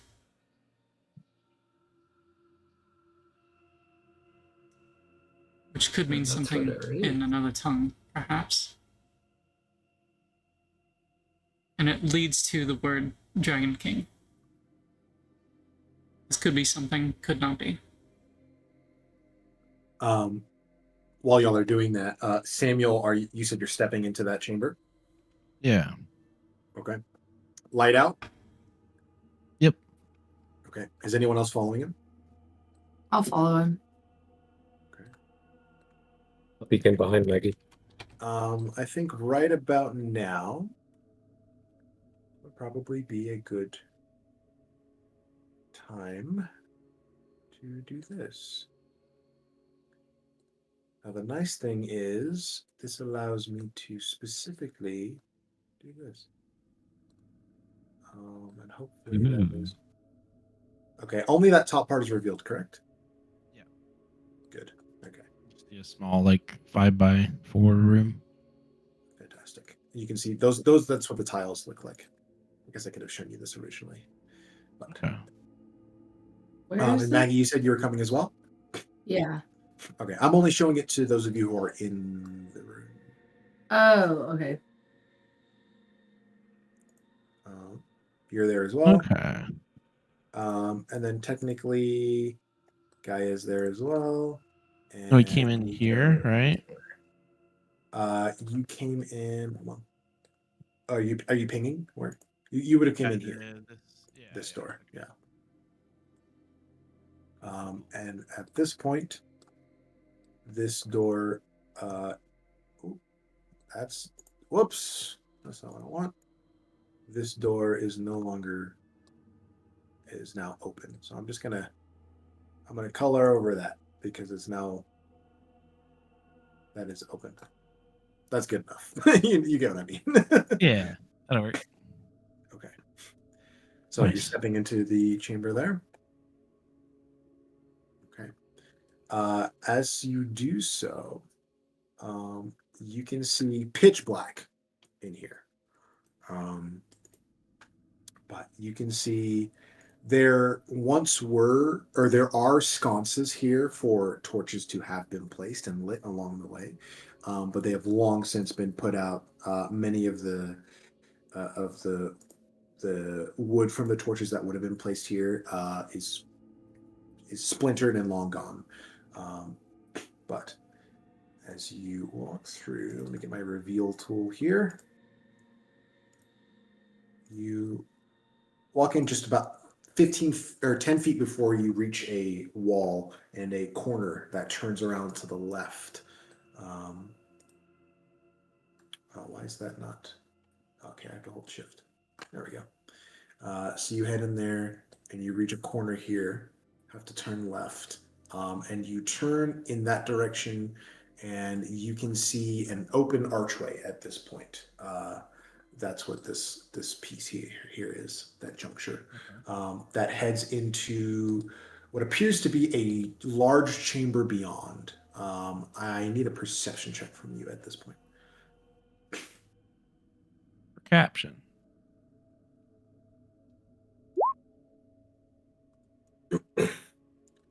Caption. God bless. I'm rolling like dog crap.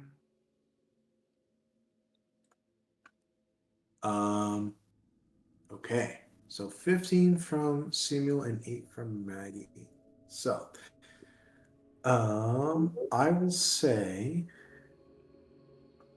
that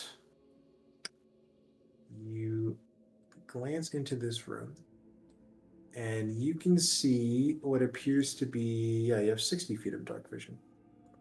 So you can see the entirety of this chamber for the most part. You can see that there are webs along the corners in these chambers as well, still. And along the walls in this nearest chamber, yeah, you can go and put yourselves on there. Sorry. You can see there are little pedestals. And you can see these bits where it is grayish is where the gray mutation has kind of come through and overtaken parts of the walls here. You can see this pedestal seems to be empty currently. But as you look around, it's just an empty stone chamber besides these pedestals. Resting on this this pedestal right here, you can see what appears to be a small chest on the top of that pedestal that is like slightly open, and you can see there is the glint of many, many different golden like points of light, and slightly translucent, the clear look of gems kind of resting inside of this box here. And I'll also say with a 15 here, let me double check one thing. Do my due diligence here. That is, okay, fantastic. Yeah, that's what I thought. Okay. You immediately notice that, Samuel. And then you look down the rest of the hall. The rest of it seems to be empty, save for some spider webs that are kind of latticing back and forth. You look to the right point of the wall here, in like this central bit of the hallway, and it looks like that like dark grayish coloration on the wall is a little bit darker than it should be. And like you swear you see part of that wall like shift slightly.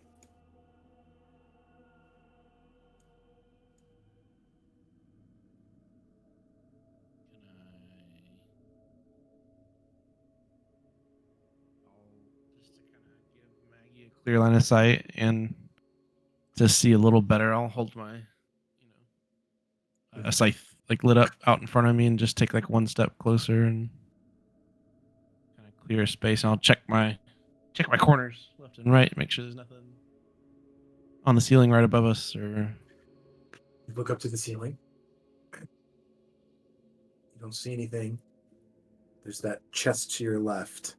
And you look over there as you're holding the glaive out. You see it like, it almost looks like, okay. Hear me out. Okay, hear me out. You know how like, have you ever tried to like hold your tongue still? Like, What? in your mouth? Mm-hmm. Have you ever tried to do that? Maybe I'm just weird. I'm crazy. But And it's like impossible, and it I've just done keeps it's that. impossible. Yeah. It keeps moving. You literally That's can't. exactly what this wall looks like. There's like small little reverberations. You said, it. "Hear me out." It just, I was like, that's the first thing that came to my mind. And it was such a clear It image. makes I was like, perfect. I can't. It makes perfect sense to me. Yeah. So it's like that impossible to stop motion, just slight undulation that's occurring.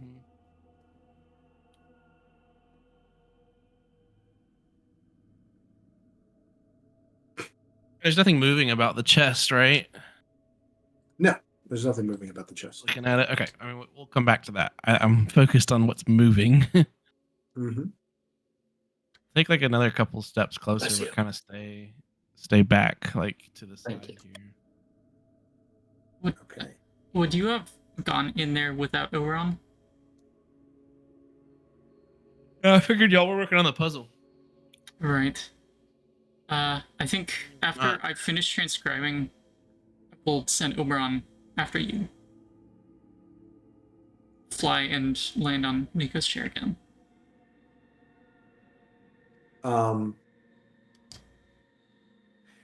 I'll say with okay, not great. I think it's just Samuel and Maggie. Yeah, it is currently, unless Guy, you want to go in there too? No, just them two? Okay. And feel free to Trying to place solve the puzzles. your token there. Yeah, we're looking at the puzzle. Gaia, I'll place your token there in the room because you're with Nico, right? Yes. Okay. I'll say, Samuel, you step past, and you're like looking at this strange thing. It looks like a essentially just like this entire piece of the wall is black, like much darker than the rest of it around it. And just as you're about to take another step forward to get a closer look, Maggie, I'm pretty sure a natural 20 hits you, correct? Yeah. That's evil, Mason. I didn't try to roll the crit. It just happened. Didn't even ask what her AC was. I'm rolling really well, and I've been rolling really poorly. Oh my gosh. Holy God. Okay. This is the worst time to roll a crit.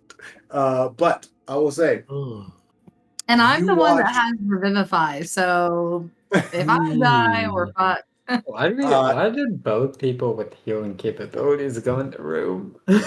Whatever. We're Just not that dialed in as a Split party. the party! Yet. Split the party! We're not that dialed in. Maggie, you don't even see anything. Just all of a sudden, from the left of you, where that chest was, something cold, actually no, warm and squishy latches around you, smacks you, grabs you around your neck, and slams you into the ground. You take 13 points of bludgeoning damage, and then it begins to sear into your flesh, and you take 15 points of acid damage. Oh my gosh. And I believe that is all of your hit points. Only because of the crit. So Maggie is now unconscious, and I need you to roll a Constitution saving throw for me for massive damage here.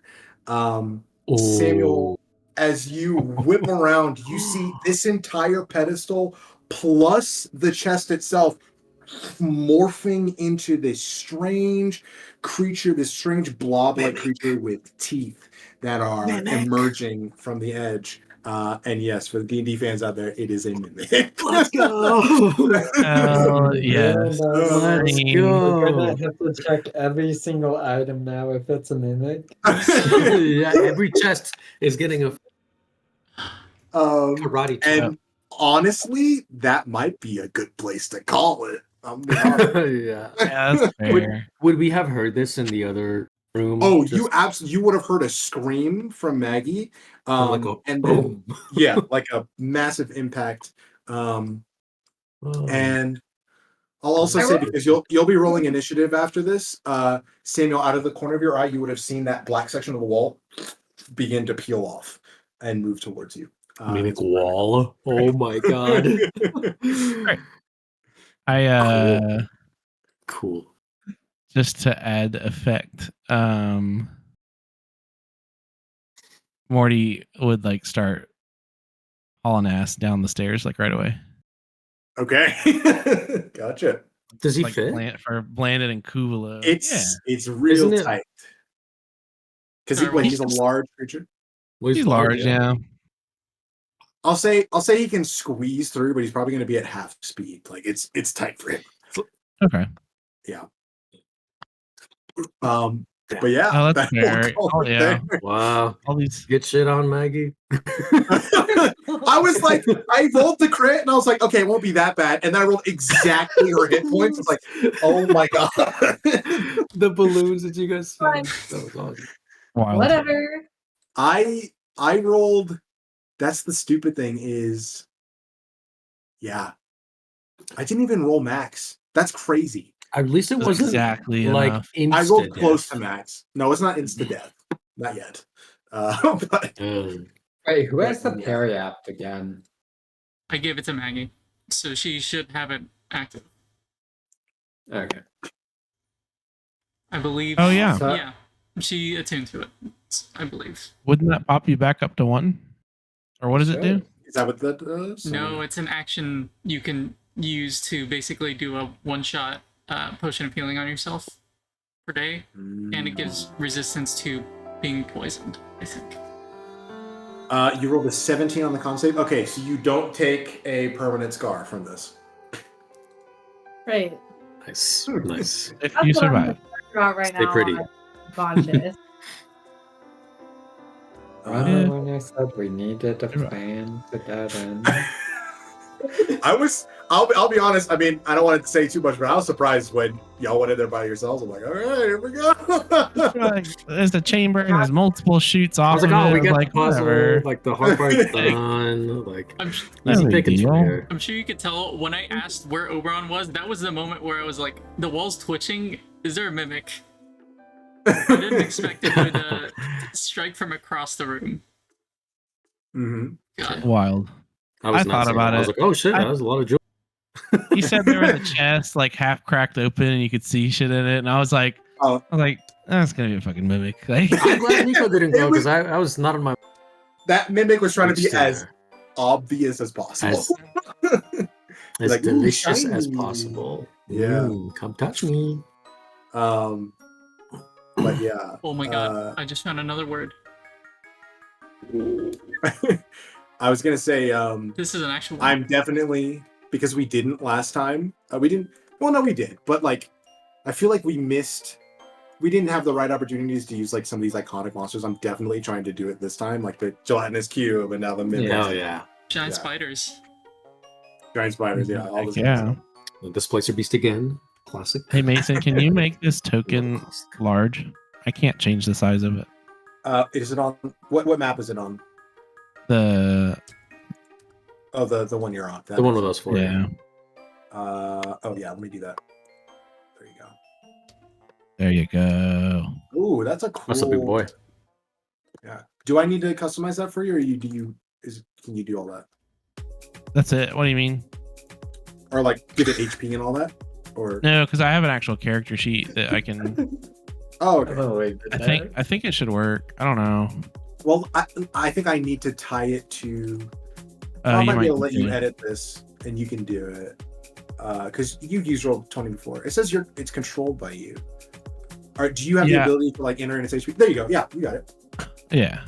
And then just save it to its character sheet. I think you know how to do that. I don't know if I can do that though. If you hit edit and then save that token to that, or sorry, you have to hit that. This token represents that character, is what you have to do. Yeah, when you open the menu. the token came from the character sheet. Oh, So like that is from me like dragging it out, but every time I drag it out, it's only. Is that from the compendium? No, I made it and then I put the image on the character sheet. Oh, I see. Okay, so you have to technically save the token separately. So go ahead and close it. I'll do it for you real quick. It won't take long. There you go. Anyways, yeah, found a cool image. Wanted to share. I like it. Oh wait, never mind. We shouldn't do that because this is technically more. I don't want to get rid of the horse token, right? Oh, yeah. I mean, So just put the token back out, and we'll just have the HP here while it's on this map. And then if we need to move to another map, you can drag it out again. We can just add the HP again. That'll be the easiest thing. Then replacing the token we already have for Mort and having to do it again. You know. I gotcha. So yeah. Okay. Yeah. Wow. Lots of stuff happening. Was not expecting that. Yeah, no. That's what mimics are good at. Mm-hmm. They be mimicking. They do. Cool. How's next Sunday looking? September 7th? What? I think I'm good for the same start time ish. Well, let me grab my rope. Oh yeah.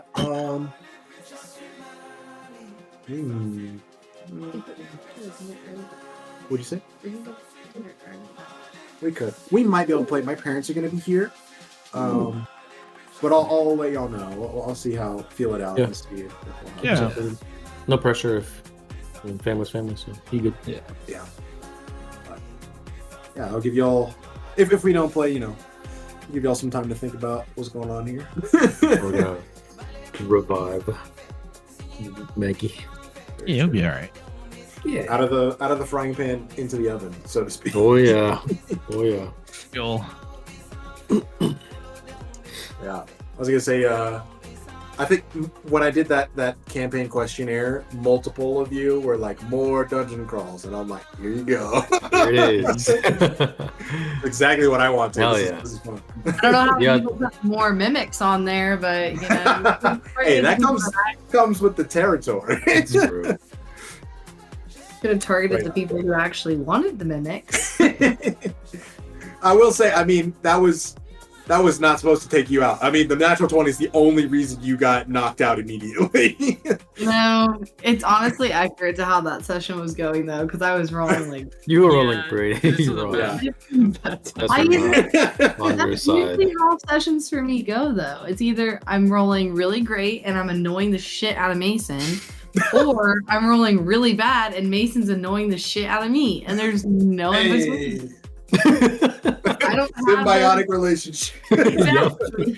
I don't have those campaign. I don't Yin have and sessions yang. where it's the equal annoyance to each other. It's always one or the other. But I wouldn't guess- have it any other way. It keeps it fun.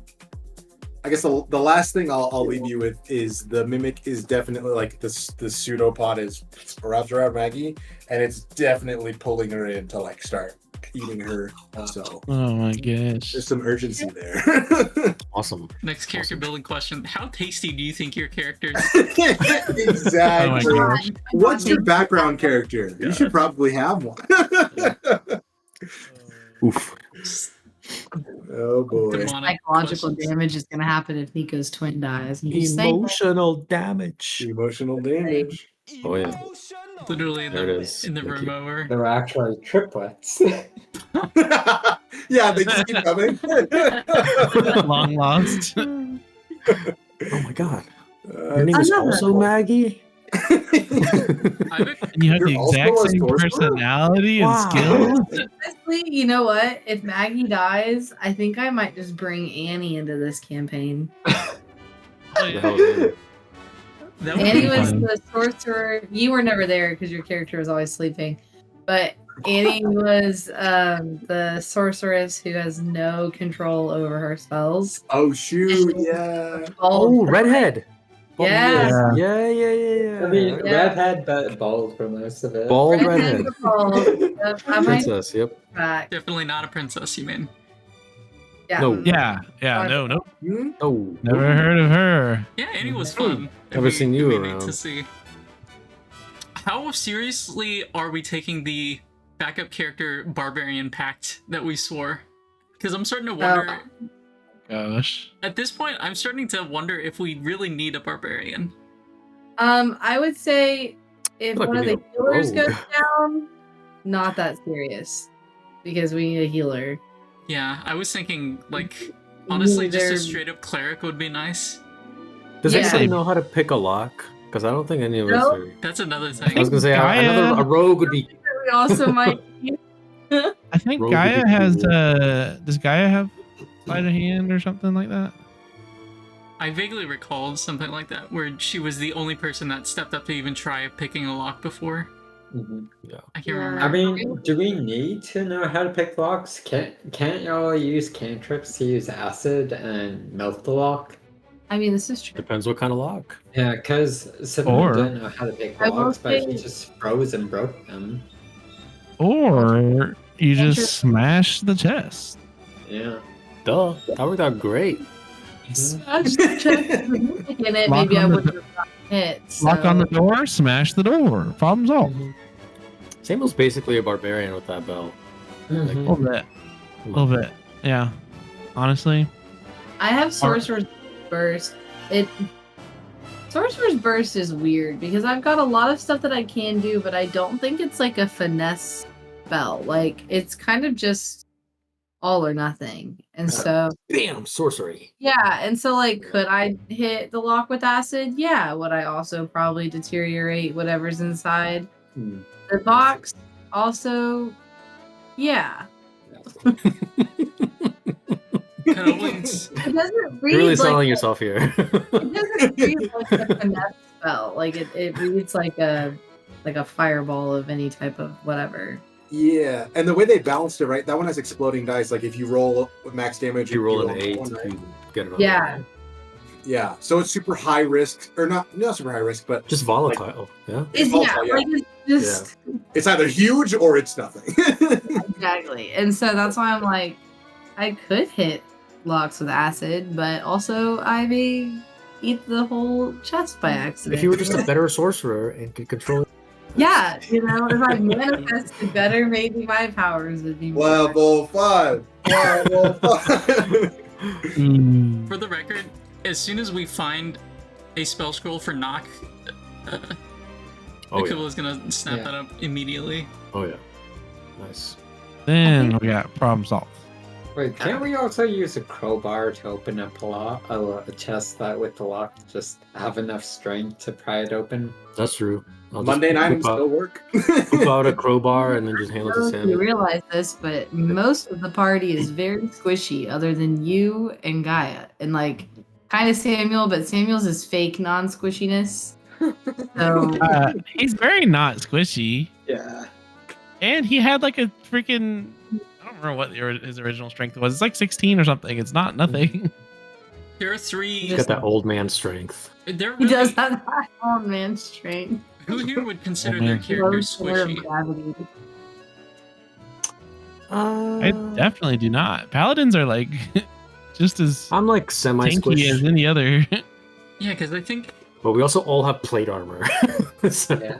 I was Sure. about to say the only people who don't have plate armor are me and Kuuvalo because we're magic wielders and yeah, armor doesn't help in that situation. it hasn't come up in character, but I think Kuuvalo also probably has a bit of pride about not wearing armor. a 'Cause it's little ego about it. uncomfortable. Like, Yeah, Just definitely. be like, I'm not a fighter, I'm a magic user. Yeah, why I do feel wear like- armor? I feel like if you're playing a wizard or something like that, like you kind of have to you kind of have take that. Yeah, like practitioner of the arcane. armor. What are you talking about? Leb. Yeah. I can fight a dragon in my robes. Okay. In my birthday suit, bro. Just freeballing it out here. Just fancy schmancy. Commando. Yeah. Uh-huh. That's elite. That's a level 20 wizard. If you're Oh, a wizard with just like underpants, I mean, yep. A Level single 20. loincloth, that's all it matters. That's that would have been Mortimer if y'all let him live. He would If he had gotten to level 20, he would have been that level of braggadocio, just like you can't Yep. touch me. Nope. That eventually is what Salazar was like when he reached level 20. Is he was, clothes are optional. He at makes this it look point. hard. Just wear a cloak around and then you like, all right, time to fight. Oh my god. This is the only wand I need. Oh, no. Fireball. Salazar pretty the sure- Indecent. That is not a spell focus, okay? That's a fireball out of it. You should see a doctor about that. Oh, The range is God. touching self. No. Oh, God. No. Oh, God. Every spell with a material component, you have to touch your spell focus. Wow. I gotta go, I think. We are This has not been a good time. doing a dick wizard, okay? We're not This is a very evil campaign. Multi-class Homebrewing a dick barbarian or monk, wizard. so you get the unarmored defense. Start with Oh, this wizard man. is a flasher. He just goes around, flashes his enemies. He's been in jail several times. I cast blindness. No. No, he's been in jail several times. Oh, and he's God. complaining all the time.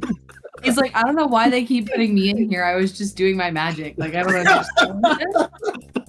What a Goes kid around like my backwards. boss, bro. Yeah, he's in My denial about why he keeps getting put in jail. He's like, I don't understand what the problem is. The more we're talking, This the has more evolved so much. this character is like startlingly close to a character from this series that I'm reading, where they're an alchemist that is also a nudist, which is the most unhinged combination. That's debatably worse than That sounds really like dangerous Yeah. for the Yeah. wolves. yeah. Spins It's around protected backwards. gear, brother. Moon. Yeah, moonbeam, moonbeam. Would Moonbeam be from the other side? That's what Yeah, I yeah. said. She spins around backwards. Moonbeam.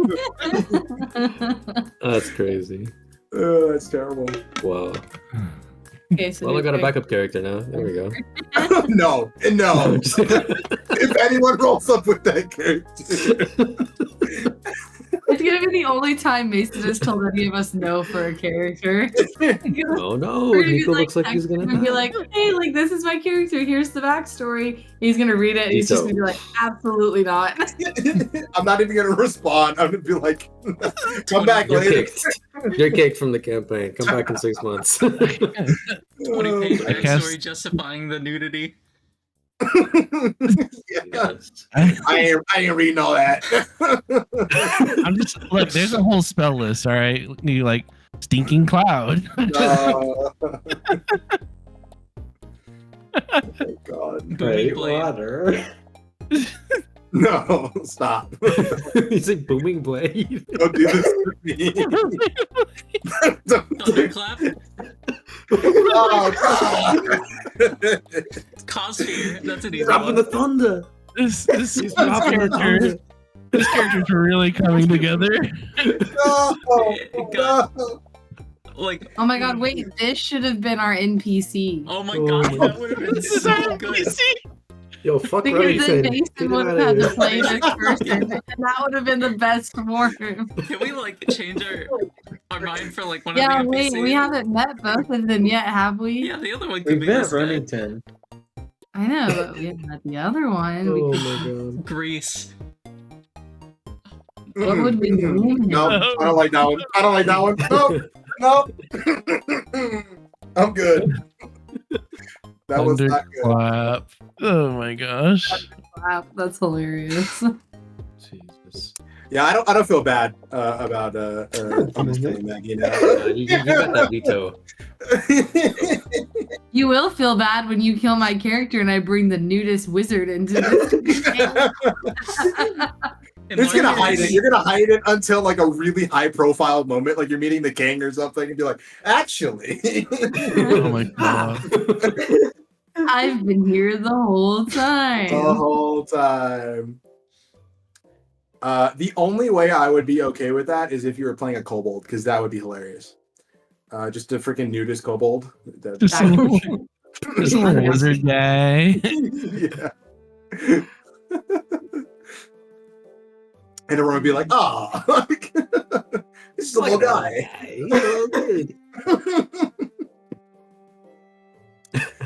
Oh man. I'll say to bring things back into the real world.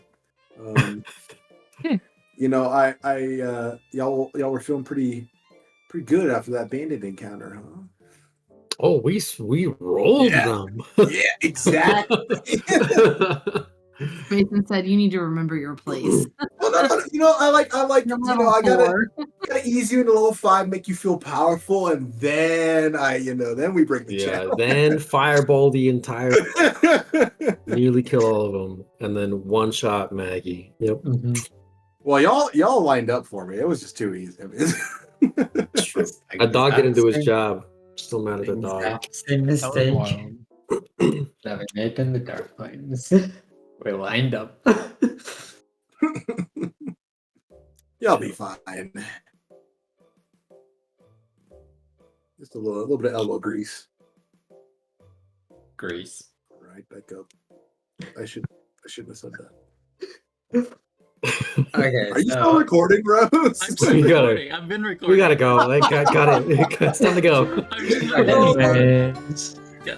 next Thank weekend. you. Okay, so next weekend, most likely we're not playing, right? We'll see, but err on the side of not playing properly. Okay. Yeah, What no about worries. the 14th? I'll let you know if that changes. I'll let you know if that changes. But Okay, the 14th that weekend. I'm good for that. I have no clue. I don't know where my phone is. I need to. Mason, get your life together. Dude, call- I'm trying. Just We kidding. moved. I'm kidding. I I'm don't kidding. know. Call it, Nathan. Just call your phone. Yeah, so the thing is, I'm a musician and I always have my phone on silent because I'm always in rehearsals. Actually, So yeah, it's like- that's totally fair. So I don't know where it is. It's probably in the room, but if you send a message, I'll respond to it and let you know if I can play that weekend. or not. Cool. I should be able to.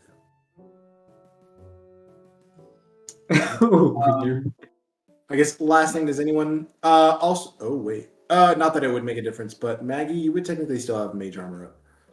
Yeah. For like another, honestly, still like another 2 hours. It hasn't been that long.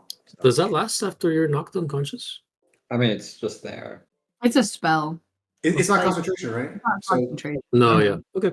It just yeah, lasts. You cast it and then you're good for like 8 hours. yeah.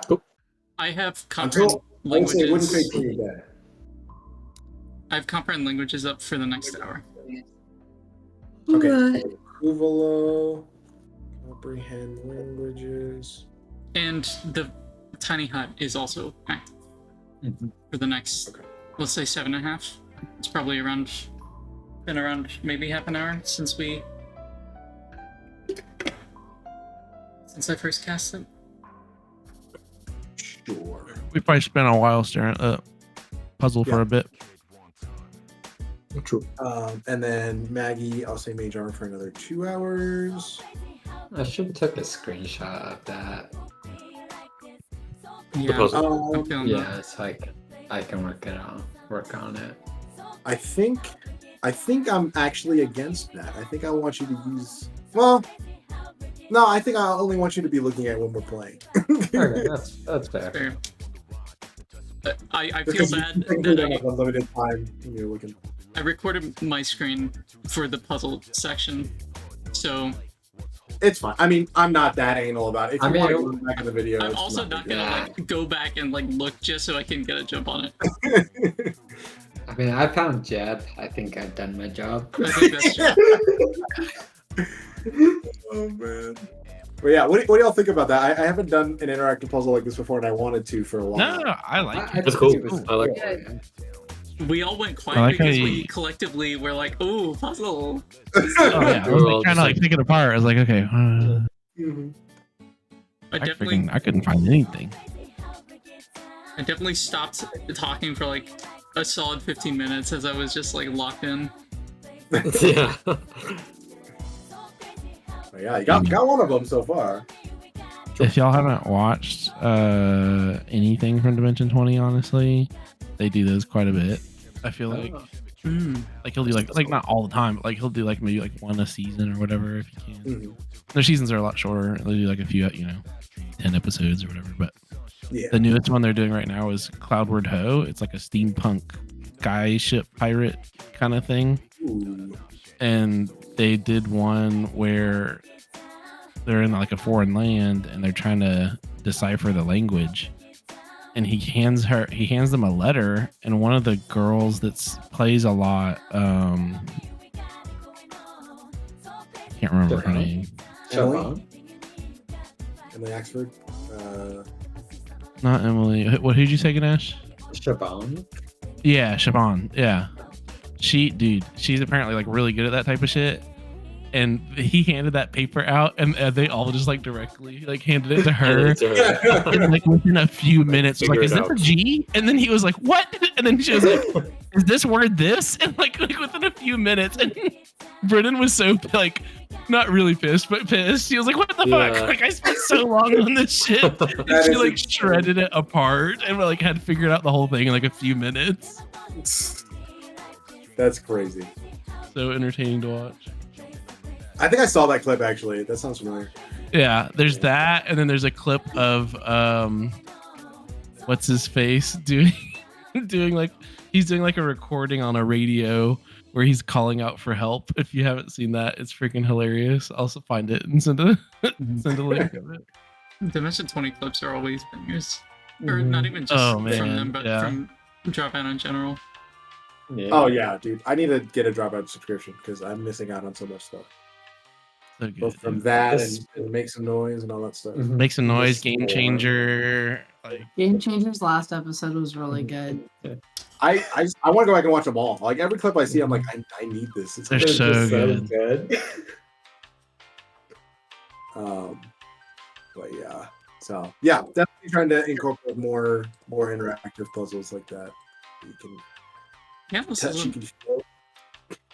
chaos included. I think this was a great session. That was a seriously insane descent into the sinkhole. Yeah. I'd accuse you of I mean, that was scripting all it planned. for like literally the last person. As they're starting to go down, everything starts happening. Everyone was rolling.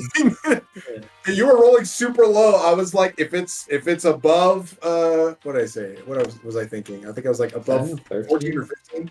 And then Guy rolled a 19. I was like, everyone else rolled super low, so it didn't happen until then.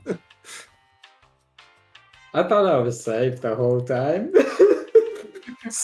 Like, just get down there, chill. Can't make it that easy for you. And I had probably one of the most harrowing moments of his life. Did anyone think about the fact that the gravity might shift? Did that, or was anyone thinking about that, or no? No, It was I in the completely back of my forgot. mind when I was thinking of plans, but I was like, I don't want to rely on this. I mean, I Totally forgot. I mentioned the latches for a reason, but I had no expectation that it was gonna happen like right as we were descending. We also need something to latch onto. That's the thing. I thought the random rolls were for either the integrity of the roof or we were rolling spider like perception checks for you. Yeah. Oh yeah. At that point, the spiders knew you were there, but yeah. But honestly, if all of you had rolled like really well on stealth, I mean, the spiders wouldn't have known because there's no, as you go down the rope, there would have been no vibration, and you just dropped straight into the temple, so there's nothing for them to perceive along the outside. You'd have been totally fine. But what's the fun in that? Right? But yeah. Fun stuff, man. I'm having, it's challenging me, and it's also fun trying to come up with being unique, but still, keeping some of the tropes there, some of the classic. Oh yeah. I mean, yeah, we've seen the classics. But yeah, so. Anybody got any last minute feedback before we adjourn here? Good, bad? I like it. All good. Yeah, it was good. I'm really curious as to what Blandon seems to be hiding. I can't tell if he's really hiding anything or if he's just being private, but I'm really interested. Maybe he's just like, that was just like him going school mode, maybe? Like just being a good student and like, God, I don't know. I mean, it probably won't come up because we're probably gonna get attacked at some point. Just seeing what happened here. Yeah. I might have to have. I don't think Roll20 supports it. I was like, I might have to have 3 maps open.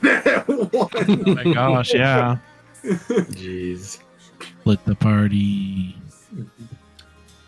The best way to survive. Split the party. I keep Where's thinking, it too? Yeah, that's all you need. True. Both the healers together. I keep wondering, am I being too paranoid, like trying to set up the tiny hut everywhere? And then I keep remembering we're literally surrounded by a hive of spiders. So I think There's no safety anywhere, so like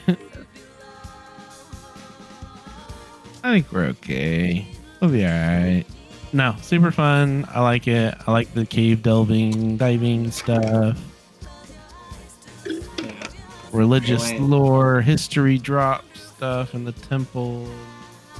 I loved the imagery of like just a column of light and like the rope, and you're just on it by yourself and there's freaking nothing around. Just, like, I had such a solid image in my head of what that looked like. like I a thought scene it was from really cool. like Tomb Raider or Uncharted. Or Oh, something. 100%. Very Indiana Jones type shit. Very much, yeah. Terrifying.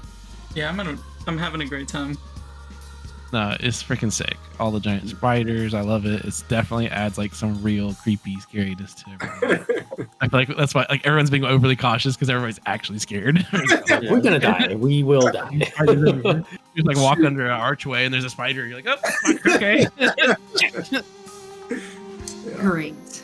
I'm reminded of the area in Dark Souls 2 where you just like have to descend into a ruined village entirely occupied by spiders. Giant spiders. Yeah. Shoot, I don't even know if I remember that. I didn't play Dark Souls 2 yet. All I think about The is fake. Blight Town every time. I'm just like, oh god. Yeah, that place is a fucking nightmare. Literally. Alright.